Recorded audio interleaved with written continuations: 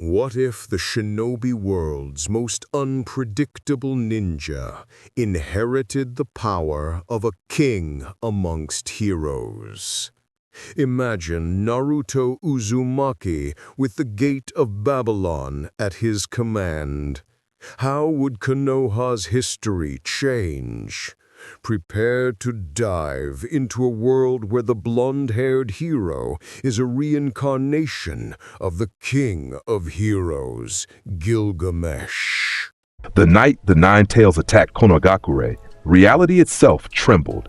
Within the secluded chamber where Kushina Uzumaki labored to bring new life into the world, the air grew thick with an oppressive, suffocating pressure that had nothing to do with the chakra of the beast rampaging beyond the village walls. Minato Namikaze stood ready, his seals prepared to extract the Kyuubi and seal it within his newborn son according to plan. The Anbu guards positioned throughout the room maintained their vigilance, though their hands trembled inexplicably. Then, in that moment between heartbeats, the child emerged. The world exploded in golden light. It was not the soft glow of lanterns or the warm radiance of healing chakra. This was the blinding, absolute brilliance of something divine, ancient and terrible and magnificent all at once. The walls themselves seemed to bow inward, reality warping under pressure that defied comprehension. Every person in that room fell to their knees involuntarily, pressed down by a force that transcended mere chakra. What? What is this? Minato gasped, his eyes wide with shock. Even he, the fourth Hokage, could barely remain conscious under this overwhelming presence. Kushina, exhausted from childbirth, yet somehow still aware, looked down at her son with tears streaming down her face. The infant didn't cry. Instead, he regarded the world with eyes that seemed far too knowing, too ancient for a newborn. His gaze swept across the room with a king surveying his domain. That's when the masked man appeared. He materialized from the shadows using the Kamui technique, his Sharingan gleaming behind the orange swirl pattern of his mask. His hand reached out to snatch the vulnerable newborn, to use as leverage to force Minato away from Kushina so the Kyuubi could be extracted. It was a plan that should have worked. The Hokage would have no choice but to prioritize his child's life. The masked man's fingers closed around empty air. Golden chains erupted from the infant's impossibly small body. These were not the crimson adamantine sealing chains of the Uzumaki clan. These chains gleamed like captured sunlight, each link etched with ancient cuneiform script that predated all known civilization. They moved with serpentine intelligence, wrapping around the masked man's body with impossible speed. He tried to phase through them using Kamui, but the chains existed in a space beyond normal reality. They bound not just the body, but the very concept of his existence. Impossible! The masked man choked out as the chains constricted, preventing even speech. He could feel them adapting, growing stronger the more he struggled. It was as if they recognized his power and responded by becoming his perfect counter. The divine pressure intensified. Despite being merely seconds old, the infant radiated an aura that made the Nine-Tails chakra feel insignificant by comparison. The very air crystallized around him, reality bending to acknowledge his presence. Golden portals, dozens of them, rippled into existence around the room. From each portal, the tip of a legendary weapon emerged. Swords, spears, axes, all gleaming with power that made even Minato's Hiraishin kunai seem like children's toys. The masked man's single visible eye widened in pure terror. This wasn't possible. This child wasn't supposed to exist. This power, it defied everything he knew about the world. Then, as abruptly as it began, it stopped. The infant's eyes closed, the chains vanished, the portals winked out of existence. The suffocating pressure evaporated like morning mist. The child began to cry, a normal, human sound that seemed almost absurd after the display of impossible power. The masked man didn't hesitate. His body flickered with the last dregs of his chakra as he forced the Kamui to activate, teleporting away in a desperate retreat. He had come to control the Nine Tails and destroy Konoha. Instead, he fled for his very life from a newborn infant. Outside, the Kyuubi continued its rampage. Minato would still perform the Reaper death seal, still sacrifice himself to save the village.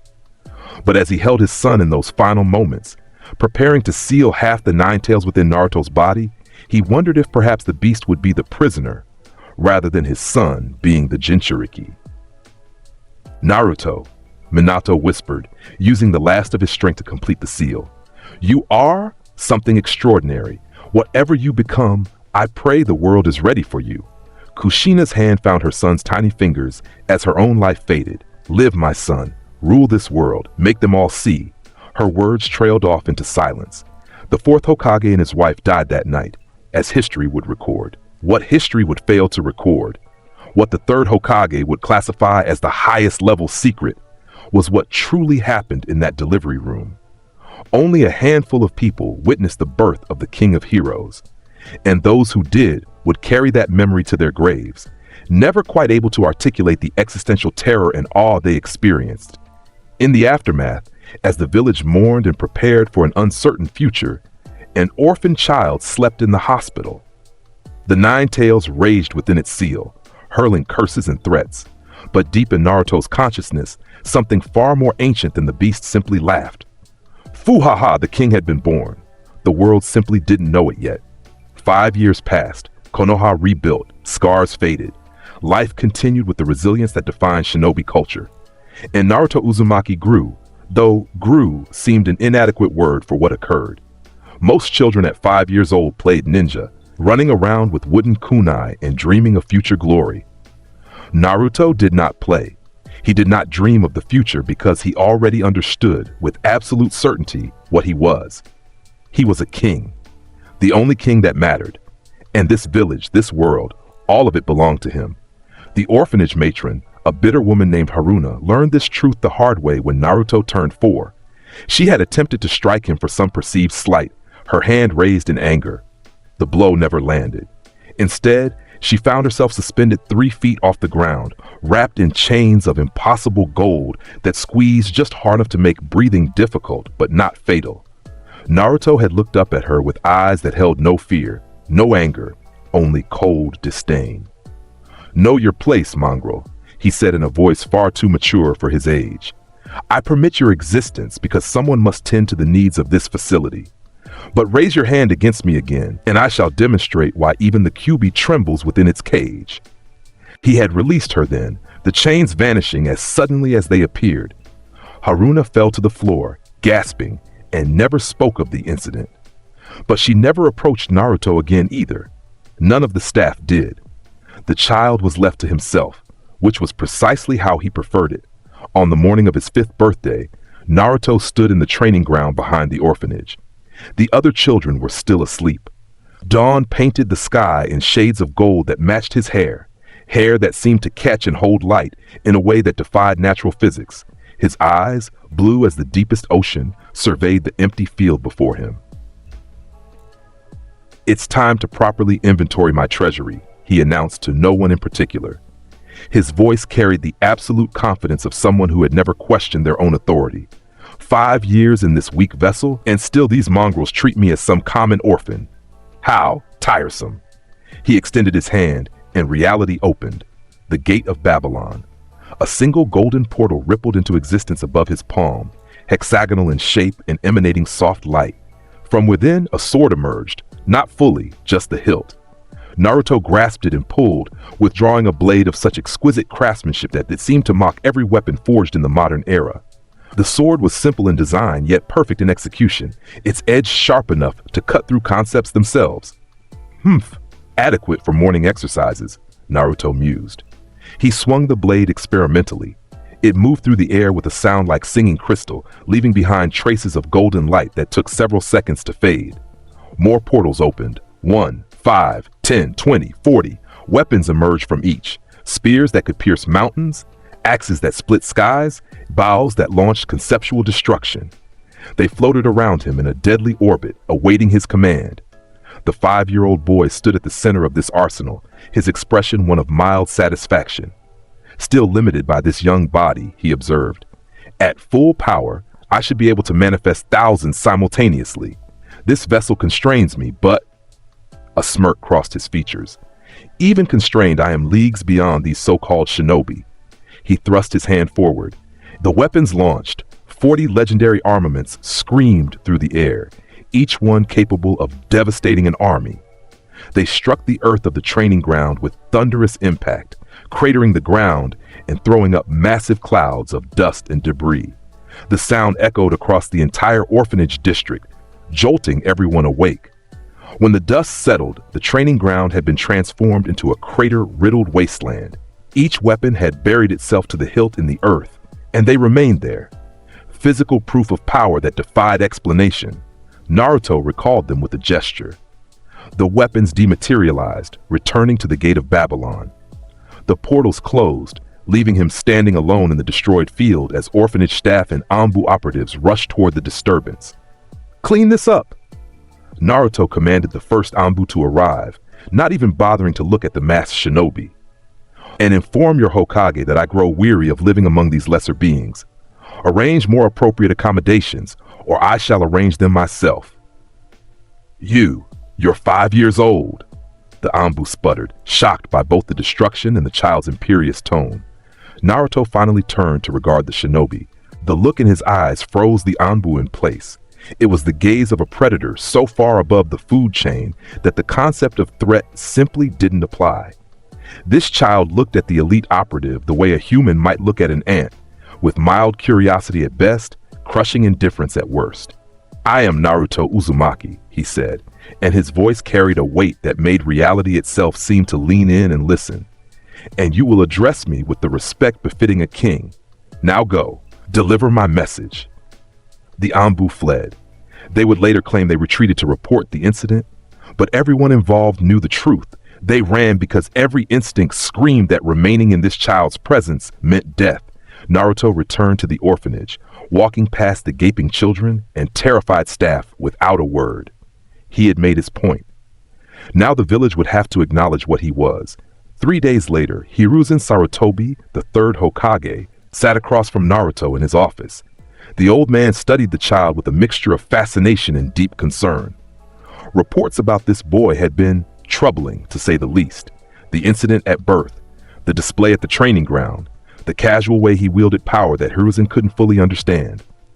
"Naruto," the Hokage began carefully, "I've been reviewing the reports about you. I think it's time we had a conversation about your abilities." Naruto sat in the chair, too large for his 5-year-old frame, with perfect posture and complete confidence. He regarded the Hokage with open disdain, as one might look at a servant who presumed too much familiarity. "So the old monkey finally deigns to acknowledge me," Naruto said. "How generous. Tell me, how long did you intend to let me languish among mongrels before addressing my existence?" Hiruzen's eyebrow twitched. "I am the Hokage. You will show respect." "Respect?" Naruto's laugh was sharp and cruel. "Fuah! You mistake yourself, old man. I am not some civilian child to be cowed by your hat and title. I am the king of heroes, and you are merely the current administrator of my village. You show respect to me, not the other way around." The temperature in the room seemed to drop. Anbu operatives hidden throughout the office tensed, hands moving toward weapons. Hiruzen raised a hand, stopping them. This child, this impossible, terrifying child, had power that made even the Hokage hesitate. "I have read the classified reports from your birth," Hiruzen said, changing tactics. "The masked man who attacked that night barely escaped with his life. You manifested abilities that shouldn't exist, and every year since, you've demonstrated power that grows stronger. Naruto, what are you?" "What am I?" Naruto leaned forward, his young face somehow managing to convey utter condescension. "I am inevitability. I am the king of heroes, born with the complete treasury of humanity's legends. I am the one who shall rule this world, because all power rightfully belongs to me. I am what happens when divinity chooses to walk among mongrels." "And the 9 tails?" Hiruzen pressed. "It's sealed within you. Does that power?" "The beast?" Naruto waved dismissively. "It is irrelevant. A mere footnote in my legend. I am not powerful because of that creature. It is contained because of me. Do you understand the distinction, old man? The QB is my prisoner, not my power source." Hiruzen took a long pull from his pipe, mind racing. This child had the power to destroy the village if he chose. The casual way he spoke about world domination wasn't childish fantasy. It was stated as simple fact. Yet he also seemed stable in a strange way, arrogant beyond measure, but not mindlessly destructive. "What do you want, Naruto?" the Hokage asked finally. For now, to not be bored. These mongrels in the orphanage barely register as human to me. I require entertainment, training, challenges worthy of my attention. Naruto stood from the chair. And I shall attend your academy when the time comes.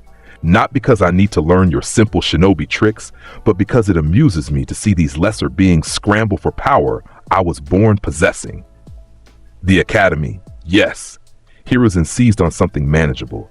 You could start early if you wish. Your theoretical knowledge will surpass your instructors within days, Naruto interrupted. But very well. Enroll me when the next semester begins. Until then, provide me with suitable accommodations away from the orphanage. A penthouse will suffice. Something befitting my station.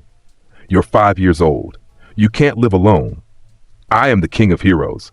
I shall live as I decree. An old man? Naruto paused at the door. Do not presume to tell me what I can and cannot do. The only reason this village still stands is because I permit it.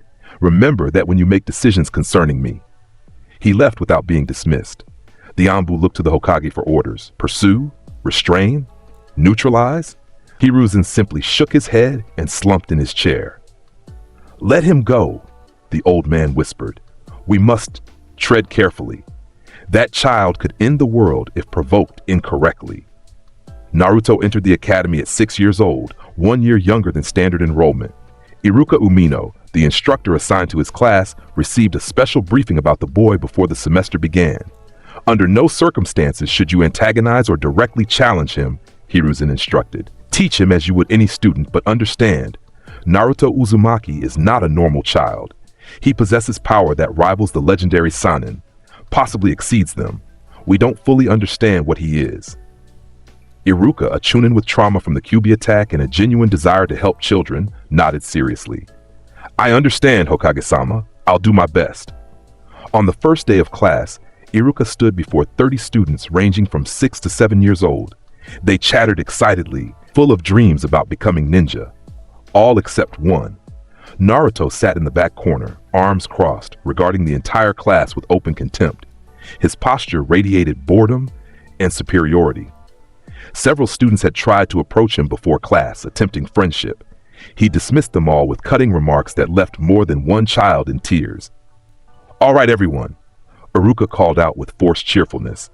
Welcome to the academy. Over the next 6 years, you'll learn everything you need to become genin shinobi of Konoha. Now let's start with introductions. Tell us your name and your dream. The students took turns. Sasuke Uchiha, survivor of his clan's massacre, declared his intention to restore his clan and kill his brother.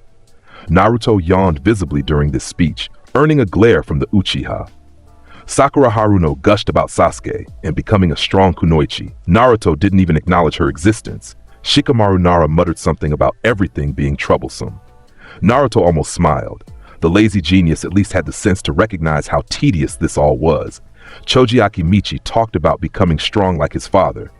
Ino Yamanaka competed with Sakura over Sasuke. Kiba Inuzuka boasted about his clan. Hinata Hyuga stammered about becoming stronger. Finally, Iruka gestured to Naruto. And you? Your name and dream? Naruto stood slowly, drawing every eye in the classroom. Even the children could sense something different about him.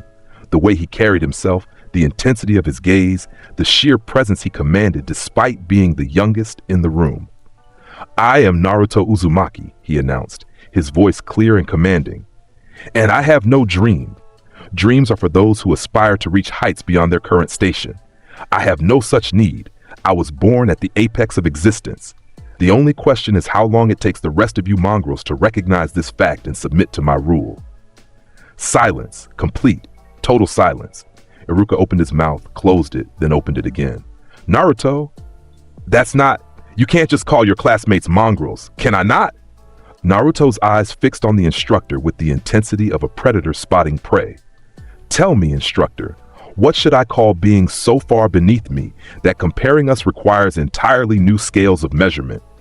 You teach these children to throw kunai and mold chakra as if such basic skills matter. Meanwhile, I was born possessing the complete treasury of human legend. So yes, I shall call them mongrels, because that is what they are. If you take issue with this, you're welcome to try correcting me. I assure you, it will be entertaining. A bead of sweat rolled down Iruka's temple. He remembered the Hokage's warning, do not antagonize, do not challenge directly.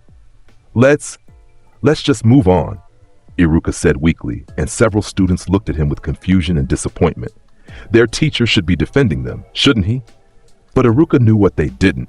This child could kill everyone in this room before he could summon help. Sasuke Uchiha, however, was not one to let such disrespect stand. You're talking pretty big, the young Uchiha said, standing from his desk. But I bet you can't back it up, you're just all talk. Naruto slowly turned his gaze to Sasuke. For a moment, the Uchiha saw something in those blue eyes that made his blood freeze. A vastness that seemed to contain millennia of conquered civilizations and crushed rebellions. Then Naruto smiled, and somehow that was worse than any glare could have been. A mongrel with some fire, Naruto mused. How refreshing. Very well, Uchiha. Since you've so graciously volunteered, you shall serve as an example to your fellow mongrels about the proper order of things. Naruto, no. Iruka stepped forward. We don't fight in the classroom. A single golden portal materialized behind Naruto. From it, a sword's hilt emerged. Naruto didn't even look back as he grasped the weapon and drew it forth in one fluid motion. The blade sang as it cleared the portal, and every student felt a primal fear wash over them. This wasn't a training weapon. This was something ancient and terrible and real. The playground, Naruto said simply. 5 minutes. If you fail to appear, I shall assume you've wisely chosen submission. He walked out of the classroom, sword still in hand, leaving behind terrified children and a panicking instructor. The academy playground had seen countless childhood spars and training exercises. What occurred there 5 minutes after Naruto's challenge would become legend, spoken about in whispered tones for years to come. Sasuke arrived, pride not allowing him to back down despite his growing fear. Behind him, the entire class followed, along with Iruka and several other instructors who'd been hastily summoned. Word had spread fast. Naruto Uzumaki was about to fight an Uchiha. Naruto stood in the center of the playground, the magnificent sword resting casually on his shoulder. His expression was one of complete boredom. You actually came, Naruto said with genuine surprise.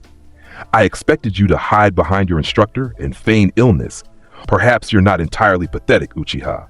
My name is Sasuke, the boy shouted, and I'm gonna wipe that smirk off your face. Fuaha! Naruto's laugh echoed across the playground. Such fire, such determination, how utterly meaningless. Come then, mongrel, entertain your king. Sasuke charged. His taijutsu was good for a 6-year-old, better than most genin even. The Uchiha clan specialized in combat arts, and Sasuke had trained obsessively since his clan's death. His first strike was well-aimed, fast, and carried killing intent. Naruto didn't move. Sasuke's fist stopped 1 inch from Naruto's face, held in place by absolutely nothing. The Uchiha strained, pushed, tried to force his attack forward, but it was as if he'd struck an invisible wall. Is this the vaunted Uchiha prowess? Naruto asked, genuinely disappointed. How the mighty have fallen. Your ancestors would weep to see what their bloodline has become. Sasuke screamed in frustration and launched a flurry of strikes, punches, kicks, elbow strikes, everything his training had taught him. Each attack stopped short, repelled by that same invisible force. Naruto didn't block, didn't dodge, didn't counter. He simply stood there, allowing Sasuke to exhaust himself against an immovable defense. Enough, Naruto finally said. You bore me. The sword moved. It was barely a flick of the wrist, a gesture so casual it seemed almost lazy. The blade traced a golden arc through the air, and reality itself seemed to part before it. Sasuke flew backward as if struck by a giant's fist, tumbling across the playground and crashing into the far wall hard enough to crack the stone. The other students gasped. Iruka ran toward Sasuke, already preparing medical ninjutsu, but Naruto wasn't done. Stand up, Uchiha, he commanded. That wasn't even an attack. That was me brushing aside an insect. You challenged me. You will endure the consequences. Sasuke struggled to his feet, coughing blood. His ribs were cracked. His vision swam, but his pride, that damnable Uchiha pride, forced him upright. That's more like it, Naruto said with something approaching approval. You at least have the courage to face your better. For that, I shall grant you a glimpse of true power. Be grateful, mongrel. He raised his hand and the world erupted in gold. Dozens of portals materialized around the playground. From each, a weapon emerged, not fully drawn, just the tips pointing outward. Swords, spears, axes, halberds, all gleaming with otherworldly light. The sheer pressure radiating from this arsenal drove the watching students to their knees. Even the instructors fell, crushed by an authority that transcended mere chakra. "This is the gate of Babylon," Naruto announced. "The king's treasury. Within it rests every legendary weapon in human history, plus every weapon that will ever be forged.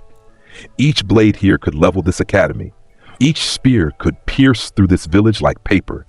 This is but the smallest fraction of my power, and even this much would obliterate everything you hold dear." Sasuke stared up at the impossible display, his Sharingan not even activated yet, unable to tear his eyes away. This was power beyond anything he'd imagined. This made his brother's strength seem insignificant by comparison. "Do you understand now?" Naruto asked, and his voice carried genuine curiosity. "Do you grasp the futility of your challenge? I am not some rival for you to surpass, Uchiha.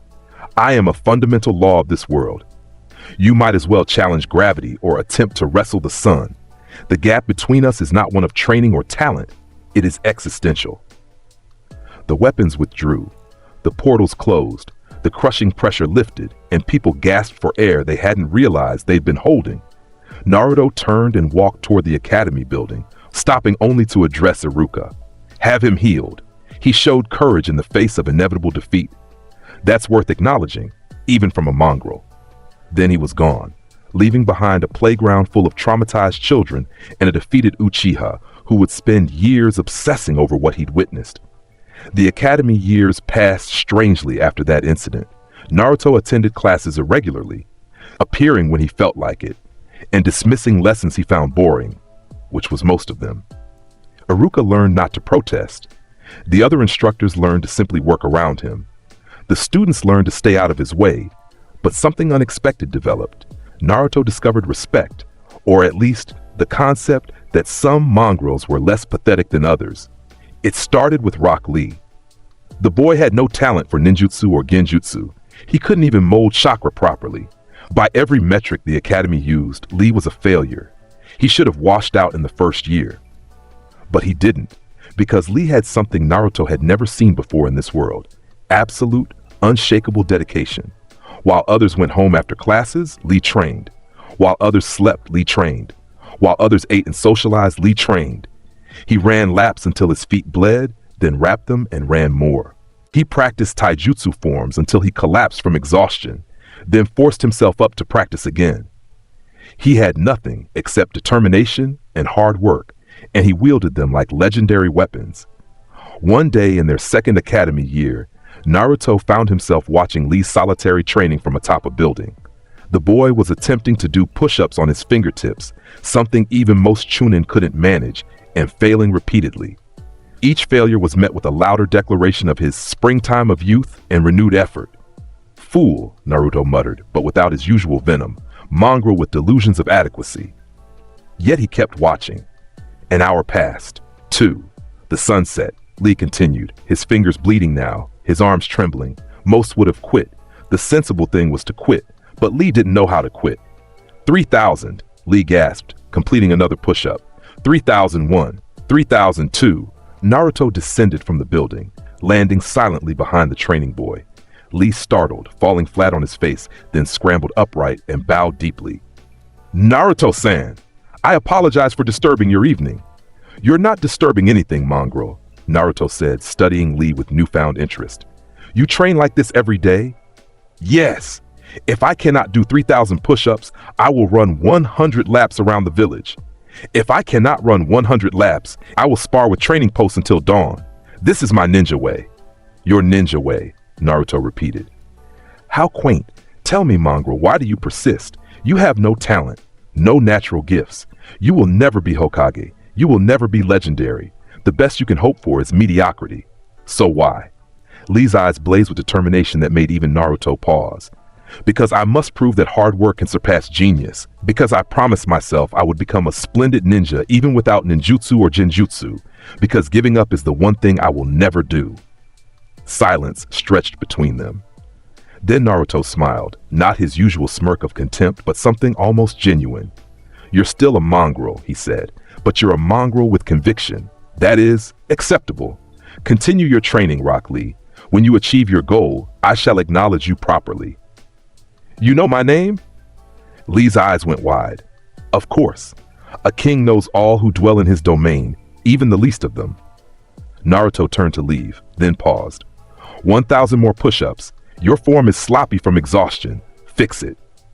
And just like that, Rock Lee gained the attention of the King of Heroes, a development that would shape both their futures in unexpected ways. The second person to earn Naruto's respect was Lee's teacher, Might Guy. Naruto encountered the eccentric Junin one afternoon during his third academy year. Guy was performing handstand push-ups in the middle of the main street, bellowing about youth and challenges while horrified civilians detoured around him. Most people regarded Guy as a laughable clown, a decent ninja but an embarrassing presence. Naruto saw something different.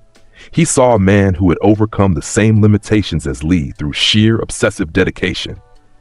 Guy had no special bloodline, no legendary techniques, no natural genius. He'd been declared a failure as a genin, yet through pure hard work, he'd achieved Junin rank and developed taijutsu that rivaled the best in the world. "You there," Naruto called out. "The green beast. I would speak with you." Guy completed his 1,000th handstand push-up and flipped to his feet. "A youthful student addresses me. How wonderful. I am Might Guy, Konoha's beautiful green beast. And you are, Naruto Uzumaki. I've heard stories about you." "I'm sure you have. None of them are exaggerated." Naruto studied Guy with open curiosity. "You trained Rock Lee." "Indeed. He is my most precious student, a flower of youth blooming against all odds. He has no talent. You have no bloodline, yet both of you persist in this profession against all logic." Naruto circled Guy like a predator examining prey. "Most would call you fools, jokes, wastes of space in a world where talent determines destiny." Guy's perpetual smile didn't waver, but his eyes sharpened. "And what do you call us, Naruto-kun?" "Acceptable." The word hung in the air. "You prove that even mongrels can achieve something noteworthy through sufficient dedication. It's still pathetic compared to my natural supremacy, but it's worthy of acknowledgement. You've earned the right to stand in my presence without immediately debasing yourself." For anyone else, such a statement would have been insulting. But Guy laughed, a genuine booming sound of pure joy. "Yosh, what a wonderfully youthful declaration. You recognize true effort when you see it." "Naruto-kun, I like you. Would you care to?" "No, but I haven't said." "You want to challenge me, or train me, or some other tedious activity involving physical exertion and shouting about youth?" "The answer is no. I don't train. Training implies working toward a goal.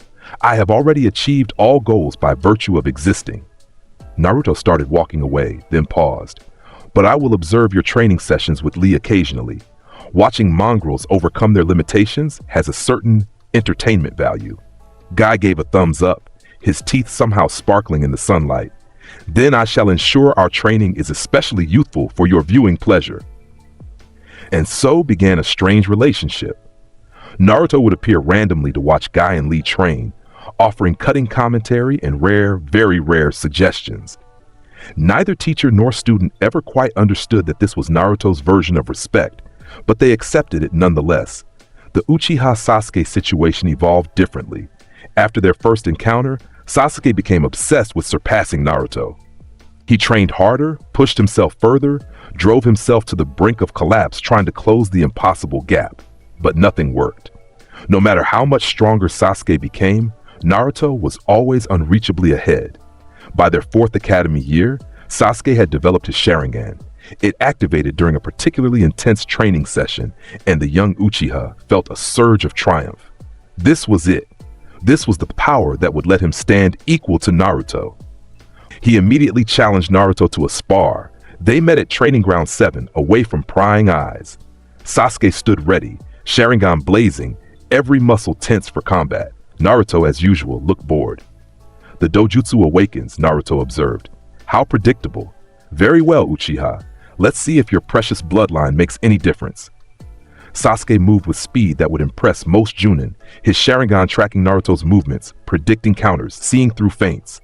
He launched a combination attack that seamlessly transitioned from taijutsu to kunai strikes to basic ninjutsu. Naruto caught the final kunai one-handed without looking. "Is that all?" he asked. "Your dojutsu showed you my movements, and this is the best you could do? Pathetic." "I'm not done." Sasuke formed hand seals, fire style, fireball jutsu. A massive ball of flame roared toward Naruto. The heat was intense enough to char the ground.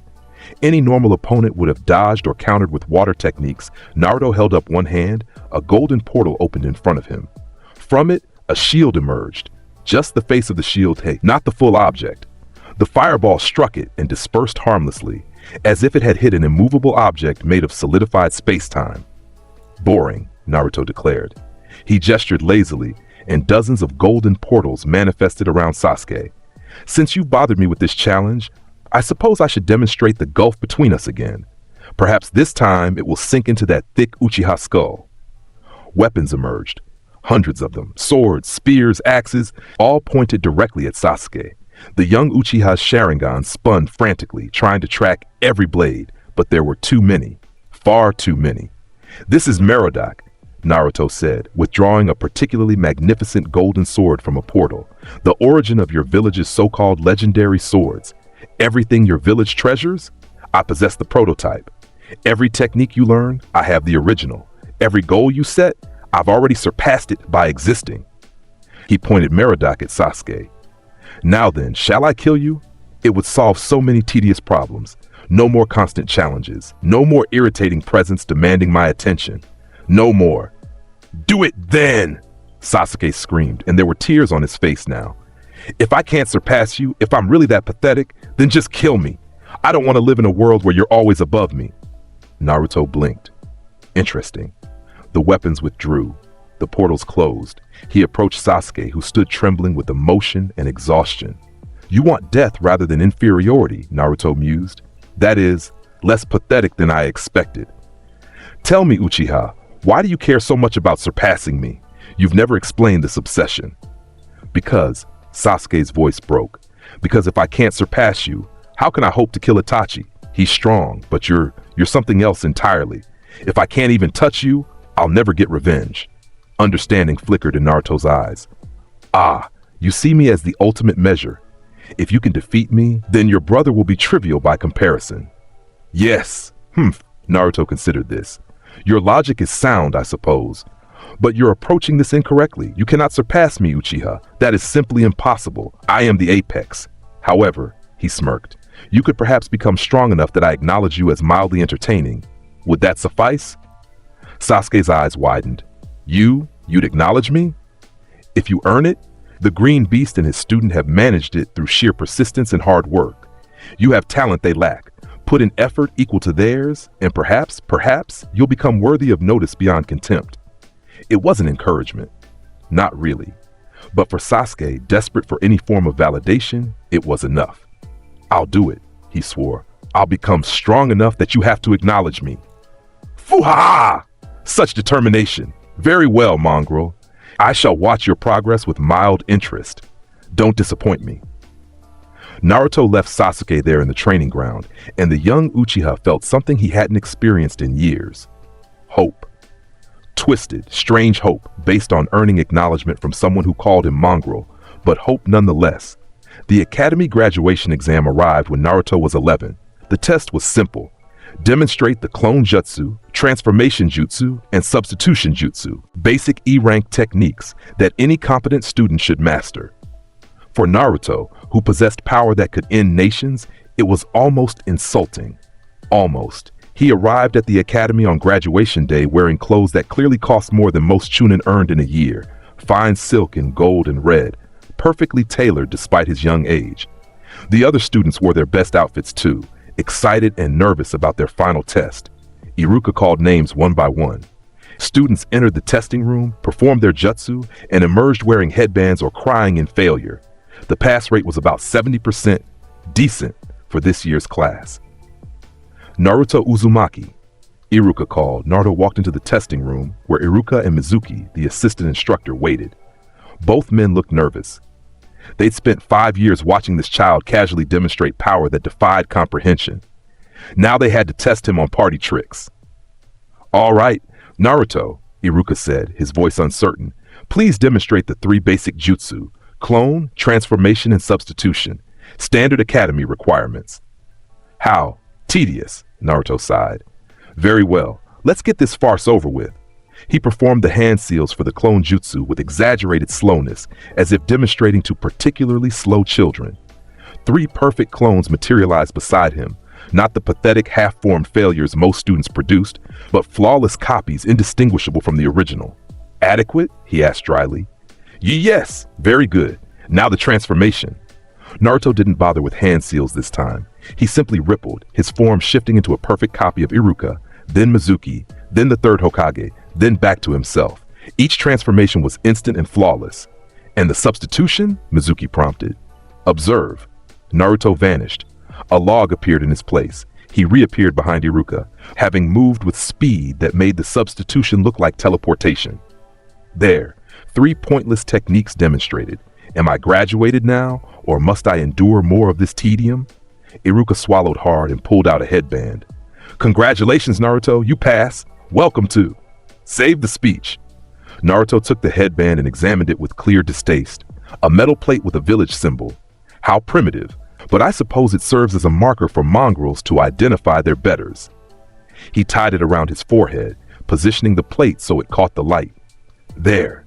Now I'm officially a genin shinobi of Konoha, which is meaningless given that I could destroy this village at whim. Then why? Mizuki started to ask. Because even kings require entertainment, and this system provides targets for my amusement. The genin teams, the chunin exams, the missions. All of it is just a game where I am the only player who matters. Naruto headed for the door. Inform me when team assignments are posted. Until then, I have better things to do than stand in this pathetic classroom. He left. Iruka looked at Mizuki. I'm so glad he's someone else's problem now. Who do you think they'll assign as his Junin instructor? Does it matter? That child doesn't need an instructor. He needs a warden. Hope neither man realized how prophetic that statement would prove to be. Team assignments were announced 3 days after graduation. The new genin gathered in the academy classroom, buzzing with excitement and nervousness about who their teammates and instructor would be. Naruto sat in his usual corner, radiating disdain for the entire proceeding. Team 7, Iruka announced. Naruto Uzumaki, Sasuke Uchiha, and Sakura Haruno. Your Junin instructor is Kakashi Hatake. A ripple of reaction went through the room. Sasuke clenched his fists, assigned to the same team as Naruto. That was either a blessing or a curse, depending on perspective. Sakura squealed with joy at being on Sasuke's team, then paled when she remembered the 3rd member. Naruto simply raised an eyebrow. The copy ninja, he mused aloud. How interesting. They assigned me one of the village's more competent mongrels. I suppose I should feel honored. Naruto, please don't. Iruka began. Don't what? Acknowledge reality? Harake's reputation precedes him. 1,000 copy jutsu, Sharingan wielder, former Anbu. He's probably in the top 5 shinobi this village possesses. Naruto smirked. Which means he's still pathetically beneath me, but at least he'll provide more entertainment than the average instructor. Teams began departing with their new Junin instructors. Team 7 waited, and waited, and waited. An hour passed. He's late, Sakura observed nervously. Probably testing our patience, Sasuke muttered. Junin do that. Or he's terrified of meeting me and is delaying the inevitable, Naruto suggested. That would be the sensible reaction. 2 hours after the scheduled meeting time, Kakashi finally arrived. He appeared in a swirl of leaves, one visible eye crinkling in what might have been a smile beneath his mask. Yo! Sorry I'm late. A black cat crossed my path, so I had to take the long route. Pathetic excuse, Naruto declared, but I suppose it's to be expected from mongrels who don't respect their betters' time. Kakashi's eye widened slightly at being called a mongrel by an 11-year-old, but he recovered quickly. Right. Well, let's go somewhere more comfortable to talk. Meet me on the roof. He vanished again. Sasuke and Sakura headed for the stairs. Naruto simply vanished, reappearing on the roof instantly through a method no one could identify. Kakashi, who'd been expecting to arrive first, found himself face to face with the boy. Teleportation? The Junin asked carefully. King's privilege. I go where I want, when I want, by whatever means I deem appropriate. Naruto gestured dismissively. Now, let's get this tedious introduction over with. I have better things to do than play ninja team with mongrels. Once Sasuke and Sakura arrived, breathing hard from climbing stairs, Kakashi settled in to study his new team. This was going to be challenging. The Hokage had briefed him extensively about Naruto, but seeing the boy in person was something else entirely. The way he carried himself, the casual arrogance, the complete lack of respect for anything or anyone, it was remarkable and terrifying in equal measure. All right, Kakashi said, let's introduce ourselves. Name, likes, dislikes, dreams for the future. I'll start. My name is Kakashi Hatake. My likes and dislikes are none of your business, and I have no intention of telling you my dreams. How hypocritical, Naruto observed. You want us to reveal ourselves while protecting your own information, typical of mongrels in positions of authority. Kakashi ignored that. You next, Pinky. Sakura introduced herself nervously, gushing about Sasuke and expressing her dislike of Naruto, though she didn't dare look at him while saying it. Her dream was to get Sasuke to notice her. Sasuke went next. His introduction focused entirely on killing Itachi and restoring his clan. Then came Naruto. The boy stood, his presence somehow making the roof seem smaller, less significant. I am Naruto Uzumaki, he declared. But you should address me as King of Heroes, for that is my true title. I like what is mine, which is everything. I dislike mongrels who forget their place, boredom, and anyone who presumes to stand as my equal. As for dreams, he laughed. Foo-ha-ha! I have no dreams. Dreams are for those still climbing. I was born at the summit. The summit? Kakashi prompted. Of existence itself. I possess the Gate of Babylon, the king's treasury containing every legendary weapon in history. I wield the chains of heaven that bind those with power. I possess the sword of rupture that tears reality apart. I am the king of heroes, born to rule this world and all who inhabit it. Naruto's eyes glinted with absolute confidence. So no, copy ninja, I don't have dreams. I have inevitabilities. Silence. Sakura looked terrified. Sasuke looked frustrated but unsurprised. Kakashi looked thoughtful. I see, the Junin finally said. Well, that's quite the introduction. Tomorrow at 5 a.m. we'll meet at Training Ground 7 for your final test. Final test? Sakura squeaked. But we already graduated. The academy graduation was just the preliminary. The real test is tomorrow. Oh, and I'd skip breakfast if I were you. You'll probably just throw it up anyway. Kakashi vanished in another swirl of leaves. So dramatic, Naruto muttered. These mongrels and their love of mystique. Very well. I shall attend this test and demonstrate why such evaluation is pointless when applied to kings. He vanished as well, leaving Sasuke and Sakura alone on the roof. Is he always like that? Sakura asked quietly. Since the day we met, Sasuke confirmed. Get used to it. That's just who Naruto is. How do we work with someone like that? Sasuke's expression hardened with determination. We get stronger, strong enough that he has to acknowledge us. It's the only way. 5 a.m. arrived. Kakashi appeared at Training Ground 7 at 9 a.m., 4 hours late. He found an interesting scene waiting for him. Sakura sat on a stump looking exhausted and annoyed.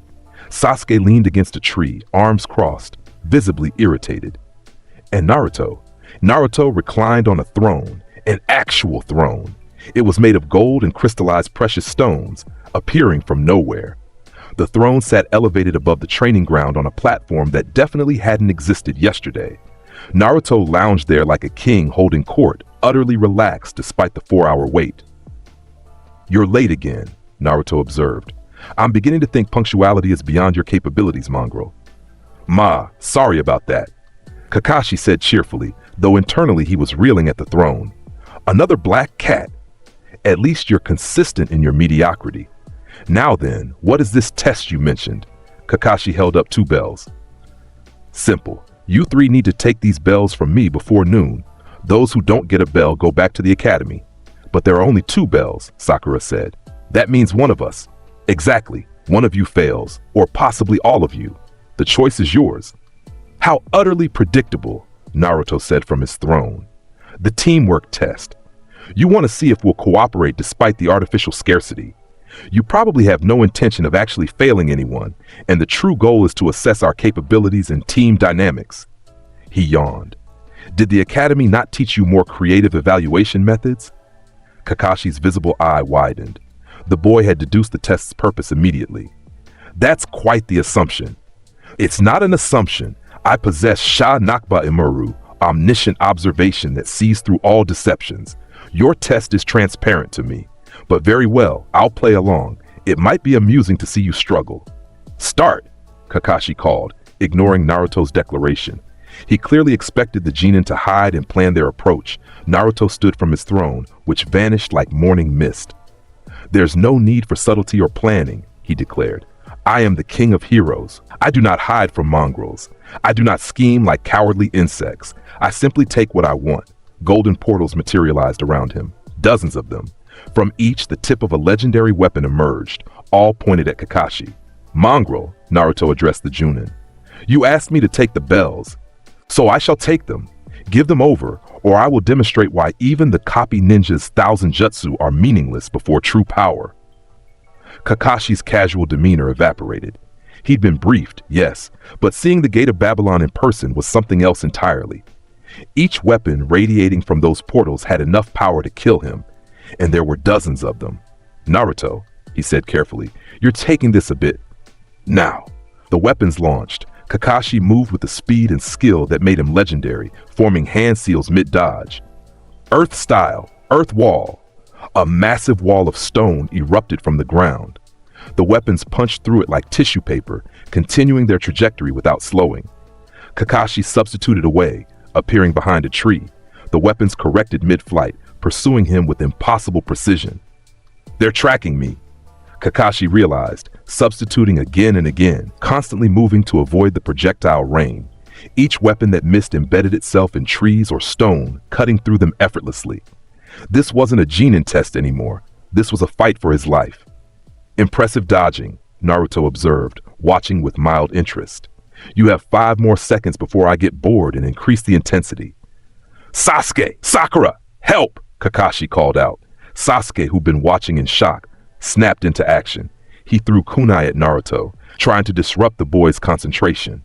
The kunai stopped mid-air, repelled by that same invisible force that had blocked him years ago at the academy. Mongrel, did you really think that would work? Naruto didn't even look at Sasuke. Stay out of this, I'm testing the copy ninja. Sakura wanted to help, but had no idea how. Her skills were nowhere near sufficient for this level of combat. She felt utterly useless, which was a feeling she'd have to become comfortable with around Naruto. Kakashi formed more seals. Water style, water wall. A swirling barrier of water formed around him. The weapons punched through, slowed but not stopped. The Junin gritted his teeth. This kid was actually going to kill him if he didn't get serious. He pulled up his headband, revealing the Sharingan. Ah, there it is, Naruto said with genuine interest. The Uchiha Eye, I wondered when you'd stop playing around. Show me something entertaining, copy ninja, or this test ends here. Kakashi's Sharingan spun, analyzing the weapons, tracking their trajectories, copying. Wait, these weren't jutsu. These were physical objects, and somehow they were being guided by Naruto's will through those golden portals. There was nothing to copy here. You can't replicate this, Naruto said, reading Kakashi's realization. Your Sharingan is impressive for a mongrel, but it's useless against the Gate of Babylon. These aren't techniques to be copied. These are treasures, and all treasures belong to me. More portals opened. The number of weapons doubled, then doubled again. Kakashi was running out of options. He was running out of chakra from constant substitutions and defensive jutsu. He was running out of time. Then he saw them, 2 bells hanging from Naruto's waist, attached by a simple chain. When did you? I took them 17 seconds after this test began, Naruto revealed, holding up the bells Kakashi had been carrying. You were so focused on establishing your mysterious instructor persona that you didn't notice. Or rather, you did notice subconsciously. But your mind refused to accept that a genin could pick your pocket without you realizing. The weapons stopped mid-flight. Kakashi stood there, breathing hard, checking his pockets. The bells were gone. Naruto held them aloft, their cheerful tinkling almost mocking. You completed the test, Kakashi said slowly. I completed it before it began. Everything after that was me providing you with the combat data you wanted. Naruto's smirk was infuriating. You needed to assess my capabilities. I needed to assess yours. We both got what we wanted. You're adequate for a mongrel, worthy of acknowledgement as our instructor. And you're terrifying for a genin, Kakashi muttered. That test was supposed to be about teamwork, but you just... Teamwork is for those who need others to compensate for their inadequacies. I have no inadequacies. Therefore, I have no need for teamwork. Naruto tossed one bell to Sasuke and one to Sakura. There, now everyone has a bell. Everyone passes. Can we move on to something less tedious? Kakashi rubbed his face. This was going to be a very long assignment. Fine, Team 7, you pass. Tomorrow we start taking missions. Meet at the Hokage's office at 8 a.m. I'll arrive when I feel like it, Naruto stated. If you start without me, that's your prerogative, though I doubt any mission you're assigned will be interesting enough to require my presence. He vanished, leaving behind a destroyed training ground and 3 shell-shocked people. Is he going to be like this for every mission? Sakura asked weakly. Probably, Kakashi sighed. Welcome to Team 7, you two. May the gods have mercy on us all. The D-rank missions were exactly as tedious as Naruto expected. Catching cats, weeding gardens, painting fences, babysitting children. Each task was more mind-numbing than the last.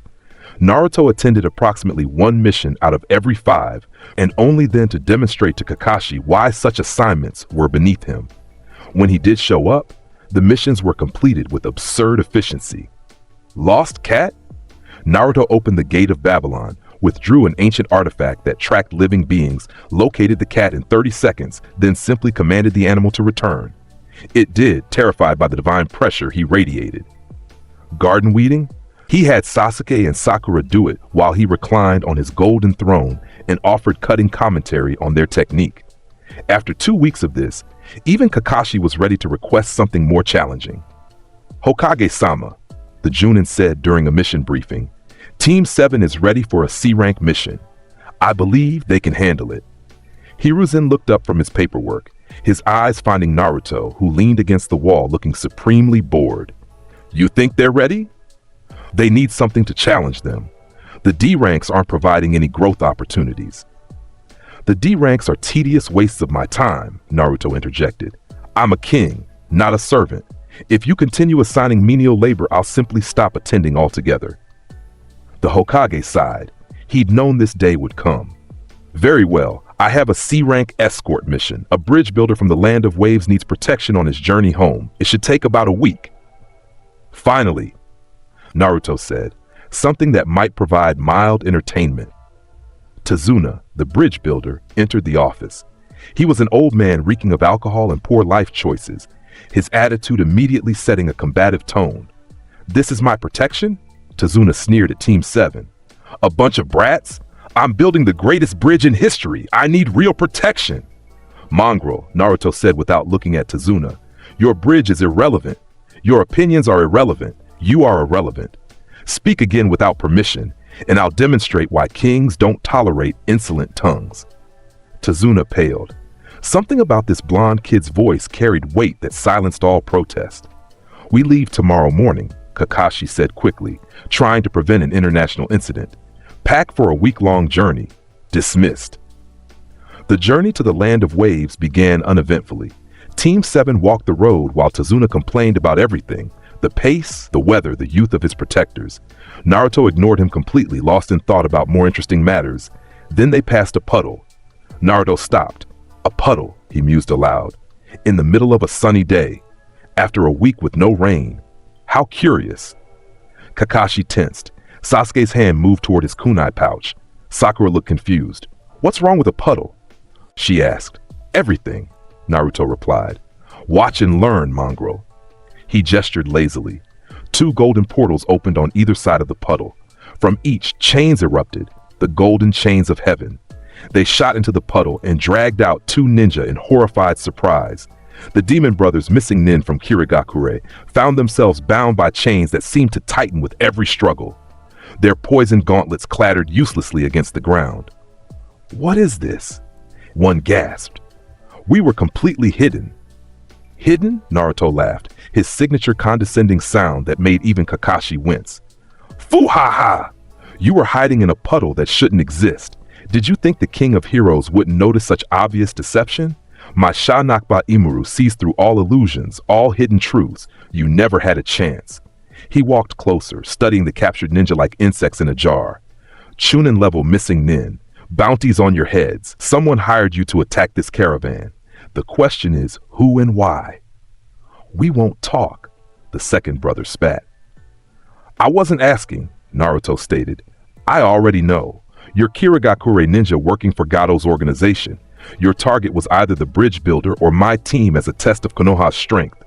Given the timing and the pathetic level of your skills, I'd say you were meant to gauge whether this mission was worth sending a real threat. Both brothers' eyes widened. How did this kid know all that? Kakashi, Naruto addressed his instructor without turning. These mongrels are yours to deal with. Interrogate them, kill them, return them for bounty. I don't care. I've extracted all useful information already. How did you? Kakashi started to ask, then remembered. Right. Omniscient observation. The kid could see through deceptions and hidden facts. I'll restrain them and notify Konoha. But Naruto, we need to discuss the mission. There's nothing to discuss. The mission has clearly been misrepresented. Naruto turned to Tazuna, who had gone pale and sweaty. Bridge builder, you lied about the mission parameters. This isn't a simple escort. You're being actively hunted by a criminal organization that can afford to hire missing nin. That makes this at least a B rank mission, possibly A rank. Tazuna stammered. Save your pathetic excuses. I already know your country is impoverished, controlled by Gado's shipping monopoly. You couldn't afford the proper mission rank, so you lied to Konoha. Normally, this would result in mission abandonment and penalties. However, Naruto smirked. I've decided this mission just became interesting. Someone dares threaten what I've claimed as my responsibility? Unacceptable. We continue to wave country. Naruto, Kakashi said carefully, this isn't our mission anymore. We should return to Konoha and... No. The word carried absolute finality. We continue, Naruto declared. I have claimed this mission. I have claimed these mongrels as my temporary subjects. Someone threatens what is mine. That cannot stand. Besides, his eyes glinted with anticipation. If missing nin were the opening move, the next attack will be more interesting. I haven't had a proper fight since the academy. I'm eager to see what this Gado sends next. Kakashi wanted to argue. Standard protocol demanded they return and report the mission parameters.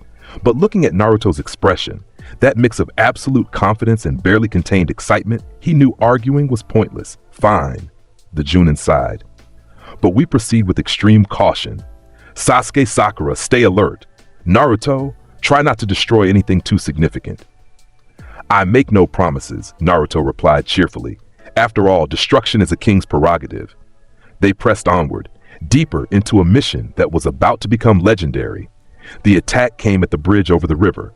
Morning mist rolled thick across the water, reducing visibility to nearly zero. Team 7 escorted Tazuna across the wooden structure, every sense alert. Even Naruto seemed focused, his usual boredom replaced with anticipation. He's here, Naruto announced suddenly. A massive sword came spinning out of the mist like a lethal boomerang. It embedded itself in the bridge railing, and atop the blade stood a man. Tall, muscular, bandaged face showing only his eyes and radiating the killing intent of someone who'd ended countless lives. Zabuza Momochi, Kakashi identified. Missing nin from Kirigakure. A rank in the bingo book, also known as the Demon of the Hidden Mist. Oh, Naruto's interest sparked. A famous mongrel. How delightful. Zabuza's eyes narrowed at being called a mongrel. You're Konoha ninja protecting the bridge builder. Hand him over and I'll make your deaths quick. Fuhaha! Naruto's laugh echoed across the bridge. Did you hear that, copy ninja? The mongrel thinks he can demand things from us. From me? How wonderfully entertaining. Kid, you've got guts, I'll give you that, Zabuza said. But guts won't save you. Hidden mist jutsu. Mist rolled in thicker, reducing visibility to zero. Zabuza's voice came from everywhere and nowhere, his killing intent saturating the air. Sasuke and Sakura froze, overwhelmed by the bloodlust. Even Kakashi tensed, pulling up his headband to reveal the Sharingan. Naruto simply smiled. Interesting technique, he mused. Hiding your presence in the mist, attacking from unexpected angles, using psychological pressure to paralyze opponents. It might work on mongrels who rely solely on their physical senses. Golden portals opened around Naruto. Dozens of them. Hundreds. But I see through all deceptions. Your mist is transparent to my Shanakba Imuru. I know exactly where you are, exactly where you're moving, exactly when you'll attack. You have no element of surprise. You have no advantage. You have nothing. The mist swirled as Zabuza moved, his position revealed by Naruto's tracking. The missing nin formed hand seals at blinding speed. Water style, water dragon jutsu. A massive dragon of compressed water rose from the river, roaring toward Team 7 with enough force to shatter stone. The other genin screamed and dove for cover. Kakashi formed counter seals. Naruto raised one hand. From a golden portal, a shield emerged. Just the face of the shield, not fully drawn. The water dragon struck it and dispersed harmlessly, as if it had crashed against an immovable object made of crystallized space. "Is that your best?" Naruto asked, genuinely disappointed. "An A-rank jutsu? I expected more from the demon of the hidden mist. Perhaps your reputation is inflated." Zabuza appeared directly behind Naruto, sword raised for a decapitating strike. "You talk too much, brat." The blade came down. It stopped mid-swing, halted by golden chains that had manifested in an instant. The chains of heaven wrapped around Zabuza's arms, legs, torso, binding him completely. He struggled, his immense strength straining against the restraints. The chains tightened, adapting to his power level. "No," Zabuza gasped. "What is this?" "Enkidu," Naruto explained casually. "The chains of heaven. They bind those with power, growing stronger the more divine energy one possesses. Your chakra reserves are impressive for a mongrel, easily Junin level, possibly approaching Kage level. Which means these chains will hold you effortlessly." The chains lifted Zabuza off the ground, suspending him in midair. The massive executioner's blade, the Kubikira Bocho, clattered to the bridge. "Now then," Naruto walked closer, studying the bound ninja like a specimen. "Let's discuss why you made the fatal error of threatening what belongs to me." "I don't belong to anyone," Zabuza snarled. "I'm a missing nin. I serve only. You serve Gato. He hired you to kill the bridge builder and prevent Wave Country's connection to the mainland. You thought this would be an easy mission. Kill an old man, defeat some Konoha genin, collect your payment. But you made a critical miscalculation." Naruto's eyes glinted with dangerous light. "You attacked my mission. You threatened my temporary subjects. You presumed to challenge the King of Heroes. For these transgressions, mongrel, you will die." From a golden portal, a sword emerged. This one was different from the others, simpler in design, but radiating absolute lethality. It was a blade designed for one purpose: execution. "Wait," a voice called out from the mist. "Please don't kill Zabuza-sama." A figure appeared, young, feminine, wearing a hunter-nin mask. The person moved with desperate speed, throwing senbon needles. They struck Zabuza's neck in precise acupuncture points. Zabuza's body went limp. "I am a hunter-nin from Kirigakure," the masked individual announced. "This missing nin was wanted in my village. I've been tracking him for weeks. Thank you for subduing him. I'll take the body and—" "Silence," Naruto commanded. The word carried such weight that the hunter nin actually stopped mid-sentence. "Did you think I wouldn't see through your deception?" Naruto asked. The senbon struck non-lethal points. "Zabuza is merely in a death-like state, not actually dead. You're his accomplice, pretending to be a hunter nin so you can escape with him. A clever ploy that might fool normal shinobi." The masked figure tensed. "However, I am not normal, and I've decided that I'm bored with this encounter. If Zabuza wishes to live, he'll need to recover and provide me with better entertainment next time." Naruto released the chains of heaven. "Take your master, fake hunter nin, heal him, train him, make him stronger, then return and face me with everything you have. Only then will I bother killing you both properly." You're letting us go?" The voice was shocked. "I'm granting you a reprieve so that our next encounter is more interesting. Don't mistake mercy for kindness, mongrel. I simply prefer my prey to provide adequate sport." Naruto turned away dismissively. "You have 1 week. After that, I'll hunt you down myself. And trust me, you don't want me to hunt you." The hunter nin grabbed Zabuza's body and vanished into the mist. Kakashi stared at Naruto in disbelief. "You just let an A-rank missing nin escape." "I let future entertainment escape," Naruto corrected. "Killing him now would be boring. Killing him after he's recovered and prepared himself? That will be interesting. A king must sometimes cultivate his entertainment." "That's the most reckless. Reckless? Naruto's gaze fixed on Kakashi. Copy ninja, was there a single moment during that encounter where I was in danger? Was there even a second where Zabuza had any chance of victory? No. I dominated him effortlessly. His life belonged to me the instant those chains manifested. I chose to spare it temporarily. That's not recklessness. That's absolute control. Kakashi opened his mouth to argue, then closed it. Because Naruto was right. The kid had controlled that entire fight from beginning to end. Zabuza, an A-rank missing nin who'd nearly killed Kakashi, had been utterly helpless. Let's continue to Tazuna's house, Naruto declared. I'm curious to see this bridge that's worth all this fuss. Tazuna's home was modest, a simple house where he lived with his daughter Tsunami and grandson Inari. The little boy took one look at Team 7 and scowled. More ninja, Inari muttered. You're all going to die like heroes always do. It's pointless to fight Gato. Inari, Tsunami scolded. Don't be rude to our guests. It's true though. My father was a hero and he died. Heroes don't exist. Fighting is pointless. Naruto studied the boy with cold eyes. Come here, mongrel. Don't call me. Now. The command in Naruto's voice made Inari approach involuntarily, drawn by an authority that transcended age or size. Once the boy stood in front of him, Naruto crouched to eye level. You think heroes don't exist? You think fighting is pointless? Let me educate you, mongrel. Your father died not because heroism is futile, but because he was weak. Weakness always leads to death. That's the fundamental law of this world. That's not. However, Naruto continued, weakness can be overcome through strength. Your father had conviction but insufficient power to back it up. You dishonor his memory by using his death as an excuse for cowardice. Tears formed in Inari's eyes. You don't know anything about. I know everything relevant. Your father stood against Gato's tyranny because someone had to. He died fighting a battle he couldn't win. That's tragic, but not pointless. His death inspired this bridge, inspired resistance, inspired hope. That legacy matters, but only if people like you don't waste it by surrendering before the fight even begins. Naruto stood. I am the king of heroes. When I decide something belongs to me, it becomes mine absolutely. I have decided that Wave Country's freedom belongs to me now. Therefore, Gato will fall, his organization will crumble, your bridge will be completed. Not because I care about you or your people, but because no mongrel merchant dares threaten what I've claimed. He walked past the stunned boy toward the door. 1 week.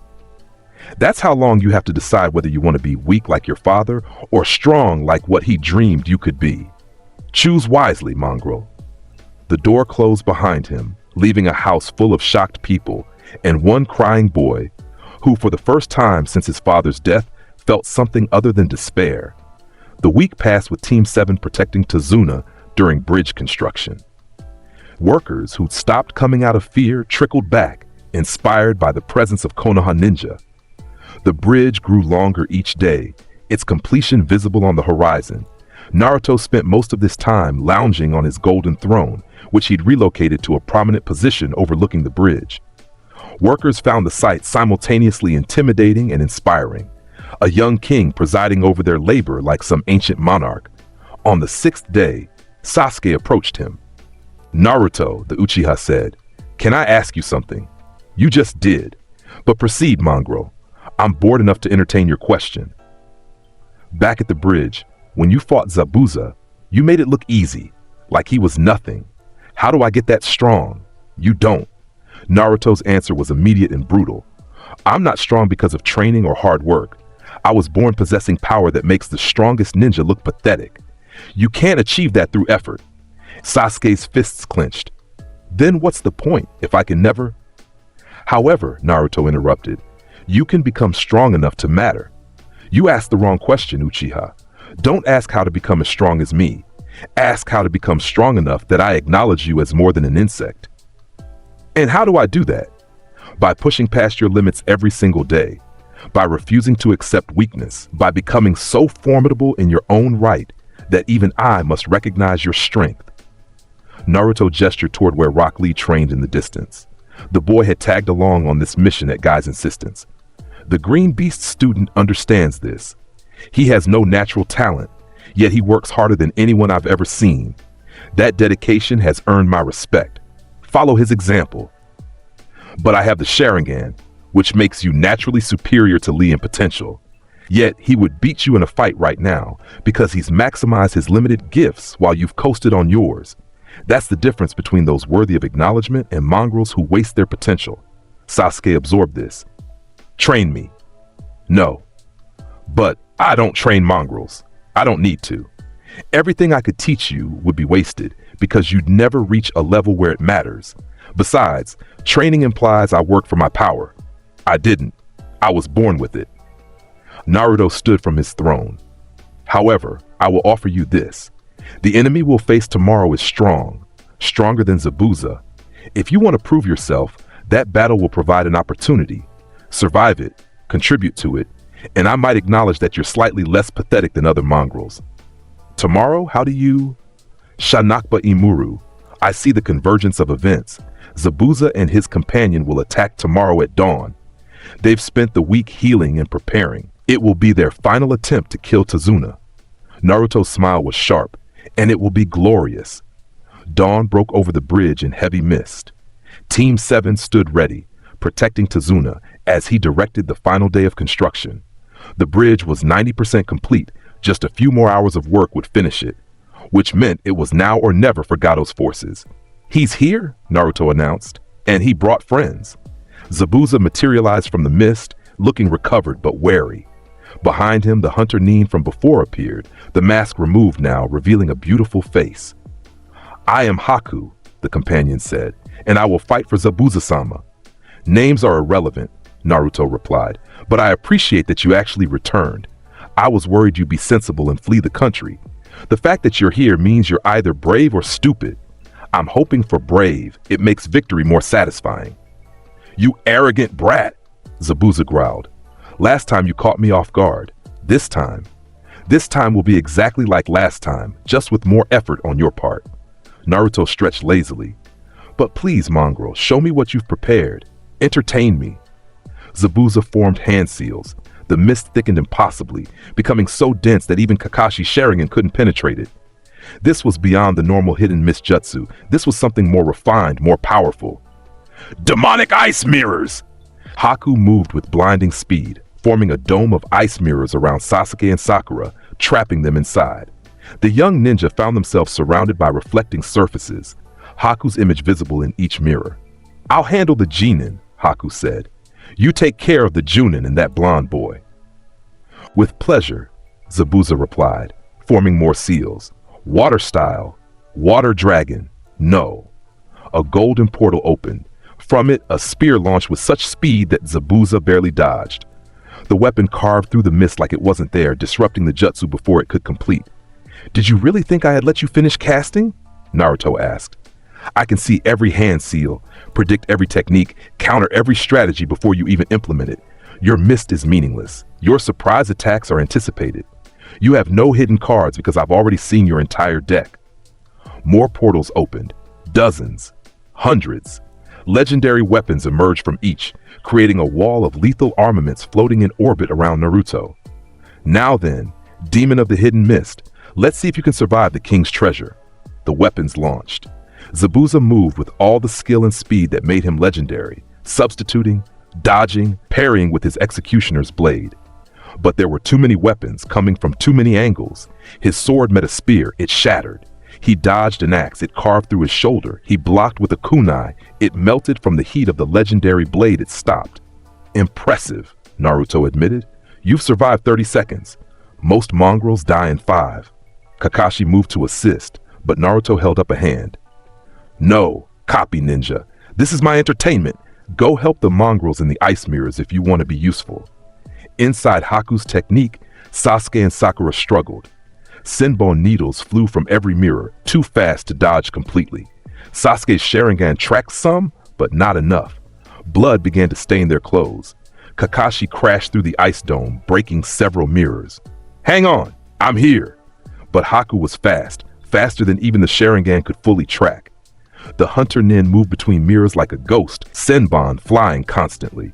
This was Haku's special technique, the one that made them Zabuza's most valuable tool. Outside the dome, Zabuza was losing. He'd been cut dozens of times now. His legendary seven swordsman blade lay in pieces around the bridge. His chakra was depleting rapidly from constant desperate techniques, and Naruto hadn't even drawn a weapon yet, just fired them from portals. "Is this really all?" Naruto asked, genuinely disappointed. "I gave you a week. I expected better preparation, something creative, something interesting, not just more of the same tricks that failed before." "I'll show you, a trick." Zabuza panted. He formed seals with bloody hands. Water clone, a chain wrapped around his throat mid-casting. The chains of heaven manifested without warning, binding Zabuza completely. The missing 9 was lifted off his feet, suspended in midair just like a week ago. "No," Naruto said, "we're done here. You've bored me, mongrel. Time to end this." From a golden portal, a magnificent sword emerged. This one was different from all the others, golden with an ornate crossguard, radiating power that made the air itself tremble. Merodach, the original holy sword. "Any last words?" Naruto asked. "Haku," Zabuza choked out. "Run." Naruto raised the sword. Then the sound of clapping echoed across the bridge. "Magnificent! Absolutely magnificent!" Everyone turned. A short, fat man approached, flanked by at least 100 thugs and mercenaries. He wore expensive clothes and a smug expression. "Gato," Tazuna whispered. "That's right," the merchant laughed. "I've been watching this whole fight, and you know what? You ninja are all idiots. Why would I pay Zabuza his full fee when you're about to kill him for me?" He gestured to his army. "Kill them all. The ninja, the bridge builder, everyone. This bridge dies today." The thugs charged. Naruto's eyes narrowed. Then he smiled, a truly terrifying expression. "How fortuitous," he said quietly. "I was frustrated by the lack of entertainment from Zabuza, but now I can properly demonstrate what happens when mongrels threaten what belongs to me." He released Zabuza, who fell to the bridge gasping. The chains of heaven retreated. "Mongrel," Naruto addressed the shocked missing nin, "our fight is postponed. You may leave if you wish, or stay and watch what real power looks like. Your choice." Then Naruto turned to face Gato's army. 100 men, armed with swords, clubs, crossbows, and murderous intent. They spread across the bridge, blocking all escape routes. In any normal scenario, this would be overwhelming odds. This was not a normal scenario. "You dare," Naruto spoke, and his voice carried across the bridge with the weight of absolute authority. "You dare threaten my bridge, my workers, my mission? You dare bring your pathetic army before the King of Heroes and think you'll succeed?" Golden portals opened behind him. Not dozens this time. Not hundreds, thousands. The sky itself seemed to fill with golden light as countless portals manifested. From each, a legendary weapon emerged. Swords, spears, axes, halberds, every armament in human history. They hovered in the air like a cloud of lethal metal, blotting out the sun. "This is the gate of Babylon at 10% of its capacity," Naruto announced. "The king's treasury. Witness it, mongrels. Witness what happens when you challenge divinity." Gato's smile faltered. His thugs stopped advancing, staring up at the impossible arsenal with growing horror. That's not possible," Gato whispered. "I am Naruto Uzumaki," the boy declared. "I am the king of heroes. I am the apex of power made flesh. I am the one who decides whether this world lives or dies. And you, insignificant merchant, have sealed your fate." Naruto raised his hand. Fire. The weapons launched. It wasn't a battle. It was an execution. A massacre. A demonstration of the fundamental difference between a king and insects. Thousands of legendary weapons streaked through the air like golden rain, each one finding its target with perfect precision. Swords pierced hearts. Spears transfixed skulls. Axes severed limbs. The thugs didn't even have time to scream before they died. In 5 seconds, 100 men ceased to exist. The bridge was painted red. Bodies littered the ground, each one killed by a weapon worth more than entire kingdoms. The smell of blood filled the air. The morning sun caught the golden portals, creating a halo effect around Naruto that made him look like an avenging angel. Only Gato survived, because Naruto let him. The merchant fell to his knees, soiling himself in terror. His empire, his army, his power, all of it meaningless before this impossible child. "Please," Gato begged. "Please, I'll give you anything. Money, connections, whatever you want." Naruto walked slowly toward him, his footsteps echoing in the sudden silence. The golden portals remained open, thousands of weapons still pointed at the cowering man. "There is nothing you possess that I desire," Naruto stated. All wealth belongs to me by right. All power is mine. All kingdoms are mine. You're just a mongrel who forgot his place. He stopped in front of Gato, looking down at the terrified merchant. The people of Wave Country will decide your fate. They've suffered under your tyranny. They've watched loved ones die because of your greed. So I give them this gift, the chance to enact justice with their own hands. Naruto gestured, and the chains of heaven manifested, binding Gato completely. Citizens of Wave, he called out, his voice carrying to the workers and villagers who'd watched the battle. This mongrel stole your freedom. He murdered your loved ones. He crushed your hopes. Come, take what is rightfully yours. They came, the workers, the villagers, the families of the dead. They came with hammers and saws and bare hands, and they took their revenge on the man who terrorized them for years. Naruto watched impassively as justice was served. Behind him, Team 7, Tazuna, and even Zabuza and Haku stood in shock at what they'd witnessed. That boy, Zabuza muttered. What the hell is he? The king of heroes, Kakashi whispered. Exactly what he claims to be. When it was over, when Gato's body lay broken and lifeless, Naruto addressed the crowd. Wave Country is free, he declared. This bridge will be completed. Your economy will recover. Your lives will improve. Not because I'm kind, not because I'm heroic, but because you are mine. This land is mine. These people are mine. And a king protects what belongs to him. The crowd erupted in cheers. They didn't fully understand what they were cheering for. This arrogant child who called them mongrels and claimed ownership of their country. But he'd freed them. He'd killed their oppressor. He'd given them hope. Naruto turned to find Inari in the crowd. The boy stood with tears streaming down his face, but these were different tears than before. Mongrel, Naruto addressed him. Have you decided? Weakness or strength? Inari met his eyes. Strength. I want to be strong like you. No, you want to be strong like your father should have been. Brave enough to fight, but powerful enough to win. Naruto's expression softened infinitesimally. That's acceptable. Train hard. Work until your body breaks, then work more. Maybe someday you'll be worthy of acknowledgement. He turned to Zabuza and Haku. As for you two mongrels, you've seen what true power looks like. What will you do now? Zabuza struggled to his feet, leaning heavily on Haku. I don't know, kid. Everything I thought I knew about strength just got blown away. Then find a new purpose. Or die trying. I don't care which. But if we meet again and you stand against me, I won't spare you a second time. We won't, Haku said quietly. Thank you for showing us there are levels beyond what we imagined. They vanished into the morning mist, two missing nine whose entire worldview had shattered. Naruto looked at the completed bridge. Workers had surged forward during the battle, determined to finish it while they had protection. The last support beam was being placed now. Tazuna, Naruto called. What will you name this bridge? The old builder approached, tears in his eyes. I want to name it after you, the Great Naruto Bridge. Acceptable. Let it stand as a monument to what happens when mongrels challenge the king of heroes. Team 7 left Wave Country the next day, hailed as heroes. Naruto accepted the praise with his usual condescension, though he did allow the villagers to see him off properly. On the road back to Konoha, Kakashi walked beside him. That was, the Junin started. I've never seen anything like that. And you never will again unless I decide to demonstrate. What you witnessed was less than 10% of my true power. If I unleashed everything, copy ninja, I could erase nations from existence. Why don't you then? If you're really that powerful, why not just conquer the world like you claim you will? Naruto considered the question seriously. Because ruling requires subjects. Conquering is easy. I could do it tomorrow. But creating a world worth ruling? That requires time, patience, strategy. I could destroy everything, but then what? A king needs a kingdom, not rubble. So you're building towards something? I'm cultivating my future empire.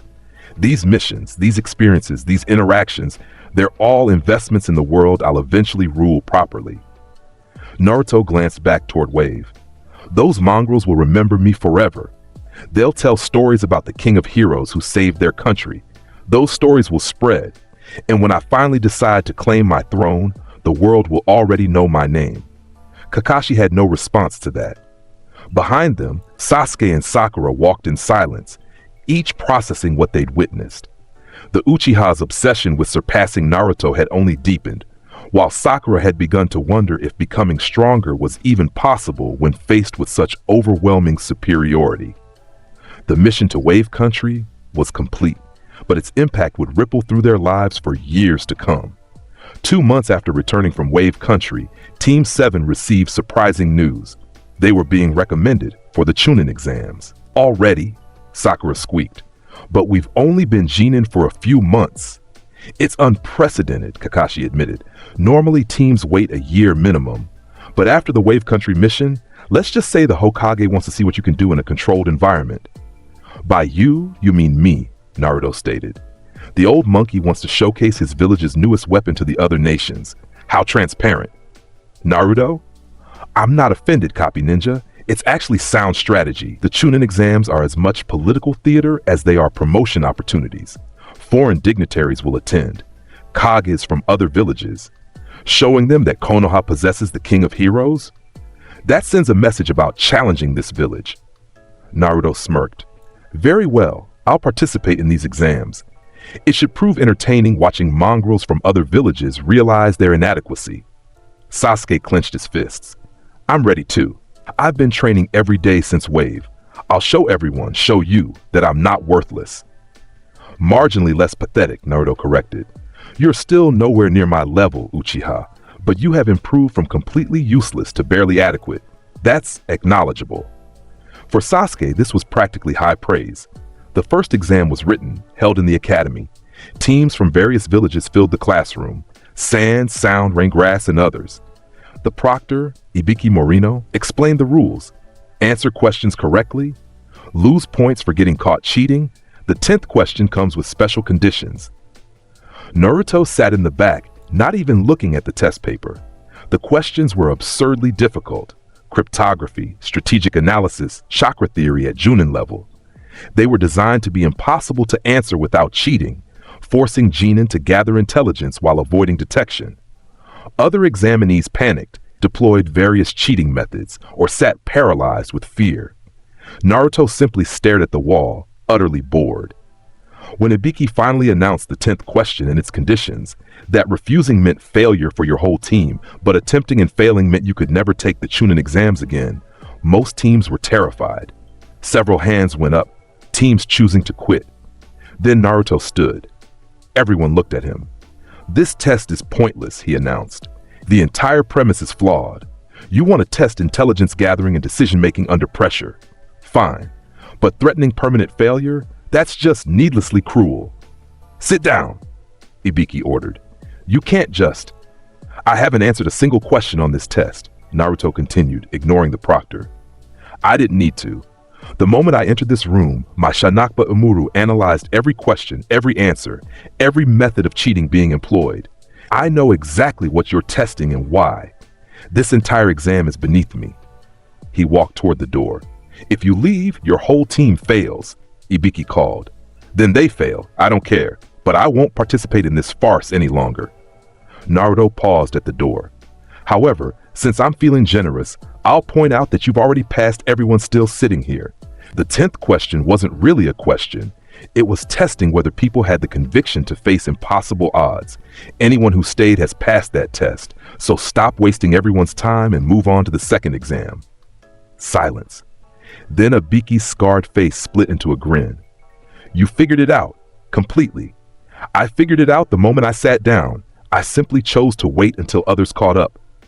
Naruto turned back to face the room. Congratulations, mongrels. You're moving to the next stage. Try not to die immediately. He vanished through the door, leaving behind a classroom full of shocked examinees and one impressed proctor. The second exam took place in the Forest of Death, a massive training ground filled with dangerous wildlife and even more dangerous ninja. The goal: survive 3 days while collecting both a heaven and earth scroll. Teams gathered at the gates while Anko Mitarashi, the second proctor, explained the rules with manic glee. Lots of you will die, she cackled. This forest is brutal, but don't worry, we'll scrape up whatever pieces we find and send them to your families. Charming, Naruto observed. The sadistic mongrel enjoys her job. How refreshing. Anko's head snapped toward him. Got something to say, Blondie? only that your attempt at intimidation is wasted. I've killed more dangerous things than anything in this forest before breakfast." "Oh, really?" Anko appeared directly in front of him via shunshin, a kunai at his throat. "Big talk for a—" Chains erupted from the ground, binding her completely before she could finish the sentence. The chains of heaven held her suspended in midair while her kunai clattered harmlessly away. "For a what?" Naruto asked politely. "Please finish your sentence." Every shinobi present tensed. Anko struggled against the chains, her considerable strength useless against their binding force. "Interesting," Naruto continued. "You have the cursed seal of heaven on your neck. A gift from Orochimaru, if I'm not mistaken. How does it feel, mongrel, bearing the mark of a traitor?" Anko's eyes went wide.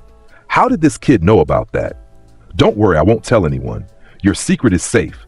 But next time you try to intimidate the King of Heroes, remember this moment. Remember what happened when you presumed to threaten me." The chains released her. Anko fell to the ground, gasping. "Teams, enter!" She finally managed to call out, her voice shaky. "The exam starts now!" Gates opened. Teams rushed into the forest. Team 7 entered at Gate 12. The moment they crossed the threshold, Naruto stopped. "Both scrolls are within 500 meters, he announced. "A sound team to the northwest and rain team to the east. We'll take both within 10 minutes. "How do you know that?" Sakura asked. "Sha Nakba Imuru. I can see everything relevant within this forest. Every team's position, every scroll's location, every ambush being planned. This exam is already over. These mongrels simply don't realize it yet. Then let's go." Sasuke took off toward the northwest. The sound team never saw them coming. 3 ninja from Otogakure, a village Orochimaru founded recently, were setting up an ambush when Team 7 appeared. The sound ninja were skilled, chunin level, and armed with strange equipment that enhanced their abilities. It didn't matter. Naruto gestured lazily. Golden portals opened, and a dozen weapons shot forth, pinning the sound ninja to trees by their clothes without actually harming them. "Your scrolls, mongrels, hand them over." "Like hell!" one shouted, forming hand seals. "Sound style," a chain wrapped around his throat, cutting off the technique in his air. "I wasn't asking," Naruto clarified. Sasuke, retrieve their scroll. The Uchiha moved in, taking the heaven scroll from the lead sound ninja's pack. The team struggled against their restraints, but the legendary weapons holding them might as well have been mountains. "Consider yourselves fortunate," Naruto said. "I could have killed you. Instead, you get to live with the memory of how easily you were defeated. Use it to become stronger or waste it on resentment. Your choice." Team 7 moved toward the rain team. This group was more experienced, setting traps and using coordination. They noticed Team 7 approaching and launched their ambush, water jutsu and kunai from multiple angles in a textbook pincer attack. Naruto raised one hand. Auto defenses deployed from the Gate of Babylon, golden shields that intercepted every attack effortlessly. The water splashed harmlessly, the kunai bounced off. "Rain ninja," Naruto addressed them. "You showed adequate strategy and execution. For mongrels, that deserves acknowledgement. However, you're still hopelessly outmatched." More portals opened, not weapons this time, chains. Enkidu manifested from every direction, binding all 3 rain ninjas simultaneously. They struggled, their above-average chakra reserves, making the chains tighten proportionally. "Your Earth Scroll. Now." The rain leader, recognizing utterly defeat, tossed the scroll to Sasuke. "Smart mongrel," Naruto approved. "Knowing when you've lost is a valuable skill. You may go." The chains released them. The rain ninja vanished into the forest without a word, grateful to escape with their lives. Team 7 stood with both scrolls. 10 minutes had passed since entering the forest. "Well," Kakashi said from a nearby tree, having followed them, "that was efficient." "Did you expect otherwise?" Naruto examined the scrolls. "Now we proceed to the tower and wait for the other mongrels to arrive. Unless you want us to eliminate more teams?" No, this is fine. Just try not to traumatize too many other villages, genin." "I make no promises, copy ninja." They reached the central tower within the hour. Inside, they opened both scrolls simultaneously as instructed. Smoke erupted and Iruka appeared, their academy instructor serving as a surprise greeter. "Congratulations, Team 7. "You've passed the second." Iruka paused, checking his watch. "Wait, you can't have. The exam just started 67 minutes ago." And yet here we are, Naruto said. Did you expect the King of Heroes to dawdle in that forest for 3 days? But you're the first team to arrive. In the history of the Chunin exams, no team has ever reached the tower this fast. Then I've set a new record. How delightful. Now where do we stay while waiting for the other mongrels? Iruka, still processing, pointed them toward the residential areas. Over the next 3 days, they watched team after team arrive.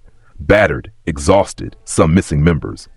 Team 7 looked pristine by comparison, having not encountered any real resistance. The other genin whispered about them. The team that finished in under 2 hours. The blonde kid who called everyone mongrels. The boy with impossible power. Naruto's reputation grew with every whispered conversation. When the 3 days ended, 21 teams had passed to the preliminary round. Too many for the finals, so elimination matches were necessary. The remaining genin gathered in a large arena beneath the tower. The third Hokage stood above them, flanked by Junin instructors. Congratulations on passing the second exam, Hiruzen announced. However, we have too many candidates for the finals. Therefore, preliminary matches will determine who advances. These will be one-on-one battles displayed on the electronic board. Any questions? Just get on with it, Naruto said loudly. We're all eager to see who's actually worth the title of Chunin. The board flickered. Kiba, the Inuzuka clan member with his ninja dog Akamaru, looked thrilled. Finally, I've been waiting for this. You're always so high and mighty, Naruto. Time to knock you down. Is that so?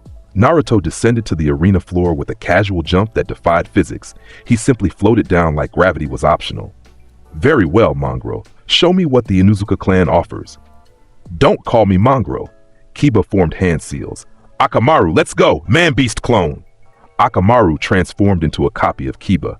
The two launched their signature attack, fang over fang, spinning at high speeds to create drilling attacks from 2 directions. Naruto didn't move.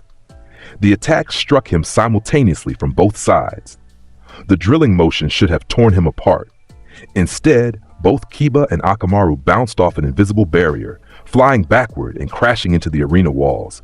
The barrier hadn't even been visible, just an absolute defense that negated their entire assault. Is that it? Naruto asked, genuinely disappointed. I expected more from a clan with a reputation. That technique was barely worth acknowledging. We're not done. Kiba struggled to his feet, blood dripping from his mouth. Dynamic marking. Akamaru urinated toward Naruto. A tracking technique that marked targets for enhanced senses. The liquid stopped mid-air, frozen by a golden portal that absorbed it completely. Did you really think that would work? Naruto's voice carried cold disdain. Did you honestly believe you could mark the King of Heroes with dog urine? He gestured. One golden portal opened above Kiba. From it, a single sword emerged, just the tip pointing downward. This is Meridak, a legendary holy sword that serves as the origin of many famous blades. If I drop it, it will pierce through you, this arena floor, the room beneath us, and probably continue until it hits bedrock. Would you like to experience that, Mongrel? Kiba paled. Akamaru whimpered. I forfeit. Smart choice. The portal closed. Naruto turned to the proctor. Match over. Next, please. The preliminary matches continued. Each one revealed the vast gulf between different skill levels. Neji Hyuga demolished a genin from Suna using his gentle fist and Byakugan. Sasuke fought Yori Akado, showcasing improved taijutsu and his Sharingan's predictive abilities. Rock Lee faced a sand ninja and demonstrated his remarkable taijutsu, moving so fast most people couldn't track him. Sakura battled Ino in a match that came down to willpower more than skill. Gaara of the Sand fought an unfortunate sound ninja, his automatic sand defense crushing the opponent without Gaara even moving. But every match, no matter how impressive, felt anticlimactic after Naruto's effortless victory. The second round of preliminaries arrived. Naruto's name appeared again. This drew immediate attention.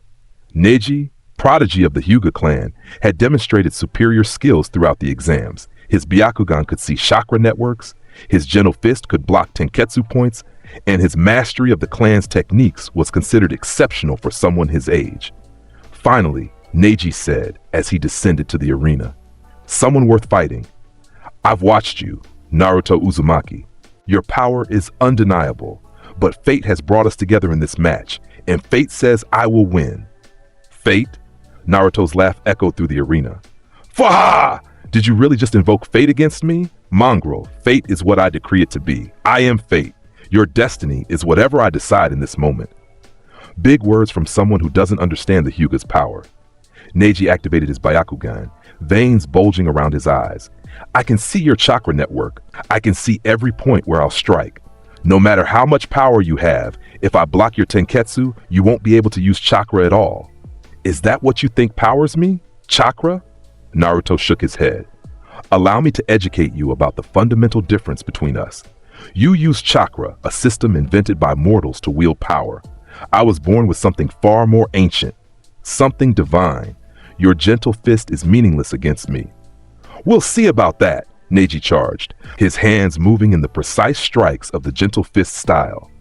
Each strike targeted specific points on Naruto's chakra network, delivered with the speed and accuracy that made the technique legendary. Every strike bounced off that same invisible barrier. Neji's eyes widened behind his Byakugan. That's not possible. I can see there's no chakra defense. You're not using any technique. How are you blocking my attacks? Because I don't need techniques. I don't need chakra. I don't need anything except my inherent superiority. Naruto hadn't moved from his starting position. Your Byakugan sees chakra. Impressive for fighting normal opponents. But I'm not normal. The power I wield exists on a level your eyes can't even perceive. Then I'll just have to hit harder. Neji spun, chakra exploding from his body. 8 trigrams, 64 palms. The technique was one of the Hyuga's most powerful. 64 rapid strikes that would completely seal an opponent's chakra network. Neji moved with desperate speed, landing every strike perfectly, or trying to. 64 times, his hands met that invisible barrier. 64 times, his strikes accomplished nothing. When Neji finished the technique, he stumbled backward, breathing hard, staring at Naruto in disbelief. Impossible, he whispered. No, inevitable. Naruto finally moved, taking a single step forward. You talk about fate, Mongrel. You believe your position as a branch family member determines your destiny. You think the main house's superiority is absolute. You've accepted a predetermined fate. Golden portals opened around Neji, hundreds of them. Let me show you what real fate looks like, what absolute superiority actually means. The gap between your main house and branch house, that's nothing, a political distinction. But the gap between you and me, that's existential, fundamental, insurmountable. Chains erupted from the portals. The chains of heaven wrapped around Neji's arms, legs, torso, lifting him off the ground. He struggled, his chakra flaring desperately, but the chains only tightened. These are the chains of heaven, Enkidu. They grow stronger the more powerful their target. Your desperate struggles only make them bind tighter. You're completely helpless. Neji's face twisted in frustration and rage. I won't accept this. You don't have a choice. That's what fate really means, Mongrel. Not predetermined destiny written in stars. Real fate is when someone with absolute power decides what happens, and you can't do anything to stop it. Naruto walked closer. Your Byakugan, your gentle fist, your talent, none of it matters, because I'm simply better than you in every conceivable way. Then, kill me. Neji gasped. If fate is that absolute, just end it. No. The chains released him. Neji fell to the arena floor. I'm not going to kill you, Mongrel. I'm going to let you live with this lesson. You wanted to know what true superiority looked like? Now you know. You wanted to understand fate? You just experienced it. Use this knowledge. Become stronger. Maybe someday you'll reach a level where you're worth more than casual dismissal. Naruto turned away. Proctor, this match is over. Declare it so we can move on. Winner, Naruto Uzumaki, the proctor called, still processing what he'd witnessed. Neji lay on the arena floor, his worldview shattered more completely than it had ever been by main house superiority. This was different. This wasn't political oppression or clan hierarchy. This was facing someone so fundamentally above him that resistance itself became meaningless. The preliminaries concluded with Naruto having crushed 2 opponents without taking a single hit or using anything that could be called effort. The finals were scheduled for 1 month later, giving participants time to train and the village time to prepare for the visiting dignitaries and crowds. 1 month passed too slowly for Naruto's taste. While other finalists trained desperately, he mostly lounged on his golden throne overlooking Konoha, observing the village's preparations for the finals.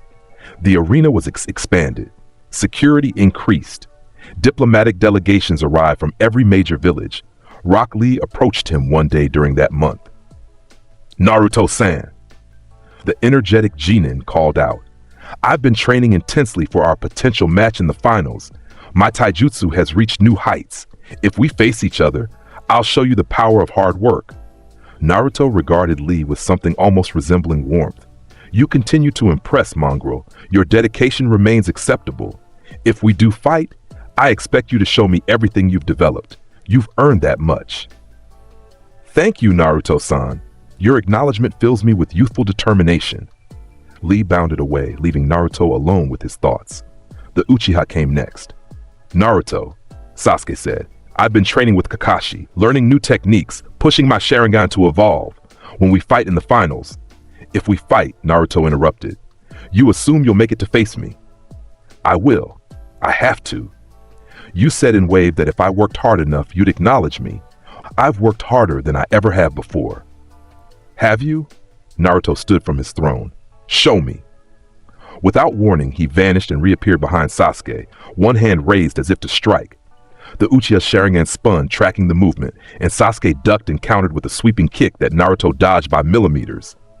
"Interesting. Your reaction time has improved." Naruto tested him again, this time with a feint toward the left, followed by an actual strike from the right. Sasuke blocked, though the impact sent him sliding backward. "Your taijutsu is better, adequate even." "I'm not done." Sasuke formed hand seals with impressive speed. Fire style, dragon flame jutsu. A stream of fire shaped like a dragon's head roared toward Naruto. The technique was B rank, far above what a genin should manage. Naruto caught it with one hand. The fire simply stopped against his palm, as if he'd grabbed solid matter instead of elemental energy.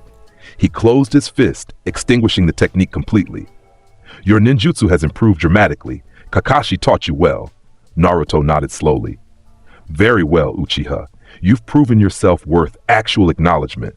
If we face each other in the finals, I'll take you seriously." Sasuke's eyes widened. "Seriously? You mean—" "I mean I'll stop holding back as much as I do with most mongrels. Don't let it go to your head. You're still nowhere near my level. But you've proven you're not entirely worthless." For Sasuke, who'd spent months obsessed with earning even a scrap of recognition from Naruto, this was everything. "Thank you. I won't disappoint you." As Sasuke left, Might Guy appeared from nowhere with his usual dramatic flair. "Yosh! What wonderful displays of youth. Naruto-kun, seeing you inspire these young people fills me with determination." "Green Beast," Naruto acknowledged. "Your student continues to improve. You should be proud." "I am." Rock Lee's growth has been phenomenal. "But I must ask, Naruto-kun, do you ever train? I've never seen you practice any techniques." "Because I don't need to. Training implies working toward improvement. I'm already at the peak of existence. What would I train for?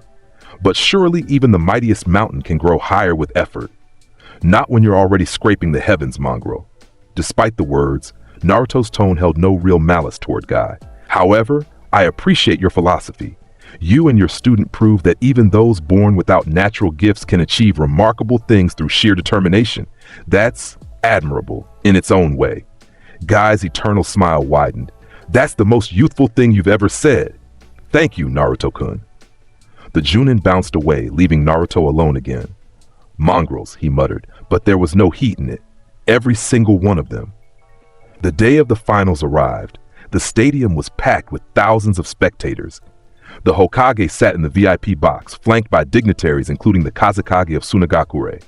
Security was tight, with Anbu and Junin positioned throughout the venue. The finalists assembled on the arena floor. Naruto, Sasuke, Neji, Gaara, Shikamaru, Shino, and several others who'd passed the preliminaries. The proctor stepped forward. "Welcome to the Chunin exam finals. Today, you'll demonstrate your skills before the Hokage and representatives from many villages. The matchups are as follows." The board displayed. The crowd murmured. This was unexpected, the two most impressive preliminaries fighters facing off immediately. Standard practice was to save the best for later, unless someone wanted to make a statement early. Neji descended to the arena floor, his expression resigned. "I see fate has brought us together again." "Fate had nothing to do with it," Naruto replied. I requested this matchup. I wanted to demonstrate something to all these mongrels watching. He gestured to the crowd. They need to understand the fundamental hierarchy of this world. So I'm just a prop in your demonstration? Precisely. But mongrel, you'll gain valuable experience from this. Watching me fight seriously against someone stronger than you will teach you what real power looks like. Someone stronger? Neji looked around in confusion. Later. First, I must deal with you. The proctor raised his hand. Begin.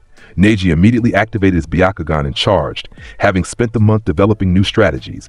This time, he'd attack with combination jutsu instead of pure taijutsu.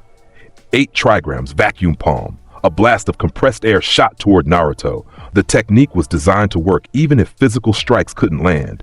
The shockwave should still cause damage. A golden portal opened, swallowing the attack completely. Clever, Naruto acknowledged. You adapted your approach. That shows growth. Unfortunately, it's still inadequate. He raised one hand. 50 golden portals manifested around Neji in a perfect sphere. This is what you face, mongrel. The Gate of Babylon. Every legendary weapon in human history, all mine to command. You wanted to see me fight seriously? This is me getting started. Weapons emerged from every portal. Swords, spears, axes, all pointed at Neji from every direction simultaneously. There was no escape, no opening, no possible dodge.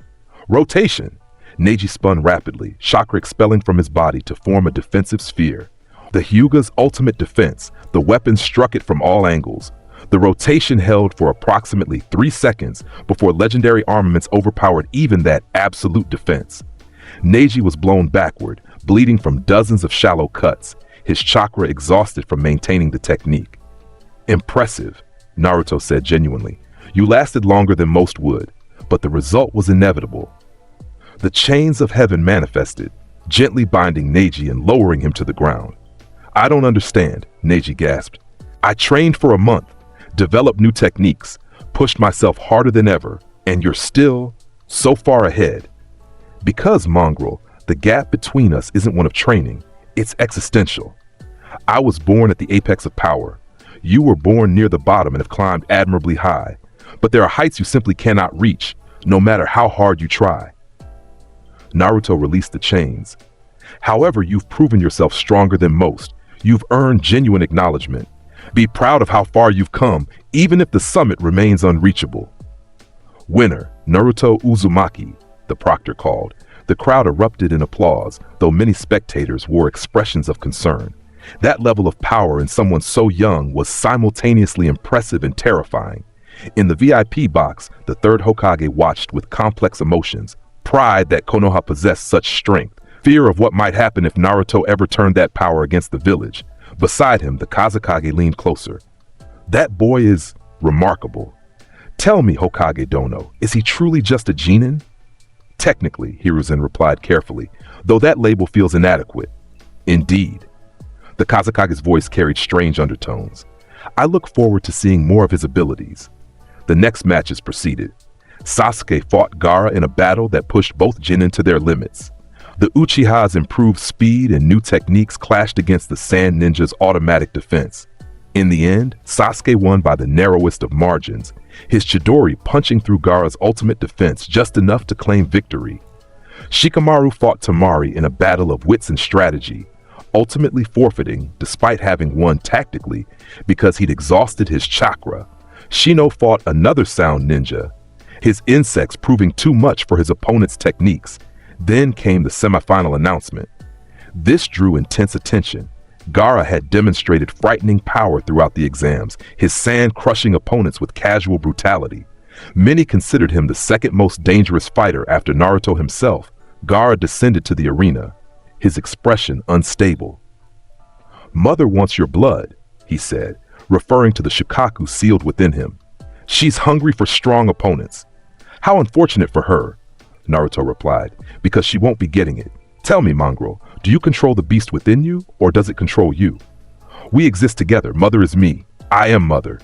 So you let it define you. How pathetic. Naruto's eyes glinted. I also contain a tailed beast, the 9 tails, stronger than your 1 tail in every way. Yet it doesn't control me. It doesn't even influence me. It sits in its cage, impotent, because I am the king of heroes.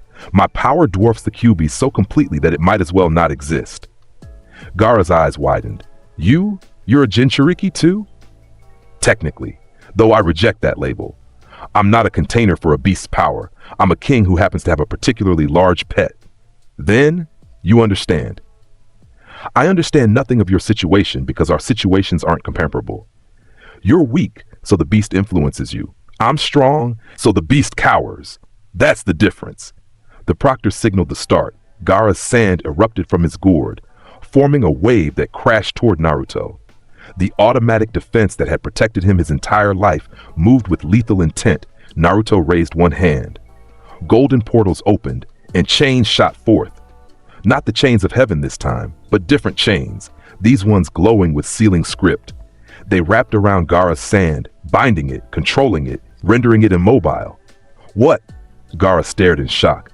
His sand had never been stopped before, never been controlled by someone else. Your sand defense is impressive for a mongrel, probably the best defense I've seen among your generation. Unfortunately for you, I possess weapons that can bind anything. These chains don't just restrain bodies, they restrain abilities, techniques, even chakra itself. More portals opened. This time, dozens of weapons emerged, hovering around Gaara. But your sand isn't why we're really fighting, is it? You want to see if someone understands your isolation, your loneliness, your fear that you're a monster. Gaara flinched. Well, mongrel, I do understand. And here's what I learned. If you're going to be a monster, be the best monster. Be so overwhelming that fear turns to awe. Be so powerful that isolation becomes sovereignty. Don't let the beast define you. Make it a footnote in your legend. The weapons launched. Gaara's sand tried to defend, but Naruto's chains held most of it bound. Some sand broke free, forming a partial shield, but it wasn't enough. Legendary blades pierced through, cutting Gaara's arms, legs, torso. None of the wounds were fatal, but the message was clear. Absolute power delivered with surgical precision. Gaara fell to his knees, blood dripping from dozens of cuts. You? You're right, he whispered. You're so much stronger than me, than the beast inside me. How do you do it? By being born perfect and staying perfect. That's not advice you can follow. Naruto withdrew his weapons. But mongrel, you can still become strong enough to matter. You have potential, more than most. Use this defeat as motivation. Control your beast completely. Make it serve you, not the other way around. The proctor stepped forward. Winner, Naruto. An explosion rocked the stadium. Sound ninja suddenly appeared throughout the stands, casting a massive genjutsu. The barrier team activated, trapping the Hokage and Kazekage in an isolated barrier. White feathers fell from the sky as the genjutsu put most spectators to sleep. The invasion had begun. Naruto's eyes narrowed. How predictable. Orochimaru makes his move. Up in the VIP box, the Kazekage suddenly moved with fluid, snake-like motions. He grabbed the third Hokage by the throat as his disguise melted away, revealing pale skin and golden eyes. Surprise, Sensei? Orochimaru hissed. Did you really think I'd miss this opportunity? But Naruto was already moving. He didn't run toward the barrier. He didn't walk. He simply appeared, teleporting through space itself via the Gate of Babylon's spatial manipulation. One moment he stood in the arena, the next he stood within the barrier beside Orochimaru and Hiruzen. The four sound ninja maintaining the barrier gasped in shock. Impossible! No one can breach the barrier jutsu. Mongrels, Naruto addressed them without looking away from Orochimaru. Your barrier is adequate for normal shinobi. I'm not normal. I am the king of heroes and barriers don't apply to me. Orochimaru released Hiruzen and turned to face this new threat. Naruto-kun, I've been very interested in you. Such power in someone so young. Would you like to join me? I could help you reach your full potential. I'm already at my full potential. I was born there. And even if I wasn't, I'd never serve a mongrel who abandoned his village like a coward.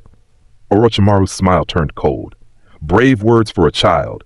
Let me show you what a Sannin can do. He formed hand seals at blinding speed. Summoning jutsu. 3 massive snakes erupted from the roof, each large enough to swallow buildings whole. They crashed into the stadium, causing mass panic as civilians fled. The creatures opened their mouths, revealing poison-dripping fangs and preparing to attack. Naruto gestured. The Gate of Babylon opened wide. Not dozens of weapons, not hundreds. Thousands upon thousands of golden portals filled the sky above the stadium, each one containing a legendary armament. The sheer visual spectacle made everyone, friend and foe alike, stop and stare. You want to see power, mongrel? Let me show you what a king can do. He dropped his hand. The weapons launched. It was like watching a golden rain of death descend from the heavens. Thousands of legendary blades, spears, axes, all falling simultaneously. They struck the summoned snakes with overwhelming force, each weapon hitting with enough power to pierce through the creature's scales effortlessly. The snakes didn't even have time to scream before they were annihilated, their bodies torn apart by the legendary arsenal. In 5 seconds, 3 of the most powerful snake summons in existence ceased to exist. The crowd, those not caught in the genjutsu, stared in absolute awe and terror. That, Orochimaru whispered, and for the first time genuine fear colored his voice. That's not possible. That's not human. Finally, you understand. Naruto turned to fully face the Sannin. I am not human in the way you comprehend humanity. I am the king of heroes, born with the complete treasury of human legend. I am what happens when divinity chooses to walk among mortals. And you, mongrel, have committed the sin of threatening my village, attacking my Hokage, and interrupting my exam. More portals opened, these ones surrounding Orochimaru completely. For these transgressions, Snake, I should execute you here and now. However, Naruto paused, considering, you're one of the legendary Sannin. Killing you immediately would rob me of entertainment value. So I'll offer the same deal I gave to Zabuza in Wave. Run, recover, become stronger, then return and face me properly, knowing full well you're going to lose. You're letting me go? Orochimaru couldn't believe it. I'm preserving a worthy opponent for when I'm more interested in fighting. Today's invasion is over. Your sound ninja are being crushed by Konoha's forces. Your sand allies are confused and leaderless. You failed. Accept it and leave while you still can. The chains of heaven manifested, not to bind Orochimaru but to tear apart the barrier surrounding them. The 4 violet flames formation shattered like glass under the chain's assault, freeing the Hokage. Orochimaru stared at Naruto with a mixture of fear, fascination, and calculation. We will meet again, boy, and when we do, you'll lose even faster than you did today. Now go before I change my mind about letting you live.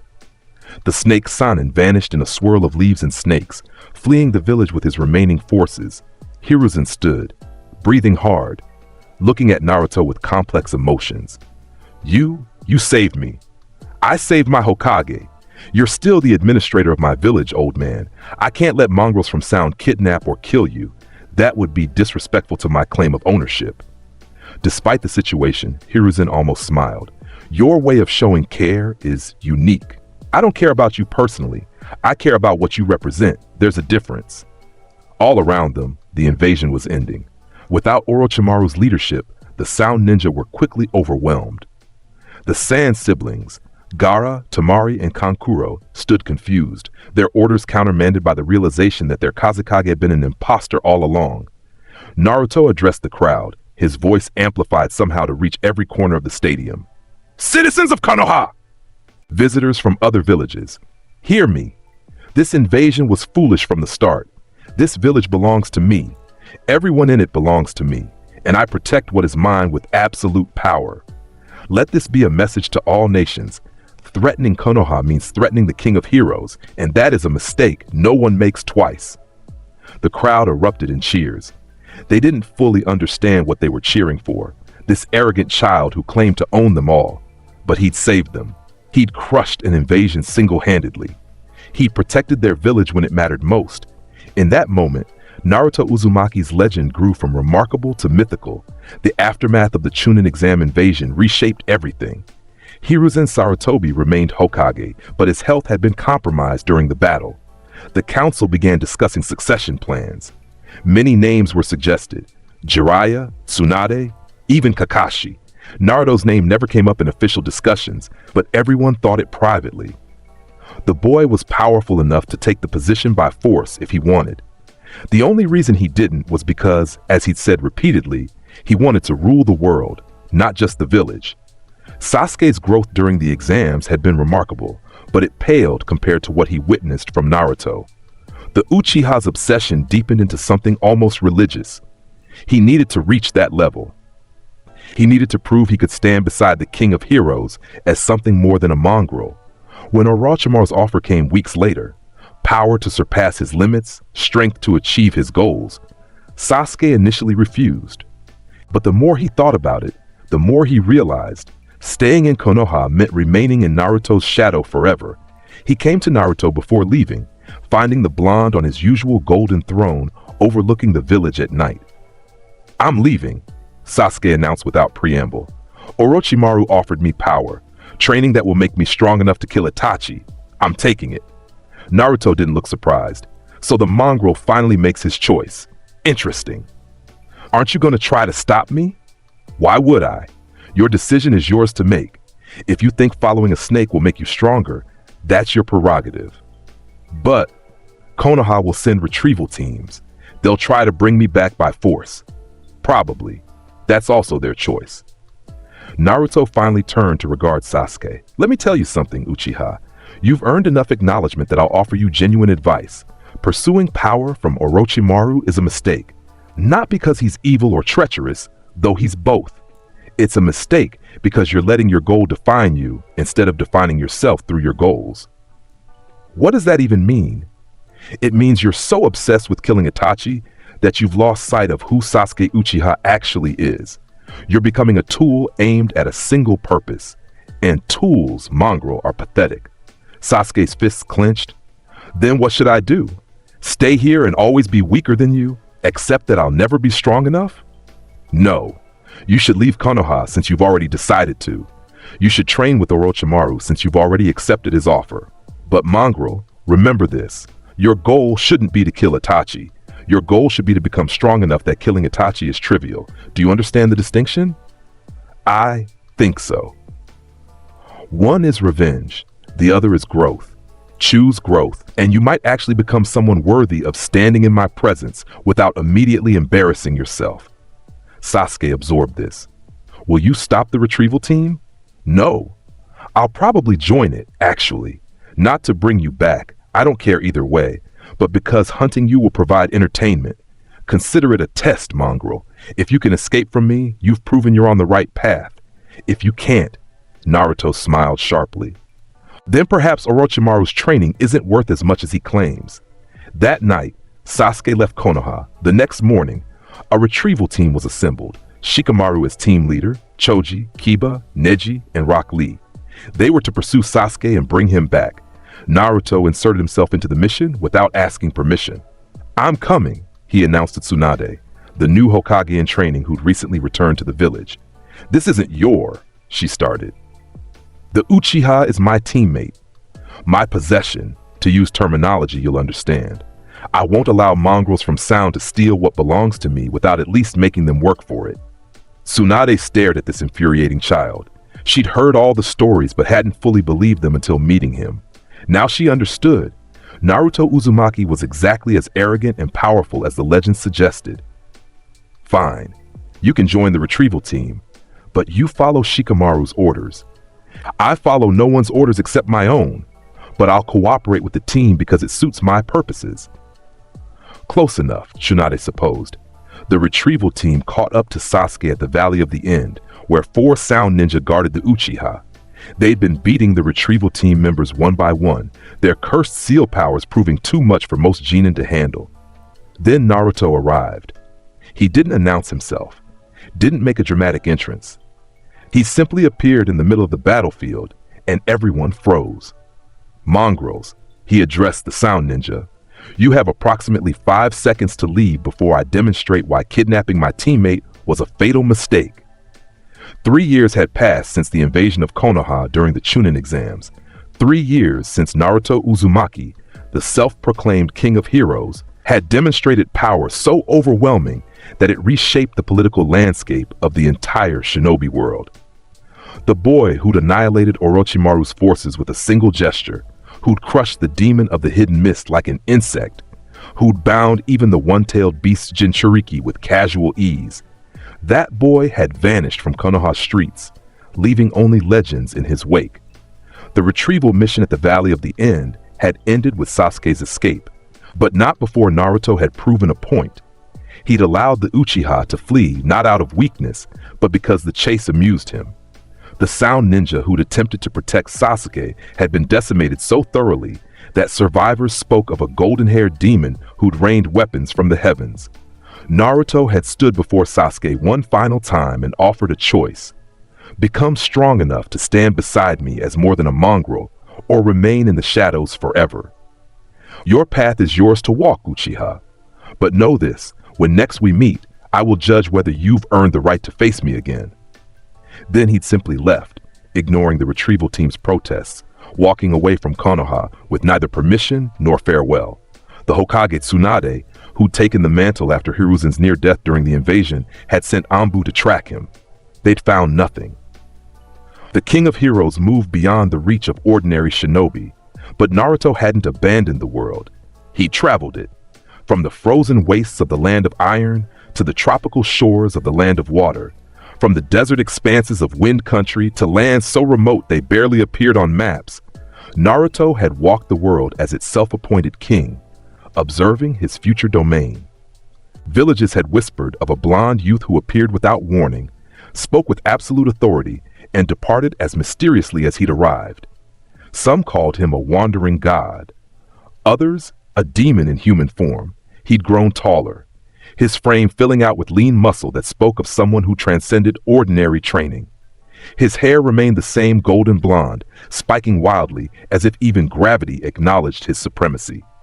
His blue eyes had deepened, carrying the weight of 3 years spent viewing the world through Shanakba Imuru, seeing futures and pasts converge with every glance. He wore finer clothes now, red and gold befitting a king, with black accents that somehow made the ensemble feel both regal and battle-ready.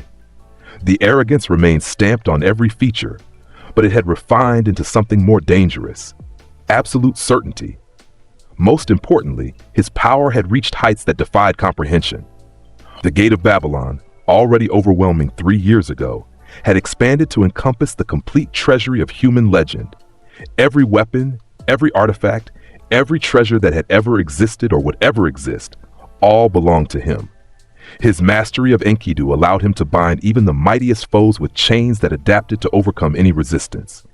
Ie, the Sword of Rupture, responded to his will with such perfect synchronization that unleashing Enuma Elish had become as natural as breathing.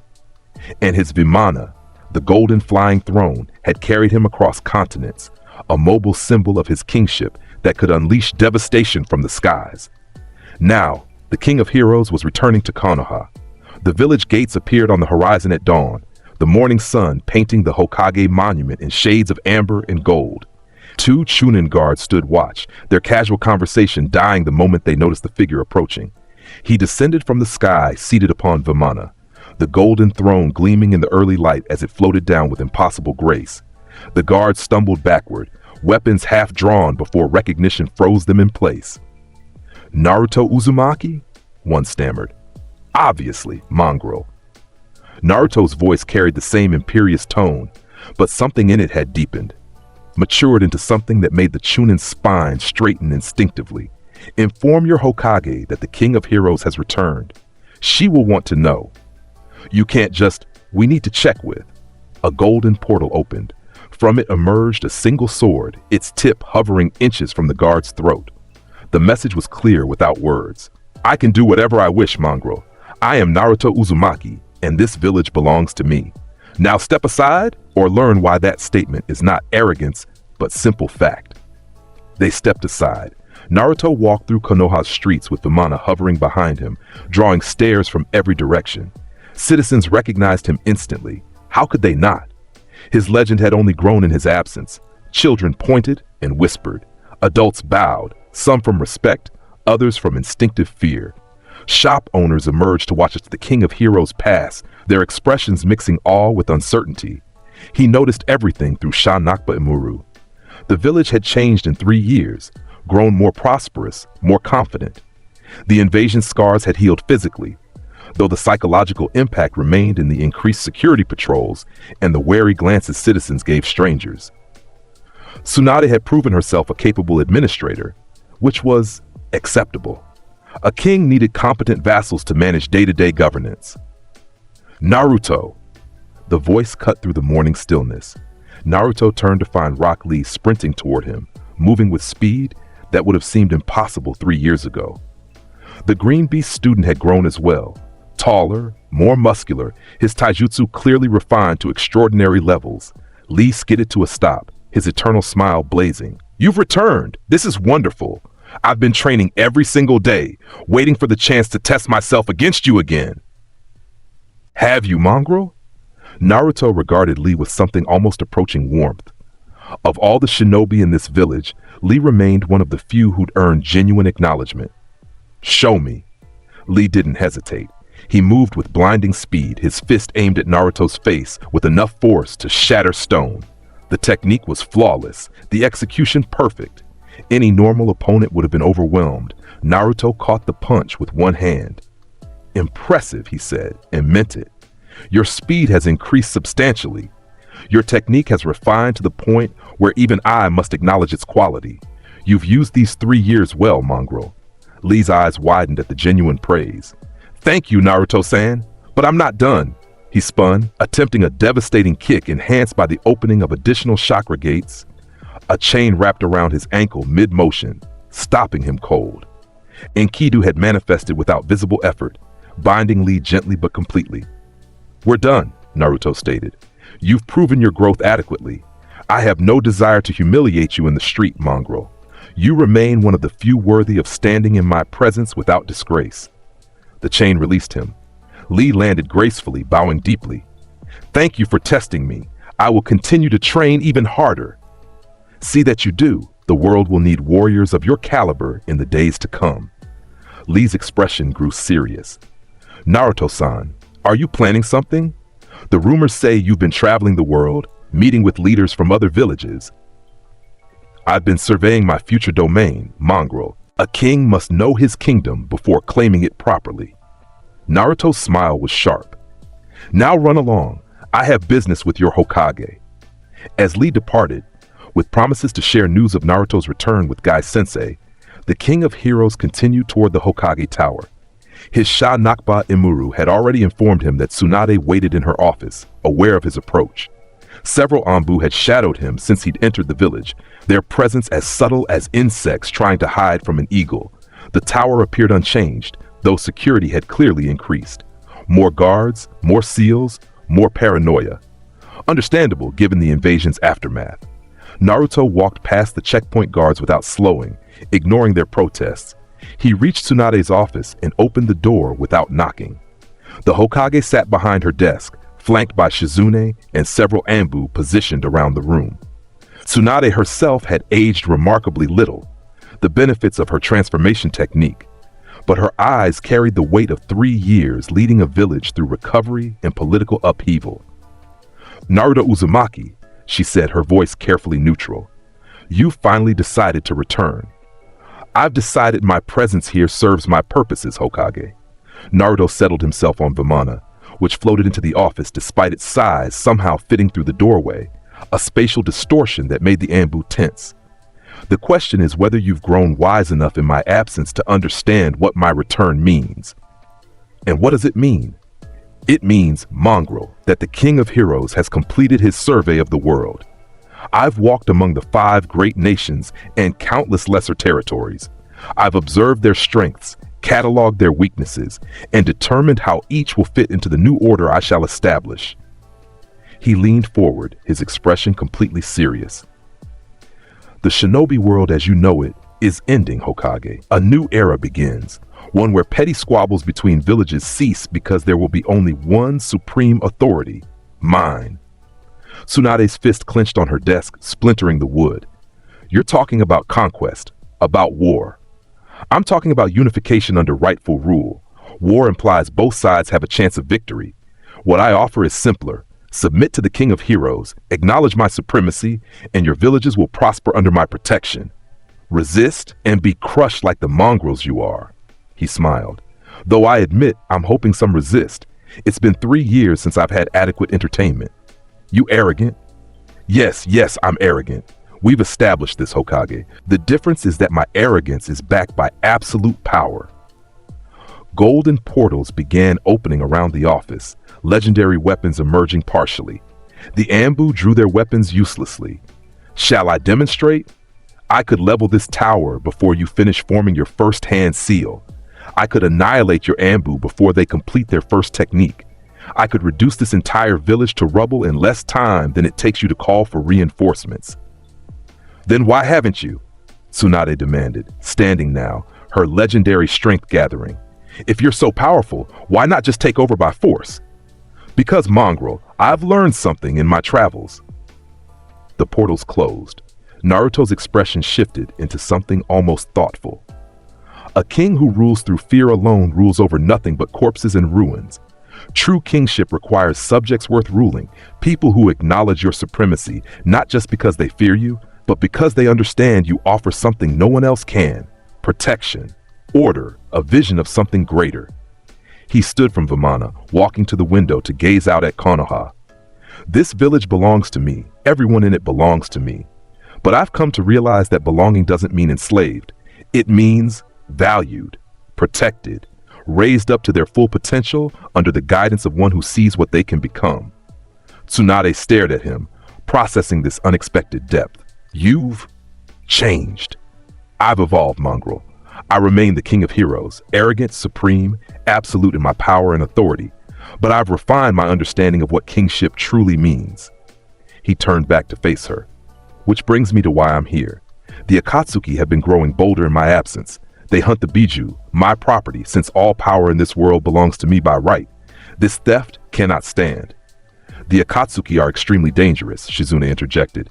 They've already captured several Jinchuriki. Our intelligence suggests they're led by former Konoha shinobi and possess techniques that... They possess nothing that concerns me, Naruto interrupted. They are thieves stealing treasures from my vault. I will reclaim what is mine and destroy any mongrel who stands in my way. The question is whether Konoha will assist in this endeavor or remain irrelevant. Tsunade studied him for a long moment. And if we help you, what do you want in return? Your acknowledgement that when I establish my new world order, Konoha will be its foundation, the first village to willingly submit to my rule. You maintain your position as administrator under my authority. Your people continue their lives largely as before, but with the protection of the King of Heroes, ensuring no outside threat ever touches them again. His smile was sharp. I'm offering you a deal, Hokage, a generous one, considering I could simply take what I want. That's not a deal. That's extortion. No, mongrel. Extortion implies you have something I need. I'm offering you the privilege of being first among my vassals, rather than being conquered later with the others. The difference in your position would be substantial. The office fell silent except for the ticking of a clock. Finally, Tsunade sighed. I'll need to discuss this with the council, but in the meantime, the Akatsuki are a genuine threat to all villages. If you're truly going after them, Konoha won't stand in your way. We might even provide intelligence. Acceptable. Though I already know where to find them, Shanakba Imuru reveals all that I need to see. Still, your intelligence network may provide confirmation. Naruto moved toward the door. I'll be staying in the village temporarily. Prepare quarters befitting my status. And Hokage? Start considering my offer seriously. The future is coming, whether you're ready for it or not. He departed, leaving Tsunade and her advisors in tense silence. The mongrels who dare word of Naruto's return spread through Konoha like wildfire. By midday, every shinobi in the village knew the King of Heroes had come back, and speculation ran rampant about his intentions. Naruto ignored it all, instead settling into quarters he'd claimed. A penthouse apartment he'd simply walked into and declared his own, much to the actual owner's terror and the Hokage's resigned acceptance. He'd compensated the displaced family with a single golden coin from the Gate of Babylon, a treasure worth more than the entire building. They'd taken it without complaint. Now he sat on Vimana by the window, gazing out at the village while his mind processed information from Shanakba Imuru. The clairvoyance showed him futures branching like rivers, possibilities converging and diverging with every action. He saw the Akatsuki's movements, their plans to extract Biju and use them for some foolish scheme involving a technique called the Infinite Tsukuyomi. He saw villages preparing for conflict, building armies, forging alliances. He saw war on the horizon. Fwah! His laugh echoed across the rooftops. How entertaining! The mongrels plot and scheme, completely unaware that their plans mean nothing before the King of Heroes. Let them prepare. Let them gather their forces. It will only make their inevitable submission more satisfying. A knock at the door interrupted his musings. Sha Nakba Imuru had already informed him who it was. Enter, mongrel. Kakashi stepped into the room, his visible eye assessing everything with practiced ease. The copy ninja had aged subtly in 3 years. More weight on his shoulders, more gray in his hair. He regarded his former student with cautious respect. Naruto, it's good to see you've returned safely. Your concern is noted and dismissed. I am the King of Heroes. Safety is not a concern I experience. Naruto gestured to a chair. Sit if you wish. You've earned enough acknowledgement that I won't be offended by your presence. Kakashi sat, though his posture remained alert. Tsunade-sama informed me of your proposal, about establishing a new world order with you at its head. And you've come to attempt talking me out of it? How predictable, copy ninja. Actually, I came to ask what you really want. Kakashi's eye narrowed. 3 years ago, you called everyone mongrels, claimed ownership of everything, and demonstrated power that frankly terrified most of the shinobi world. Now you return talking about valued subjects and proper kingship. What changed? Naruto considered the question seriously. I witnessed the full scope of human mediocrity, mongrel. I walked among villages barely surviving, saw territories devastated by conflicts between petty warlords, observed civilians suffering because their supposed protectors were too busy fighting each other to actually protect anything. The shinobi system is broken, has been since its inception. Villages fight over resources and pride while accomplishing nothing of lasting value. He stood, pacing to the window. A king does not simply hoard power, copy ninja. That's what dragons do, sit on treasures and accomplish nothing. A true king uses power to create something greater. Order from chaos, prosperity from conflict. A world where strength serves purpose rather than ego. And you think you're qualified to create that world? I don't think, mongrel. I know. I possess more power than any entity currently alive. I have clairvoyance that lets me see consequences before actions. I have wisdom gained from 3 years observing every corner of this world. And most importantly, I have the will to actually do what needs doing instead of endlessly debating in council chambers while people suffer. He turned to face Kakashi. Tell me, copy ninja, if you had absolute power, what would you do with it? Kakashi was quiet for a moment. I'd try to protect people, end the cycle of hatred that perpetuates these conflicts. Precisely, and that requires a fundamental restructuring of how this world operates, which is exactly what I intend to provide. Naruto's expression softened infinitesimally. I'm not the child you taught 3 years ago, Kakashi. I've evolved, but I haven't forgotten the lessons you tried to teach, even if I rejected them at the time. Teamwork, protecting those weaker than yourself, using power responsibly. I simply interpret those lessons through the lens of kingship rather than typical shinobi philosophy. And the Akatsuki? Thieves who must be dealt with. They steal my Biju for their foolish plan to cast the world in illusion, as if reality requires escaping, as if a fake peace is worth pursuing. Naruto's voice hardened. I will reclaim what's mine and destroy anyone who stands in my way. That much hasn't changed. Kakashi stood. Then I suppose we'll see what kind of king you become. For what it's worth, Naruto, I hope you succeed in creating something better. Just try not to trample too many people on the way there. Noted, mongrel. Now leave. I have planning to do. As Kakashi departed, Naruto returned to his clairvoyant observations. The Akatsuki's leader, Pain, calling himself a god while possessing the Rinnegan, currently resided in the Hidden Rain village. Several members had scattered on various missions, hunting Jinchuriki across the elemental nations. Perfect. He'd start with the scattered ones and work his way to their leader. The hunt begins. 3 days after his return, Naruto departed Konoha on Vimana, traveling north toward the land of rivers. His Sha Nakba Imuru had revealed that 2 Akatsuki members, Hidan and Kakuzu, currently operated in that region, terrorizing a local monastery. He found them at dawn, standing over the corpses of a dozen monks, their black cloaks marked with red clouds. Hidan was in the middle of some sort of ritual, Praying to his god Jashin while standing in a circle of blood, Kakuzu stood watch, his multiple hearts and strange body construction visible through Naruto's clairvoyance. Mongrels, Naruto announced from Vimana hovering above them. You've committed 2 offenses. First, you wear those ridiculous cloaks and call yourselves an organization worth noting. Second, you hunt Biju that belong to me. For these crimes, I sentence you to death. Hidan looked up, his expression manic. Oh, another bastard looking to die? Jashin-sama will love this sacrifice. I don't die, you arrogant brat, Kakuzu added, his red and green eyes assessing. I've lived for decades by stealing hearts from powerful shinobi. You'll just be another addition to my collection. Fuha! Did you hear that? These mongrels think they can kill me. Me, the king of heroes. Naruto's laughter echoed across the monastery grounds. Very well, entertain me with your struggles before I end you. Hidan charged first, his triple-bladed scythe swinging with impressive speed. Die, you blonde bastard! The scythe struck Naruto's position.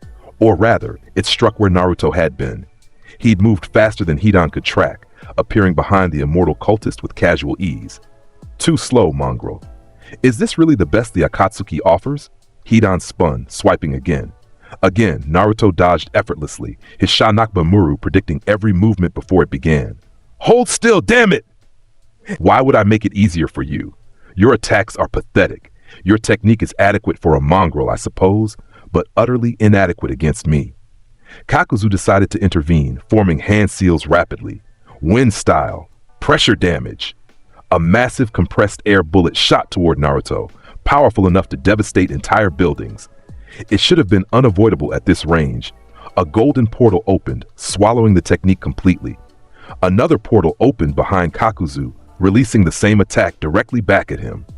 The mercenary ninja barely dodged his own jutsu, eyes widening. Impossible! You redirected my technique. I redirected nothing, mongrel. I simply used the Gate of Babylon to dispose of your attack and coincidentally released it in your direction. Though I appreciate your concern about proper technique attribution. Hidan used the distraction to close distance, his scythe slicing toward Naruto's neck. This time it connected, or seemed to. The blade passed through Naruto's form as if he were made of mist. An afterimage. Naruto's voice came from above. He stood on a golden platform manifested from the Gate of Babylon, looking down at them with disappointment. You mongrels are boring me already. I expected more from the Akatsuki. They're supposed to be this era's most dangerous criminals, yet you fight like academy students with fancy jutsu. You arrogant little shit! Hidan screamed. I'll gut you and sacrifice you to Jashin-sama. You'll try. Naruto raised one hand. 50 golden portals manifested around him. This is the Gate of Babylon, the treasury of the King of Heroes. Every legendary weapon in human history belongs to me. Watch carefully, mongrels, as I demonstrate why your organization's goals are meaningless. The weapons launched. Hidan and Kakuzu moved desperately, substituting and dodging as legendary blades carved through the air. The monastery grounds erupted in explosions of stone and earth as weapons struck, each one powerful enough to devastate entire sections of the battlefield. Kakuzu deployed his multiple hearts, each one forming into a separate masked creature that used elemental techniques to create defensive barriers. Fire, water, earth, wind, lightning, all converged to form a makeshift shield against the onslaught. It wasn't enough. Legendary weapons designed to slay gods and topple kingdoms tore through the elemental constructs like paper. 3 of Kakuzu's hearts were destroyed in the first volley, legendary spears piercing them with surgical precision. Impossible, Kakuzu gasped, his body already failing. Those weren't even B-rank techniques. How did they penetrate my defense so easily? Because they're not techniques, mongrel. They're noble phantasms, crystallized legends far beyond your comprehension. A shield forged from the very concept of impenetrability. A spear that guarantees its target's death. A sword that cuts through dimensional barriers. Your elemental jutsu mean nothing against such armaments. Hidan had fared no better. Multiple legendary blades pinned him to the ground, piercing through his torso and limbs. His immortality kept him alive, but completely immobilized. Bastard, I can't die! Jashin-sama won't let me die! I'm aware of your immortality, mongrel.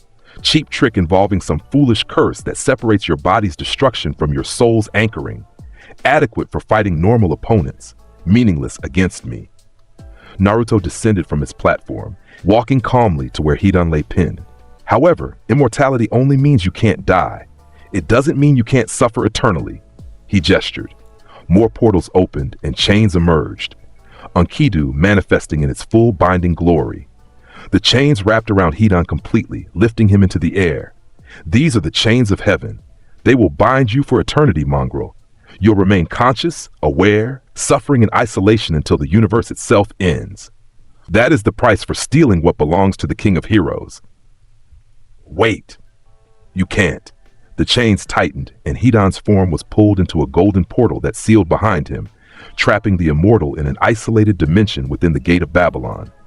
Naruto turned to Kakuzu, who was struggling to remain standing with only 2 hearts remaining. You're a monster, the mercenary ninja gasped. No, mongrel, I'm a king. There's a difference. Naruto raised his hand, and a single sword emerged from a portal. Meradak, the original holy sword. You've lived long by stealing the hearts of others, hoarding your stolen longevity like a dragon hoards gold. But everything in this world belongs to me, including the years you've stolen. I'm simply reclaiming what's mine. Please, Kakuzu fell to his knees. I'll serve you. I'll tell you everything about the Akatsuki. Their plans, their members, I already know all of that through Shanakba Imuru. Your information is worthless, and I don't need servants who steal from me. The sword descended. Die, mongrel, knowing you never stood a chance. Meradak pierced through both remaining hearts simultaneously, its holy power preventing any form of regeneration or resurrection. Kakuzu's eyes widened in final understanding before his body collapsed, truly dead for the first time in decades. Naruto stood over the corpse, feeling nothing. These Akatsuki members had been disappointingly weak. Surely their leader would provide better entertainment. He activated Vimana and departed, leaving the monastery grounds littered with weapons and bodies. Local authorities would find them eventually and spread the story. The King of Heroes had begun his campaign against the Akatsuki. Let the world take notice. The God Complex. 2 weeks passed as Naruto systematically hunted Akatsuki members across the elemental nations. Each encounter ended the same way, overwhelming superiority demonstrated, mongrels crushed, stolen Biju reclaimed or protected. He'd fought Sasori of the Red Sand in the Land of Wind, destroying the puppet master's entire collection and pinning his core with a legendary spear that prevented regeneration. He'd encountered Deidara in the Land of Earth, using the Gate of Babylon to intercept every exploding clay creation, before finally sealing the mad artist in an isolated dimension alongside Hidan. He'd even briefly clashed with Kasame Hoshigaki, whose legendary sword Samehada had attempted to absorb Naruto's chakra, only to find that the King of Heroes' power didn't operate on principles the sword understood, resulting in Samehada's confusion and Kasame's swift defeat. Each victory added to his legend. Each battle proved the same point. The Akatsuki, for all their reputation, were mongrels stealing power they couldn't properly wield. Now he stood outside the Hidden Rain village, gazing up at the perpetual storm clouds that shrouded the entire nation. His Shanakba Imuru showed him what lay within: Pain, the supposed god, with his 6 bodies and Rinnegan-granted abilities. And beyond Pain, the true puppet master, a crippled man named Nagato, sustained by a statue of the Gedo Mazo. Fuah! Naruto's laugh cut through the rain. A god. This mongrel calls himself a god. How delightful. I was beginning to think no one in this era possessed adequate arrogance to make conversations interesting. He walked forward, making no attempt at stealth. Vimana hovered behind him, golden light cutting through the gray rain. Every citizen of the Rain Village stopped and stared as the King of Heroes entered their territory, his very presence demanding attention. Within minutes, all 6 bodies of Pain appeared, standing on various buildings surrounding Naruto in a perfect hexagon formation. The Deva Path, the one that spoke for them all, addressed him with cold authority. Naruto Uzumaki, you've killed our members and disrupted our plans. State your purpose here. My purpose, mongrel, is to reclaim what you've stolen. The Biju belong to me. This world belongs to me. You and your pathetic organization belong to me, though you're too foolish to acknowledge it. Naruto smiled up at them. But I appreciate your theatrics. 6 bodies, each with different abilities. The Rinnegan manifesting in multiple vessels? It's almost creative for a mongrel. You speak with arrogance unbecoming of one so young, the Devapath replied. I am pain. I am God. I have transcended the petty conflicts of this world and will bring true peace through understanding shared suffering. You're a crippled man playing with corpses and calling it divinity. I can see the truth, Pain. Shanakba Imuru reveals all, your real body hiding in that tower, sustained by the Gato statue. Your belief that forcing the world to experience shared pain will somehow end conflict. Your pathetic philosophy that mistakes inflicting trauma for teaching wisdom. The 6 bodies tensed. You? How could you know? Because I am the king of heroes, mongrel. I see everything worth seeing. I know everything worth knowing. And I'm here to teach you the difference between a god complex and actual divinity. Naruto raised both hands. Come, Pain. Show me what your stolen eyes can do against the one true king. The Asura path moved first, its body transforming to reveal missile launchers and laser cannons. Projectiles streaked toward Naruto from multiple angles, each one designed to devastate entire buildings. Golden portals opened, intercepting every projectile and redirecting them harmlessly skyward. More portals manifested behind each pain body, legendary weapons emerging to strike from unexpected angles. The Deva path raised its hand. Shinra Tensei! The repulsive force exploded outward, deflecting the legendary weapons and creating a crater in the ground. Buildings crumbled from the shockwave's edge. Impressive, Naruto acknowledged. A technique that repels all matter within range. Adequate defense against normal attacks. Unfortunately for you, I don't launch normal attacks. He snapped his fingers.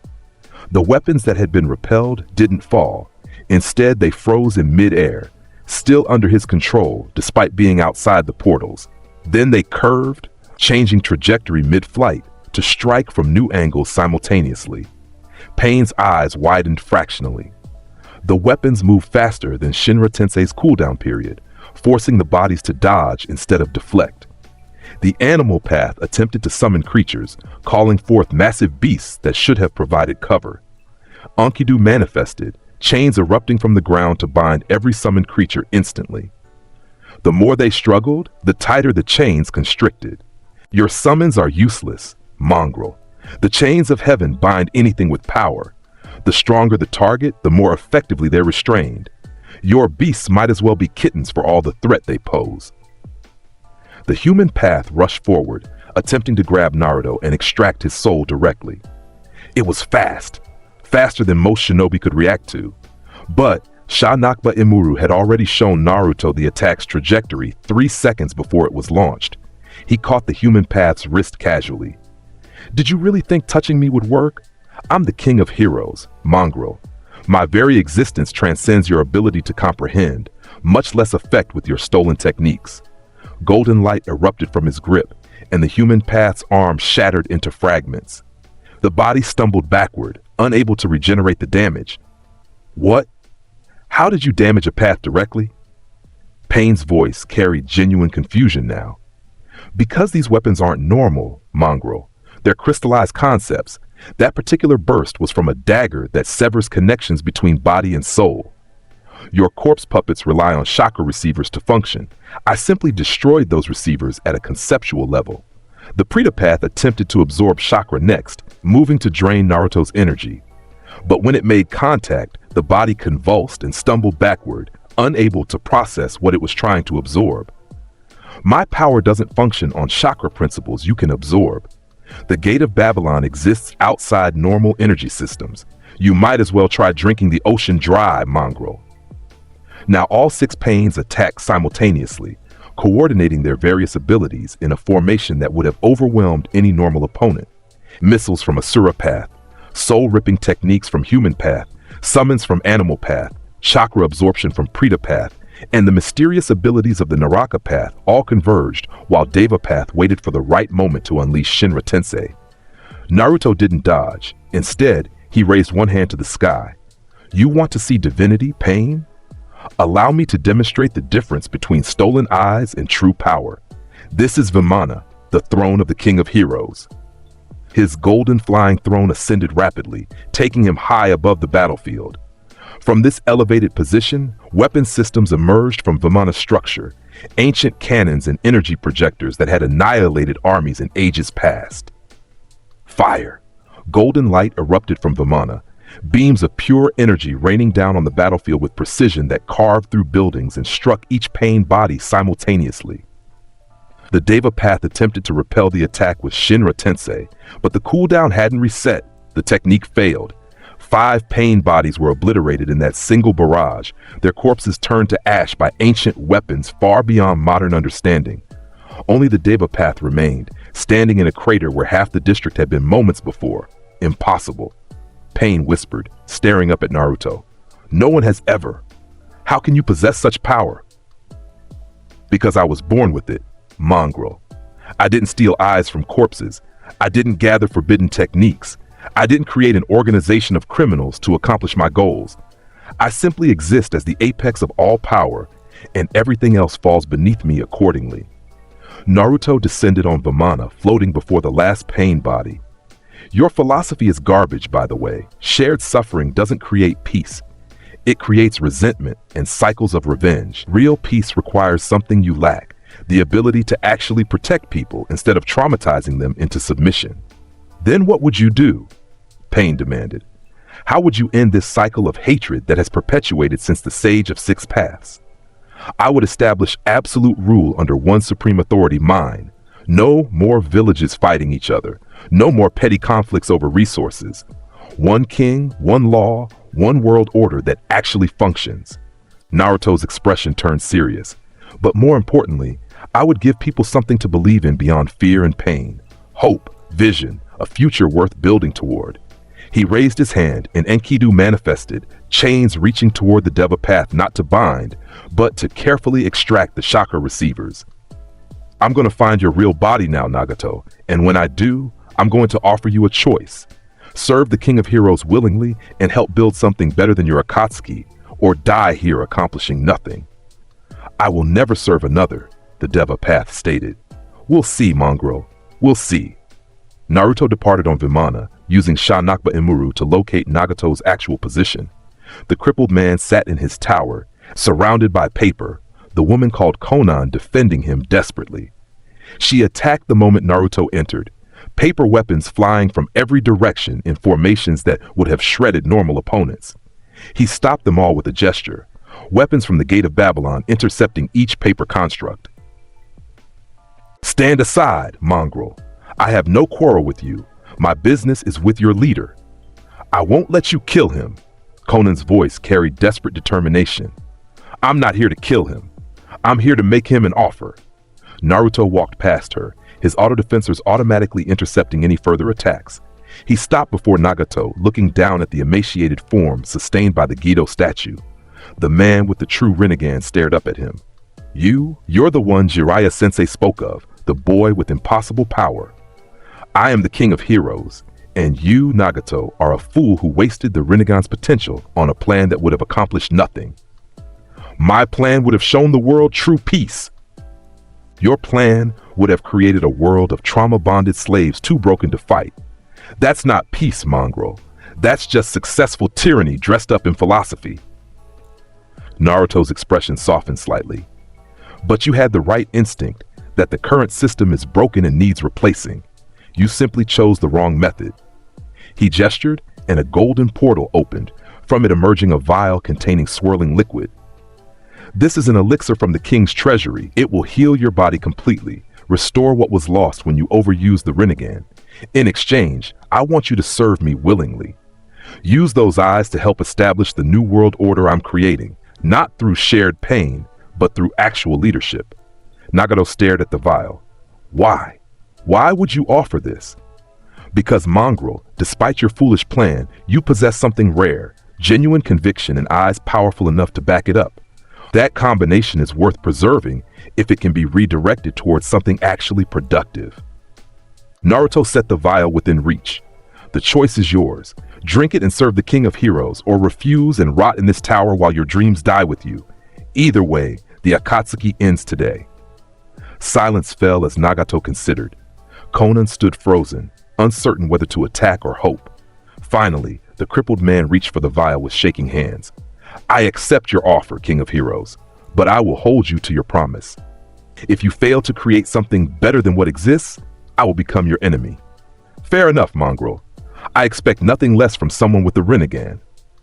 Naruto smiled as Nagato drank the elixir. Welcome to the winning side. The transformation was immediate. Nagato's body regenerated rapidly, muscles reforming, organs healing, his ability to walk returning within minutes. The Gedo statue released him as his own vitality became sufficient. Konan watched in awe as her friend stood for the first time in years. This is real, Nagato whispered, looking at his restored hands. Everything the King of Heroes offers is real, mongrel. Now then, we have much work to do. The Akatsuki possessed resources and intelligence networks. You'll transfer all of them to my control and begin preparations for the New World Order, starting with Konoha as the foundation. As they departed the hidden rain, Naruto allowed himself a moment of satisfaction. The Akatsuki had been neutralized, their stolen Biju reclaimed or protected, and he'd gained a powerful subordinate with the Rinnegan. The pieces were falling into place for his ultimate goal. The Uchiha returns. 3 months after the Akatsuki's fall, Naruto stood atop the Hokage monument, gazing out at Konoha as the sun set. His Sha Nakba Imuru had just shown him something interesting. Sasuke Uchiha was returning to the village. The prodigal Uchiha had spent 3 years with Orochimaru, training and growing stronger. Then he'd killed the Snake Sannin, a feat that would have been impressive if Naruto cared about Orochimaru's fate. Now Sasuke approached Konoha with a small team, Suigetsu, Karen, and Jugo. His stated goal, to destroy the village as revenge for the Uchiha massacre. Fua! How predictable. The mongrel returns seeking vengeance, completely unaware that I've already prepared for this exact scenario. Naruto's laugh echoed across the monument. Very well, Uchiha. Let's see if 3 years has made you worth acknowledging. He descended from the monument via Vimana, landing directly in Sasuke's path at the village gates. The Uchiha stopped, his Sharingan activating instantly as recognition flashed across his features. Naruto. Sasuke, you've returned. How delightful. Naruto stepped off Vimana, studying his former teammate. The Uchiha had grown, taller, leaner, his lightning nature chakra crackling around him with impressive control. The Sharingan had evolved into the Mangekyo, granting him techniques like Amaterasu and potentially Susanoo. You've grown stronger. Not enough to challenge me, obviously, but stronger nonetheless. I'm almost impressed. I didn't come here to impress you. I came to destroy this village, to make them pay for what they did to my clan. Ah yes, the Uchiha massacre. Itachi killed your clan under orders from Konoha's leadership to prevent a coup. You seek revenge for this injustice. Naruto's expression turned serious. Tell me, mongrel, have you spent 3 years becoming strong enough to enact that revenge properly, or have you simply gotten better at running away from your own inadequacy? Sasuke's chakra flared. I've killed Orochimaru. I've mastered techniques beyond your comprehension. You've accomplished what I could have done in an afternoon 3 years ago.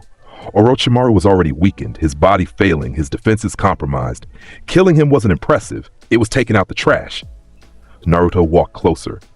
But let's test your growth properly. Attack me, Uchiha. Show me what Orochimaru's training accomplished. Gladly. Sasuke formed hand seals. Chidori! Lightning gathered in his hand, the technique refined to such intensity that it screamed with contained power. He moved with blinding speed, faster than he'd been 3 years ago. The Chidori aimed directly at Naruto's heart. Naruto caught it with one hand. The lightning dispersed harmlessly against his palm, absorbed by an auto-defensor that activated automatically. Better. Your speed has increased substantially, and the Chidori's power output is at least 3 times what it was before. Adequate improvement. Naruto's other hand shot forward, striking Sasuke's chest and sending him flying backward. The Uchiha recovered mid-air, landing on his feet and immediately launching his next attack. Fire style, Great Dragon Fire Technique. A massive dragon-shaped flame erupted from his mouth, far larger and more powerful than before. The technique should have incinerated everything in its path. A golden portal swallowed it completely. I've seen that technique before, mongrel. Did you really think? Sasuke appeared behind him via Shunshin, Kusanagi's sword swinging for Naruto's neck. The Uchiha had timed it perfectly, using the flame as a distraction. Enkidu manifested, catching the blade effortlessly. Clever. You've learned to layer your attacks, create openings through misdirection. That shows growth beyond simple power increases. Naruto turned to face Sasuke, who now stood trapped with his sword bound by chains. But Mongrel, you're still thinking like someone who fights equals. I'm not your equal. I'm not even in the same category of existence. Observe. He raised one hand. Thousands of golden portals manifested across the sky, each containing legendary weapons. The sheer visual spectacle made Sasuke's team gasp in shock. This is 10% of the Gate of Babylon's capacity. At full power, I could launch enough weapons to carpet bomb this entire region. Your techniques, your Sharingan, your 3 years of training, all of it means nothing before absolute superiority. The weapons didn't launch. Instead, Naruto closed the portals and released Enkidu, freeing Sasuke's sword. However, I acknowledge your improvement. You've reached a level where you're no longer completely pathetic. That deserves recognition. Sasuke stared at him, breathing hard. You haven't even gotten serious yet, have you? No, I haven't even drawn a weapon personally. Everything you've seen is me defending casually while evaluating your growth. Naruto's expression turned contemplative. Tell me something, Uchiha. What do you really want?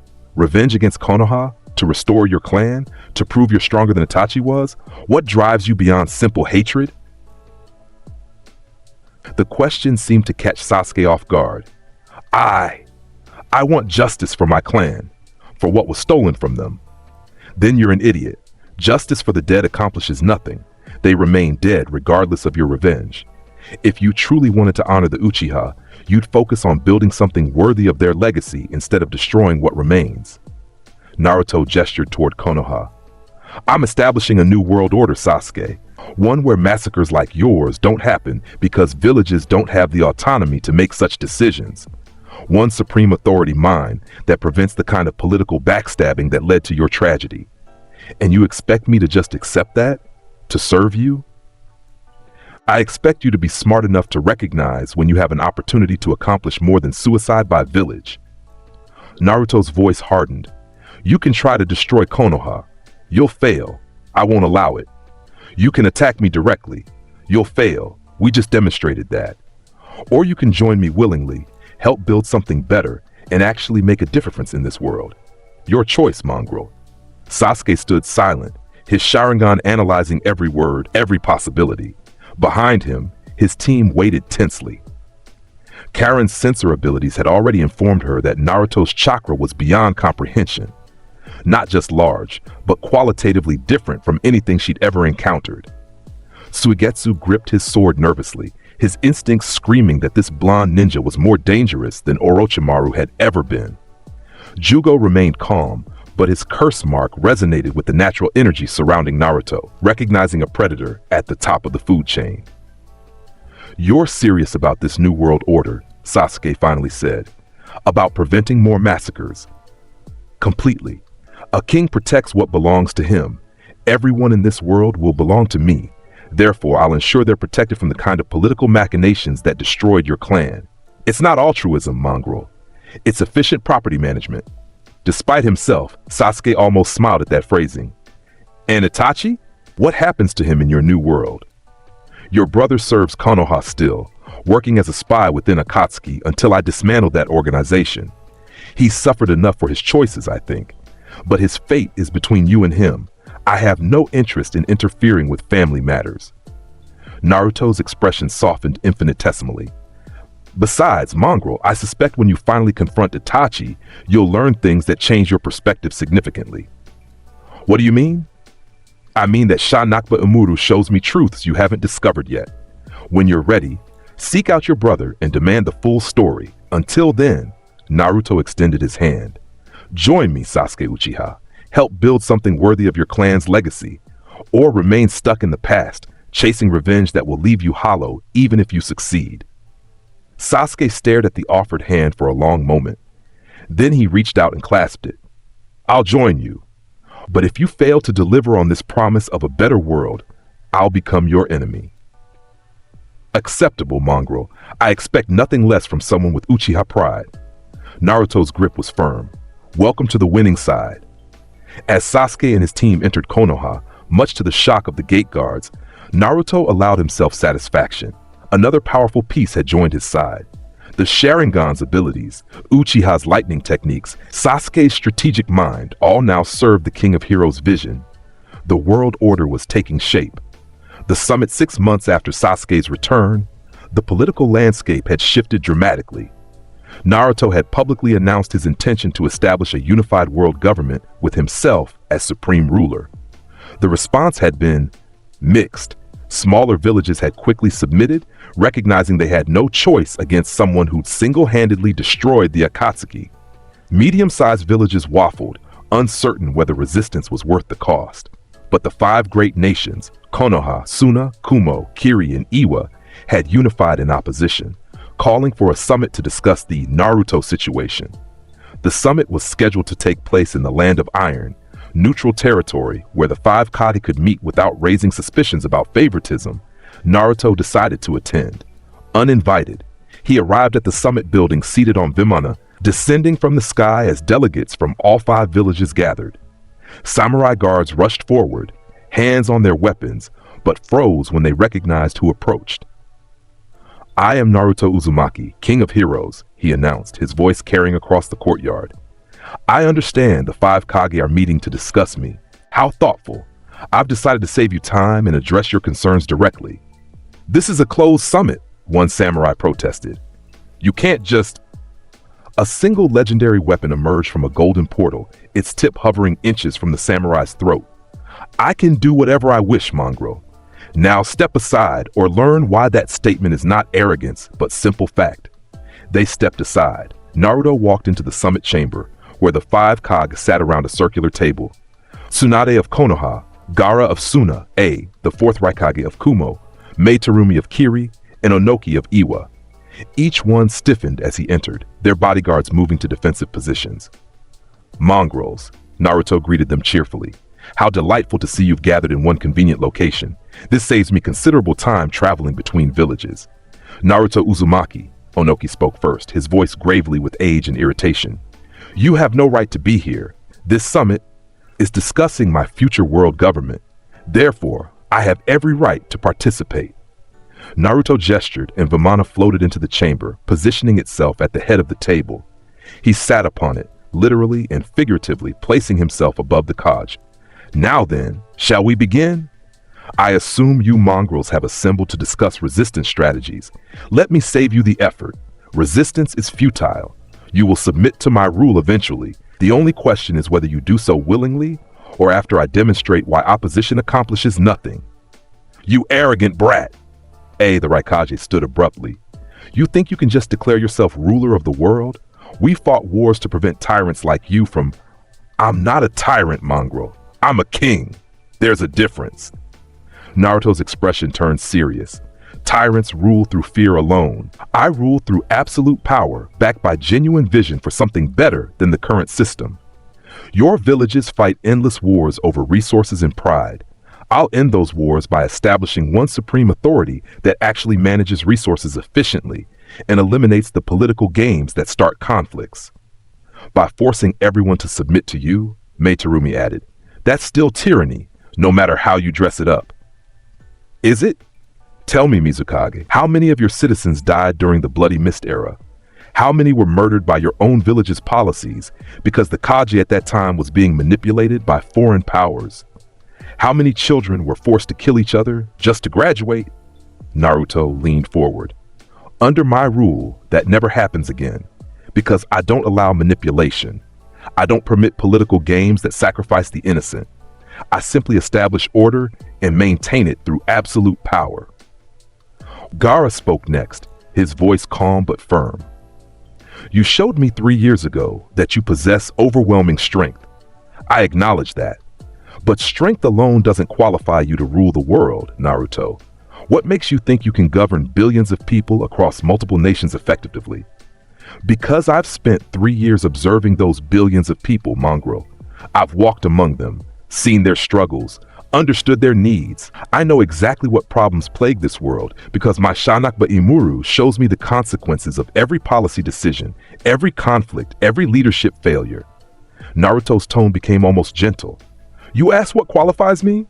Experience, power, wisdom, and most importantly, The will to actually do what needs doing, instead of endlessly debating while people suffer. And what about freedom? Tsunade demanded. You talk about protection and order, but what about people's right to govern themselves? To make their own choices? They'll retain those rights, Hokage. I'm not interested in micromanaging every civilian's daily life.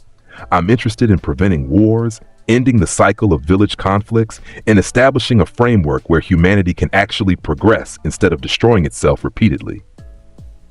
He gestured around the table. Look at yourselves. 5 leaders representing 5 villages that have fought 3 world wars in less than a century. How many millions died in those conflicts? How many will die in the 4th war that's inevitably coming if this system continues? Silence fell as the Kage absorbed his words. He has a point, Gaara admitted quietly. The shinobi system is built on conflict. We train warriors, then act surprised when wars happen. So we should just surrender our sovereignty to someone who calls us mongrels? I challenged. Accept rule from someone who sees us as property? I call you mongrels because that's what you are compared to me, Naruto stated flatly. But mongrels can be valuable, loyal, capable in their own right.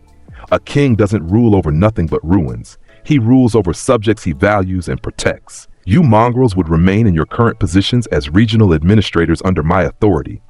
Your villages would keep their identity and culture. The only difference is that you'd answer to one supreme authority that prevents the kind of conflicts that start world wars. And if we refuse, Onoki asked, then I demonstrate why refusal is pointless. Naruto stood on Vimana. Let me be clear, mongrels. I could conquer your villages by force, right now. Today, I could annihilate your armies, destroy your defenses, and reduce your territories to submission within a week. I'm not doing that because I want you to choose cooperation willingly, because willing subjects build better kingdoms than conquered slaves. He raised one hand, and the gate of Babylon manifested around the entire chamber. Thousands of golden portals opened, each containing legendary weapons, the sheer visual spectacle making everyone tense. This is 1% of my true power. 1%. If I unleashed everything, I could reshape continents. If I drew Ie and used Enuma Elish at full power, I could erase your nations from existence. I'm not saying this to threaten you. I'm saying it so you understand the fundamental reality. Opposition is meaningless. You cannot win. You can only choose how you lose, with dignity by accepting reality, or with devastation by forcing me to prove it. The portals closed. Naruto settled back onto Vimana. Now then, shall we discuss terms of your submission, or do you need a demonstration? The Kage looked at each other. This wasn't a negotiation. It was a hostage situation where the hostage taker held all the leverage. Finally, Tsunade spoke.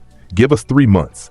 Let us return to our villages, consult our councils, prepare our people for this transition. If you truly want willing cooperation, give us time to accept reality. Acceptable. 3 months. But mongrels understand this. I'm being generous by offering time. Don't mistake that generosity for weakness or opportunity for resistance. Use these 3 months wisely. Prepare your people for the new world order, not for futile opposition.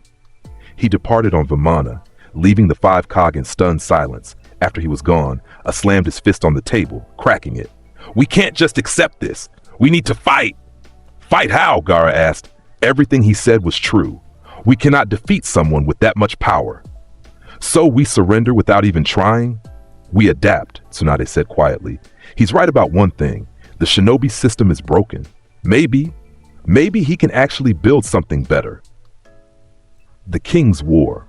The 3 months passed with tense preparation across the shinobi world. Some villages began accepting the inevitable, their leadership recognizing that resistance against Naruto was suicide. Others fortified their defenses, prepared their armies, and prayed for miracles. Naruto watched it all through Shanakba Imuru, observing as the world he intended to rule prepared for his coronation, willing or otherwise. Then, 2 weeks before the deadline, everything changed. A man appeared on the battlefield of the 5 Kage Summit's aftermath, a figure wearing a spiral mask, introducing himself as Madara Uchiha. He declared his intention to execute the Moon's Eye plan, casting the entire world in infinite Tsukuyomi to create a perfect illusion where everyone's dreams came true.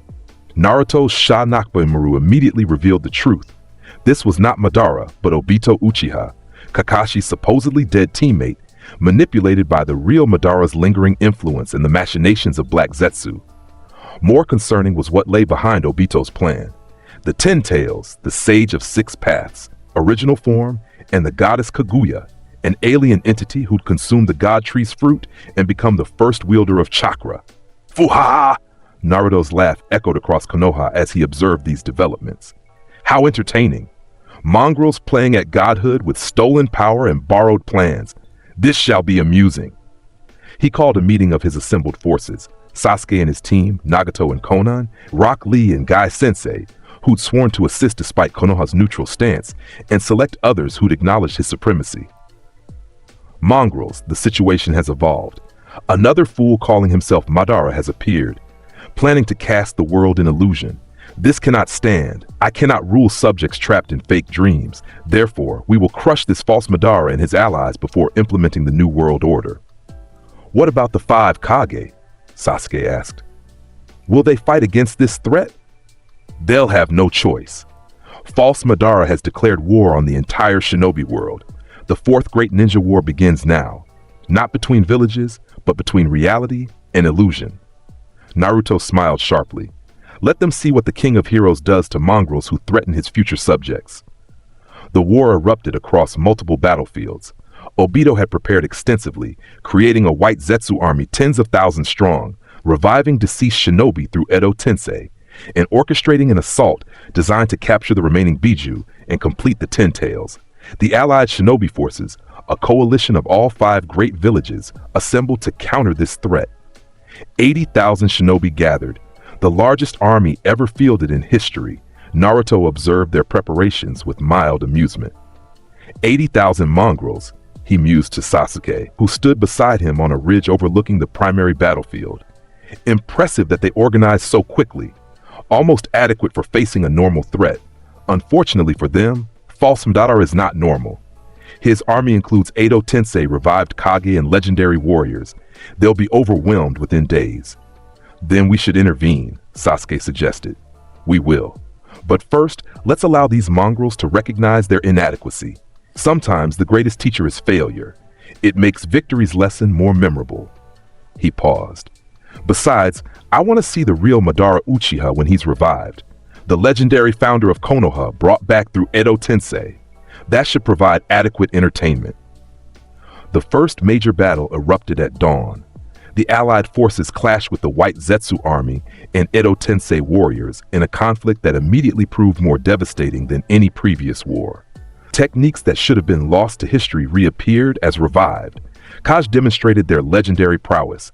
The second Mizukage's explosive techniques decimated entire battalions. The third Raikage's lightning armor made him nearly invincible. The previous Tsuchikage's particle style erased anything it touched. The allied forces fought valiantly, but were clearly being pushed back. Then Naruto arrived. He descended on Vimana, the golden throne materializing above the battlefield like a second sun. Every combatant, allied forces and white Zetsu alike, stopped and stared. Mongrels! His voice carried across the entire battlefield, amplified somehow to reach all 80,000 allied forces and their enemies. I am Naruto Uzumaki, King of Heroes. I have observed your struggle and found it adequate for normal warriors. However, this conflict threatens my future subjects, and I will not tolerate that. He raised both hands. The gate of Babylon manifested on a scale never before seen. Not thousands of portals, but hundreds of thousands, filling the entire sky with golden light. Witness the true power of the king's treasury. This is 20% capacity, more than sufficient to annihilate everything on this battlefield. The weapons launched. It was like watching golden rain fall from the heavens, each drop a legendary armament capable of devastating entire armies. The White Zetsu army was obliterated in seconds. 10,000 clone soldiers erased from existence by the sheer volume of legendary weapons. The Edo Tensei warriors fared better due to their regeneration, but even they were pinned, bound, and neutralized by weapons designed specifically to counter undead resurrection. In 30 seconds, Naruto had accomplished what the allied forces could not. Complete tactical superiority over the enemy army's main force. The battlefield fell silent, except for the sound of dissolving white zetsu and the groans of bound Edo Tensei warriors. This is the difference between mongrels and kings. Naruto's voice continued to carry. You fight with techniques and teamwork. I fight with absolute superiority. Now then, allied forces, do you understand why I declared myself your future ruler? Do you see why resistance is meaningless? No one answered. They were too busy staring at the impossible display of power. Then Obito appeared, his Kamui technique allowing him to phase onto the battlefield without detection. Impressive, Naruto Uzumaki. But you're too late. I've already captured 7 Biju. With the 8 and 9 tails, I'll complete the 10 tails and cast infinite Tsukuyomi regardless of how many Zetsu you destroy. Is that so, false Madara? Naruto turned to face him, Sha Nakba Amuru revealing every detail of Obito's situation. Tell me, mongrel, do you really think your kami can protect you from me? Do you honestly believe your plan to cast the world in illusion will succeed against someone who sees through all deceptions? My plans already. Enkidu erupted from the ground, chains wrapping around Obito before he could finish the sentence. The Uchiha attempted to phase through them, but the chains existed on multiple dimensional layers simultaneously. His intangibility was meaningless. Impossible! Obito struggled desperately. Kamui should work against anything physical. These aren't physical chains, mongrel. They're conceptual bindings that transcend your limited understanding of dimensions. The chains of heaven bind anything with power. Your Kamui, your Sharingan, your very chakra network. You're completely helpless. More chains emerged, binding Obito's limbs and forcing him to his knees. Naruto descended from Vimana, walking slowly toward the trapped Uchiha. Now then, false Madara, let's discuss why your plan was doomed from inception. First, the infinite Tsukuyomi requires the 10 tails, which you cannot complete because I possess protection over the remaining Biju. Second, even if you somehow completed it, I would simply destroy the technique. My power transcends illusions. Third, and most importantly, your entire plan serves the will of Black Zetsu and ultimately Kaguya Otsutsuki. You're not a mastermind, mongrel. You're a puppet. Obito's visible eye widened. How do you know about? Sha Nakba Imuru. I see everything worth seeing, including the truth behind your manipulation. The goddess who consumed the god tree's fruit, who created White Zetsu, who seeks resurrection through the 10 tails. I see her machinations, understand her goals, and reject them completely. He raised one hand, and a golden portal opened. From it emerged a sword unlike any other. The sword of rupture, its cylindrical segments rotating with contained apocalyptic power. This is Ea, the sword that tears apart reality itself. Its true name is Enuma Elish, the star of creation that split heaven and earth. If I unleash its full power here, this entire battlefield and everything on it ceases to exist. The blade's rotation accelerated, space beginning to distort around it. But I won't do that. Instead, I'll use just enough power to destroy your connection to the Gedo statue, severing your link to the Biju you've captured. Wait! You don't understand. This world is hell. The infinite Tsukuyomi would give everyone their perfect dream. No more pain, no more loss, no more anything real, mongrel. Dreams are escapism. I offer something better, reality improved through proper governance. A world where pain and loss exist but are minimized through strength and wisdom rather than erased through illusion. Ie's power gathered, space twisted, reality screamed. Then Naruto swung the blade. Enuma Elish. The attack wasn't the full apocalyptic release, just 10% of Ie's true power. But even that was enough to tear through dimensions, severing Obito's connection to the Gedo statue completely and destroying the Biju extraction process. The captured Biju were freed, their chakra dissipating back to their original locations to reform. Obito collapsed, his Kamui failing, his plans shattered. Your war is over, false Madara. You failed. Naruto dismissed Ea back to the gate of Babylon. Guards, take this mongrel into custody. He'll stand trial for his crimes after. The ground erupted. From it emerged a figure that made even Naruto pause. Madara Uchiha himself, revived through Edo Tensei, but somehow breaking free of the technique's control. The legendary Uchiha stood tall, his Rinnegan blazing, his chakra so intense it created pressure waves. Well, Madara mused, studying Naruto with interest. The boy who calls himself king. I've heard about you from the Edo Tensei network. They say you possess power beyond comprehension. Let's test that claim. He formed hand seals. Wood style, deep forest emergence. Massive trees erupted across the battlefield, growing with impossible speed to create a forest in seconds.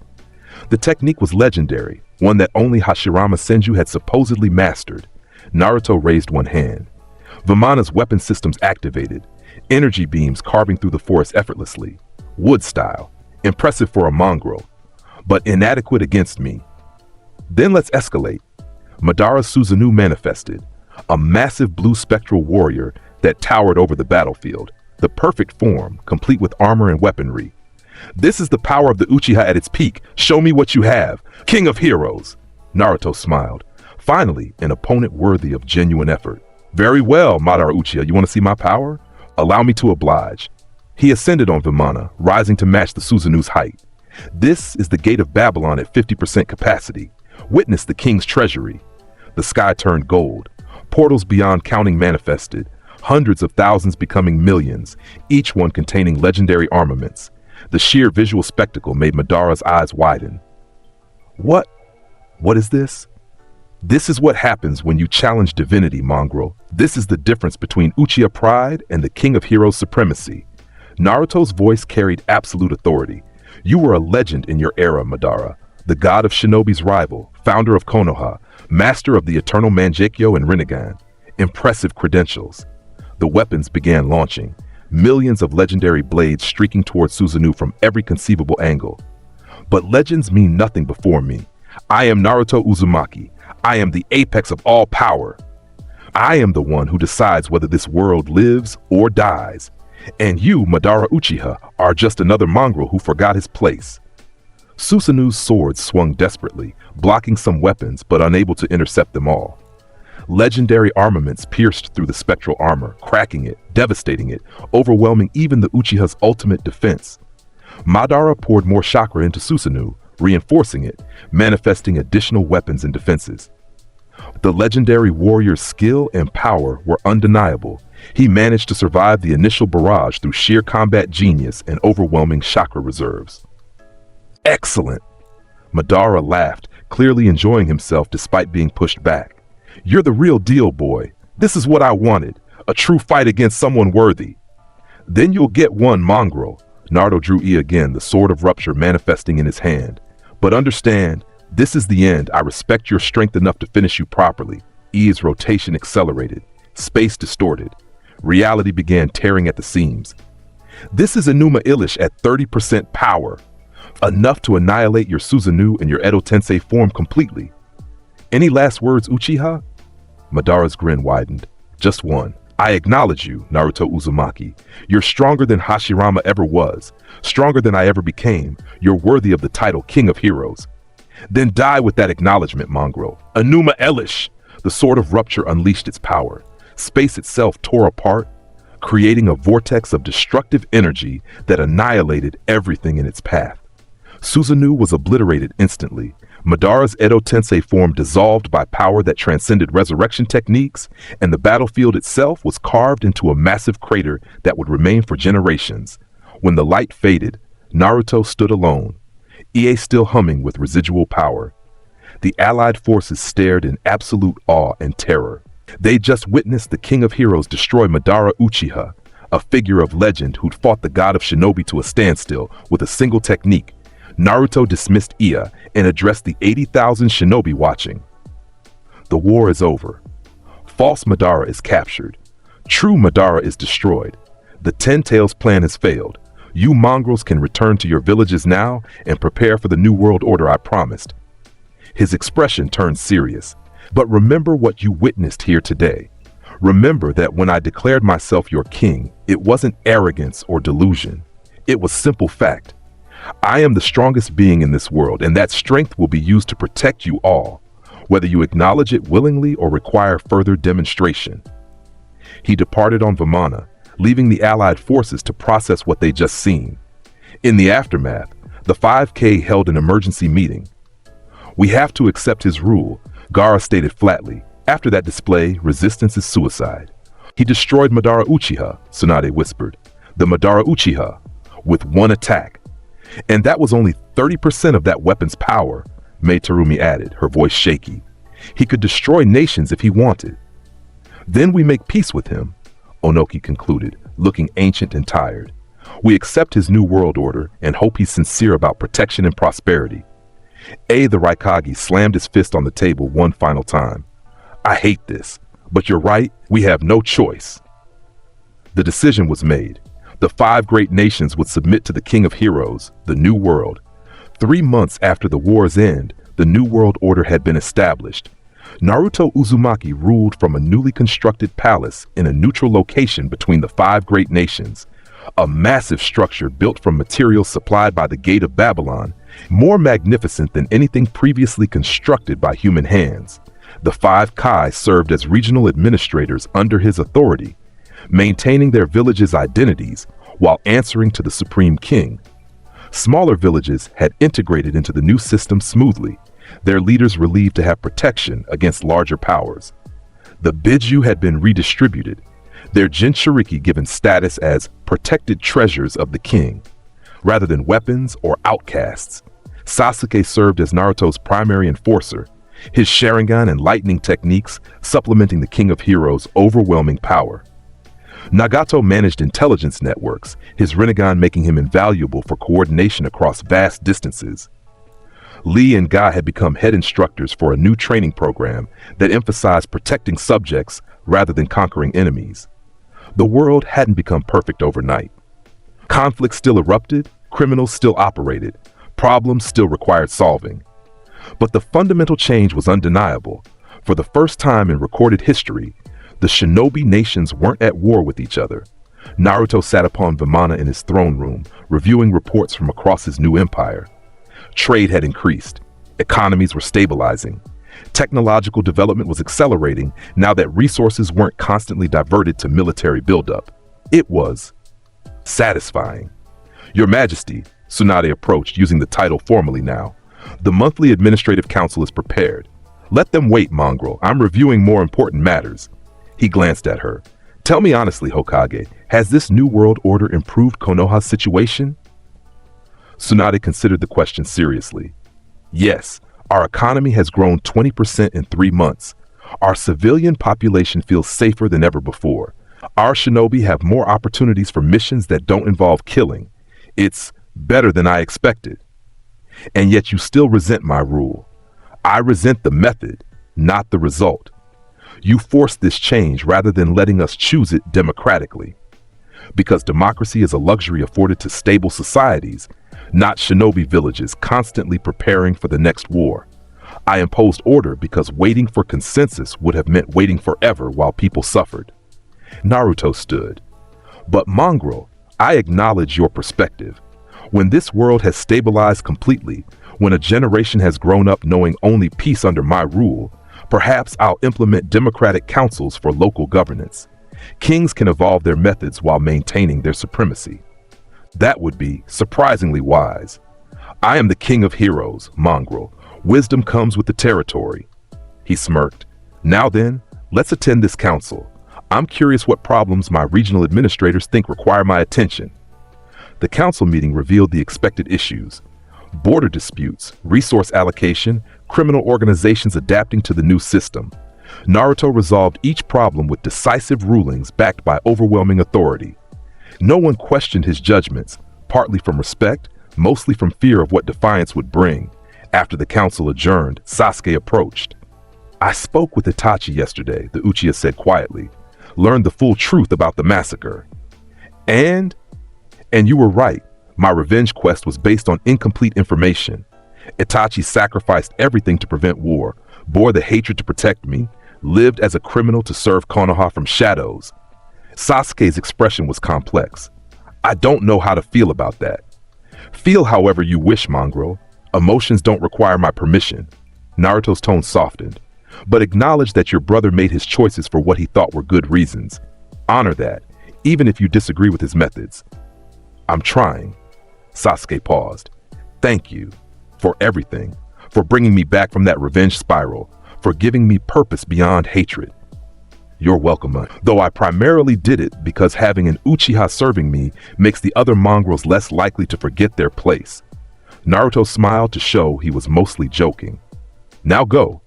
I hear your team has been assigned a mission to investigate smuggling operations near the Land of Lightning. As Sasuke departed, Konan entered with reports from Nagato.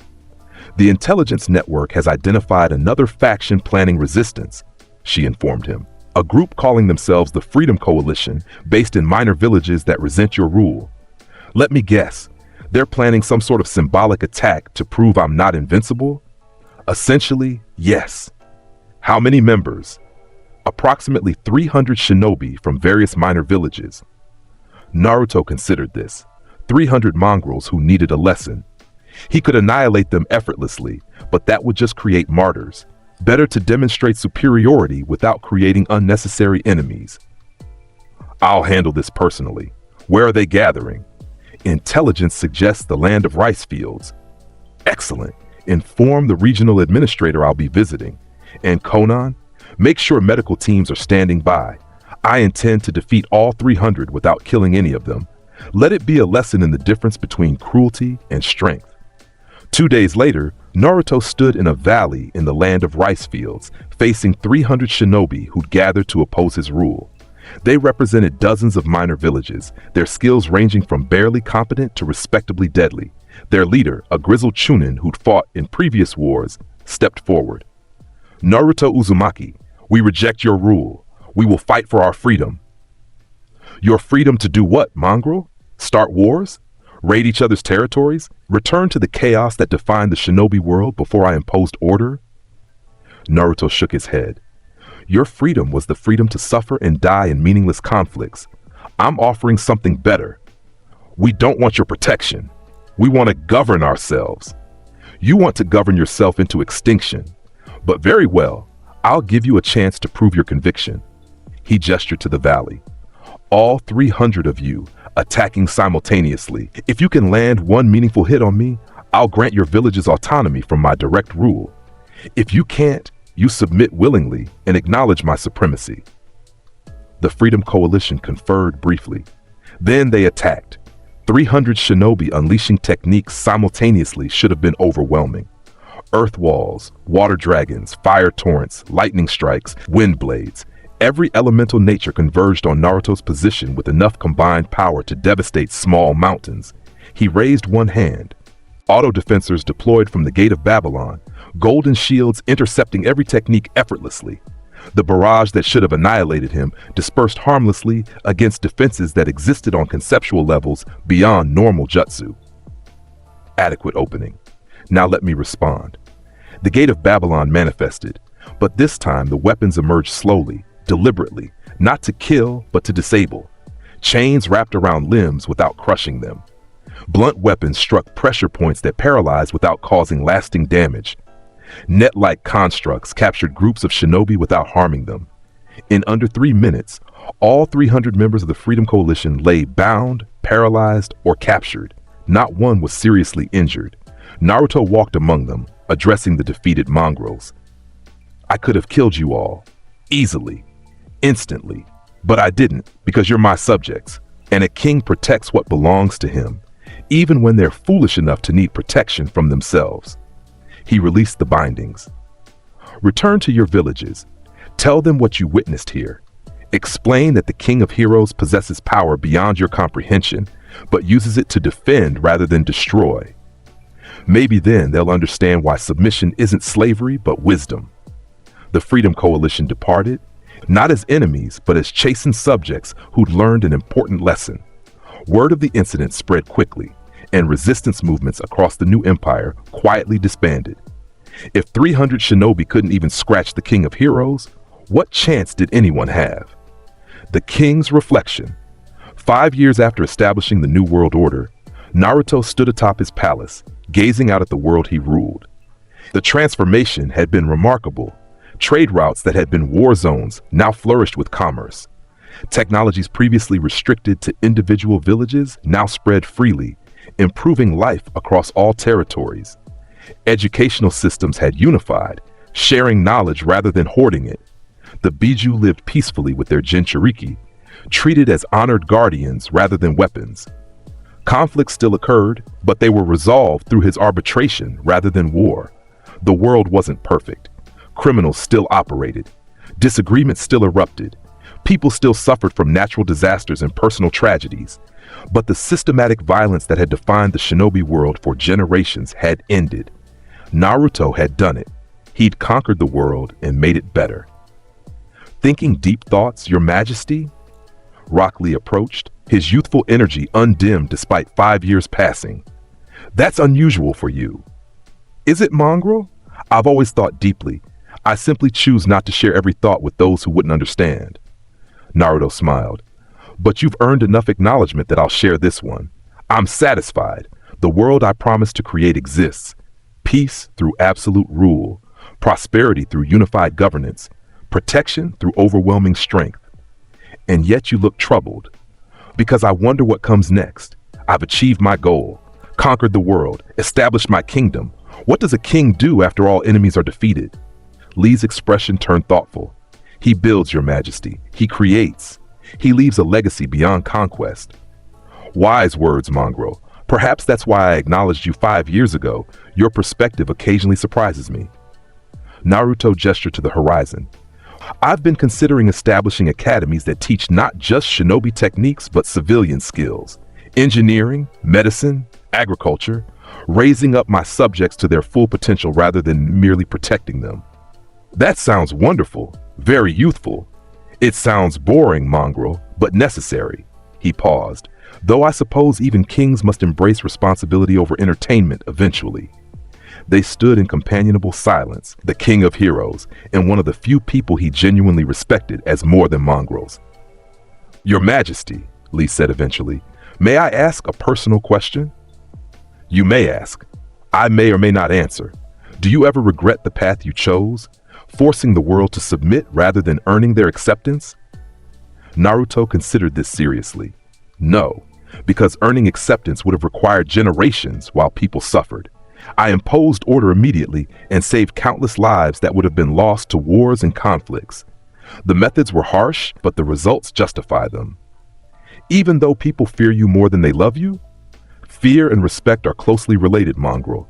And those who know me best, you, Sasuke, Nagato, even the Kage, have moved beyond simple fear into genuine acknowledgement. That's enough, he smiled. Though I admit, occasionally being called Your Majesty instead of you arrogant brat feels strange. Lee laughed. I could call you arrogant brat again if it would make you feel more comfortable. Do that, and I'll demonstrate why even my respected mongrels shouldn't presume too much. Despite the words, Naruto's tone was warm. As Lee departed, Sasuke arrived to replace him. Monthly security briefing, the Uchiha announced. Overall crime is down 20% from last year. No major resistance movements have formed. Border incidents between former villages have decreased to essentially zero. The world remains peaceful. You sound almost disappointed, Mongrel. Not disappointed, uncertain.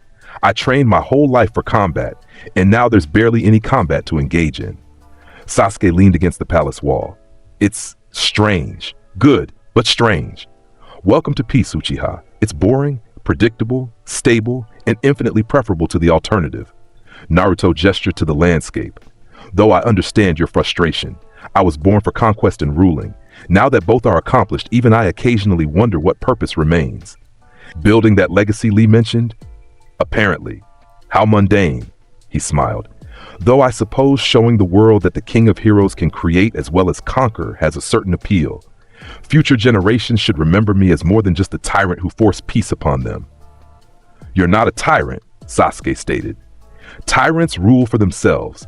You rule for everyone, even if your methods are forceful. That's the nicest thing you've ever said to me, Mongrel. Careful, or I'll think you've grown sentimental. Don't push it. They both smiled as the sun set over the world Naruto ruled. The King of Heroes allowed himself a moment of genuine contentment. His goal had been achieved. His power remained absolute. His subjects lived better lives than under the previous system. And he had allies, not servants, but actual companions who acknowledged him as more than just overwhelming force. It was enough. Epilogue. The King. Eternal. 20 years after establishing the New World Order, the shinobi world had transformed so completely that younger generations couldn't imagine the chaos that had existed before.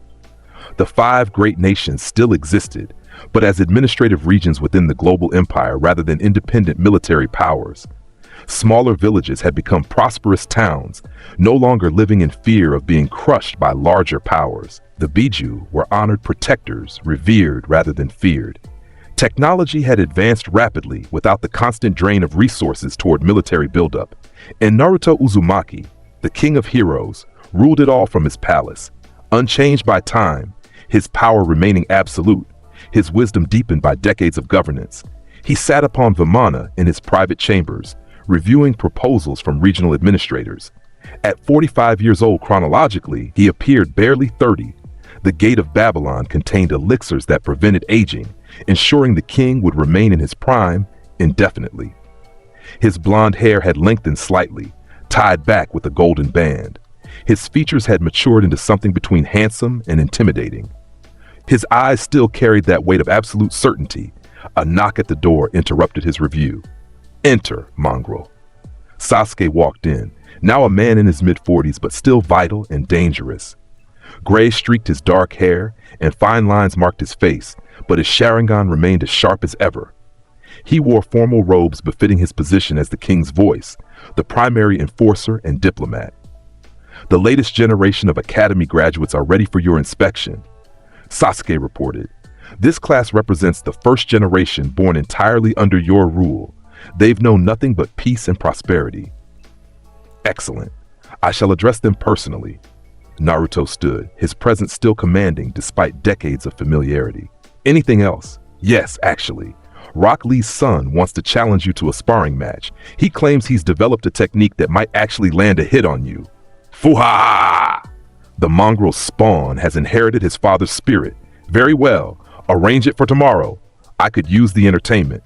Naruto paused. "How is Lee, by the way? I heard his age was finally catching up to him."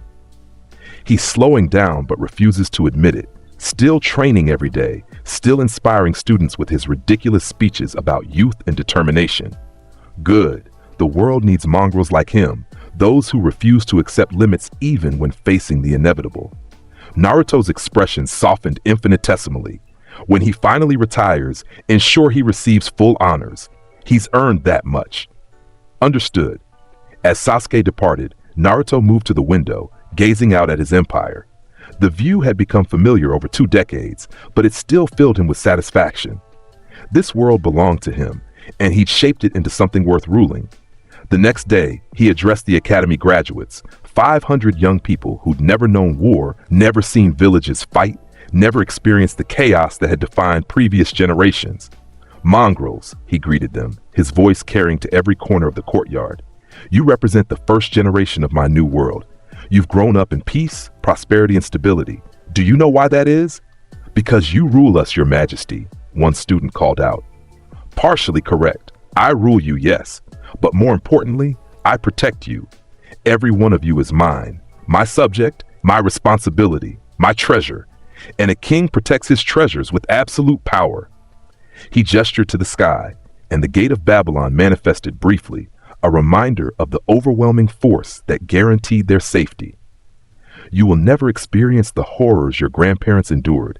You will never fight in wars over resources and pride. You will never watch villages destroy each other while accomplishing nothing. Do you know why?" "Because you won't allow it," another student answered. "Precisely. I am the king of heroes, and this world belongs to me. That ownership comes with responsibility, to maintain order, ensure prosperity, and protect all who dwell within my domain." His expression turned serious. "Some of you will become shinobi, others civilians in various professions.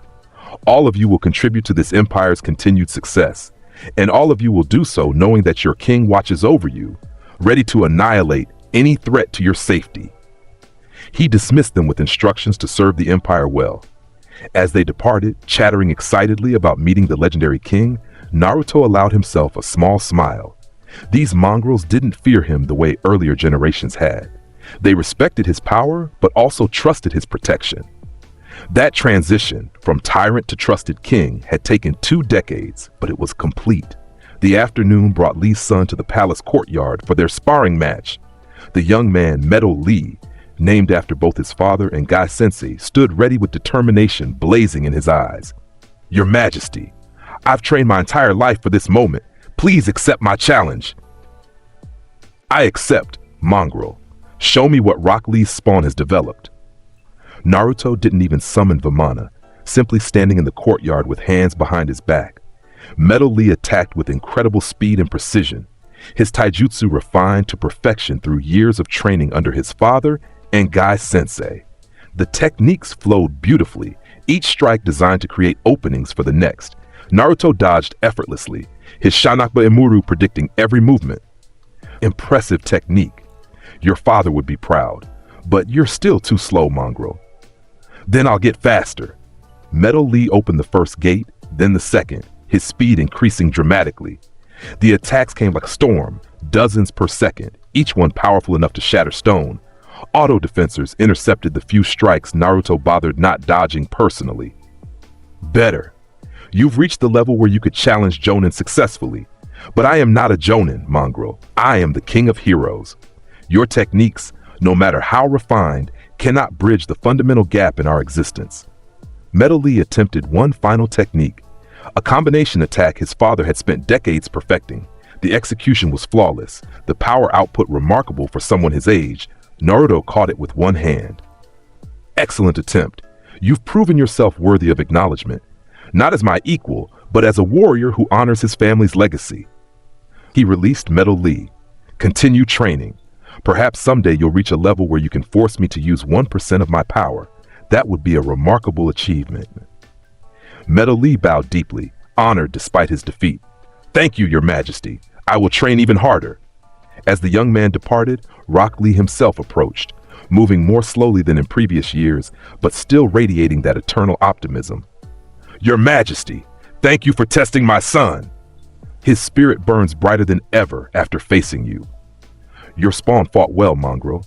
He'll become a fine warrior. Naruto gestured for Lee to walk with him. How are you managing, Green Beast? Age treats you less kindly than it does me. My body slows, but my spirit remains youthful. Though I admit, I cannot train as intensely as before. Lee smiled. But seeing the next generation surpass my accomplishments fills me with joy. Metal will achieve things I never could. Perhaps, though he'll need to train another lifetime to match your dedication. They walked in silence for a moment. Tell me honestly, Lee, do you regret serving me all these years? Following someone who calls you mongrel and claims superiority constantly? Lee's answer was immediate. Never, Your Majesty. You've created a world where hard work means something, where people can pursue their dreams without war destroying them, where someone like me, born without talent, can still achieve greatness through dedication. This world is better because you rule it. Even though I'm arrogant and condescending? Even though. Because your arrogance is backed by genuine power and wisdom. You call us mongrels, but you protect us like treasures. You claim superiority, but you use that superiority to help everyone. You're exactly the king this world needed. Naruto was quiet for a moment, processing the sincere praise. You're one of the few mongrels I genuinely respect, Lee. Perhaps the only one whose opinion carries weight with me. That is the greatest compliment you've ever given me, Your Majesty.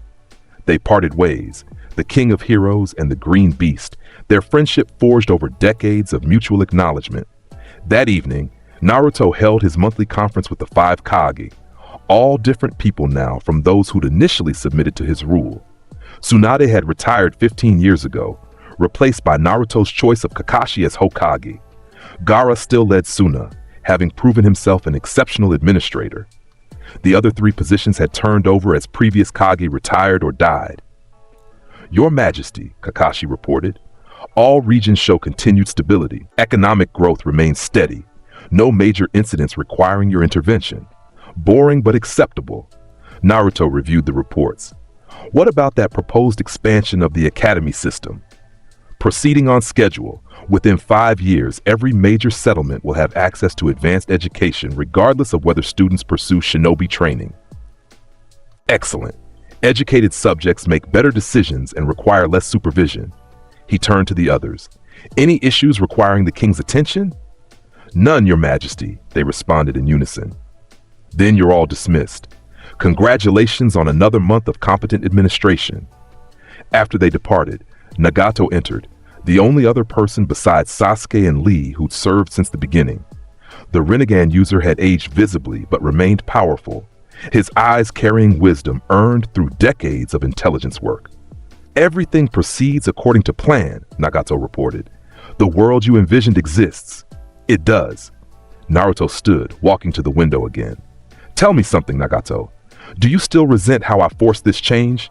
Still wish you'd succeeded with your infinite Tsukiyomi plan? No. You were right. Shared pain would have created nothing real. This world, flawed as it is, offers genuine peace and progress. People suffer sometimes, but they also grow, love, achieve. That's worth more than perfect illusion. Wise words, Mongrel. You've learned much. I've had a wise teacher, even if he insists on calling me Mongrel after 20 years of loyal service. Everyone is a mongrel compared to me. It's simply fact, not insult. Naruto smiled. Though if it helps, you're among the least pathetic mongrels I've encountered. I'll treasure that compliment, Your Majesty. As Nagato departed, Naruto found himself alone, something he'd arranged deliberately. He needed time to think, to reflect on 2 decades of rule. The world had become everything he'd promised. Peace, prosperity, protection, order. His vision had manifested completely, so why did part of him feel restless? He'd conquered the world, established perfect rule, achieved every goal he'd set for himself. There were no enemies left to fight, no territories left to claim, no challenges remaining that actually challenged him. Fuha! His laugh echoed through the empty chamber. How ironic. The King of Heroes has become bored by his own success. Perhaps that's the ultimate price of absolute victory, nothing left to pursue. But even as he said it, Naruto knew that wasn't quite true. There were still goals worth pursuing. Raising up the next generation, expanding education and prosperity, exploring new technologies, perhaps even reaching beyond this world to other lands entirely. A king's work was never truly done. It simply evolved. And Naruto Uzumaki, the King of Heroes, had time. Infinite time, if the elixirs in his treasury proved as effective as legends suggested. Time to build, create, explore, and rule until even eternity itself grew bored. He settled onto Vimana, gazing out at the night sky. I am the King of Heroes, he declared to the empty room, his voice carrying absolute certainty. I have conquered this world, established perfect order, and proven my supremacy beyond all doubt. And tomorrow I shall continue ruling, continue protecting, and continue raising up these mongrels until they become something worthy of the civilization I've built. Outside, the world slept peacefully under his protection. Villages that had once lived in fear now thrived in safety. Children who would have been soldiers now pursued dreams. Families grew old together without war tearing them apart. And above it all, eternal and unchanging, sat Naruto Uzumaki on his golden throne, the King of Heroes, ruler of the world, protector of all within his domain. The legend was complete. The conquest was finished. The new world order stood eternal, and the king, and fuhaha, the end. That's all for today's What If. If you enjoyed this epic fusion of Naruto and Gilgamesh, make sure to hit that like button and subscribe for more mind-blowing theories and alternate realities. Let us know in the comments what other what-if scenarios you'd like to see next. Thanks for watching, and see you in the next video.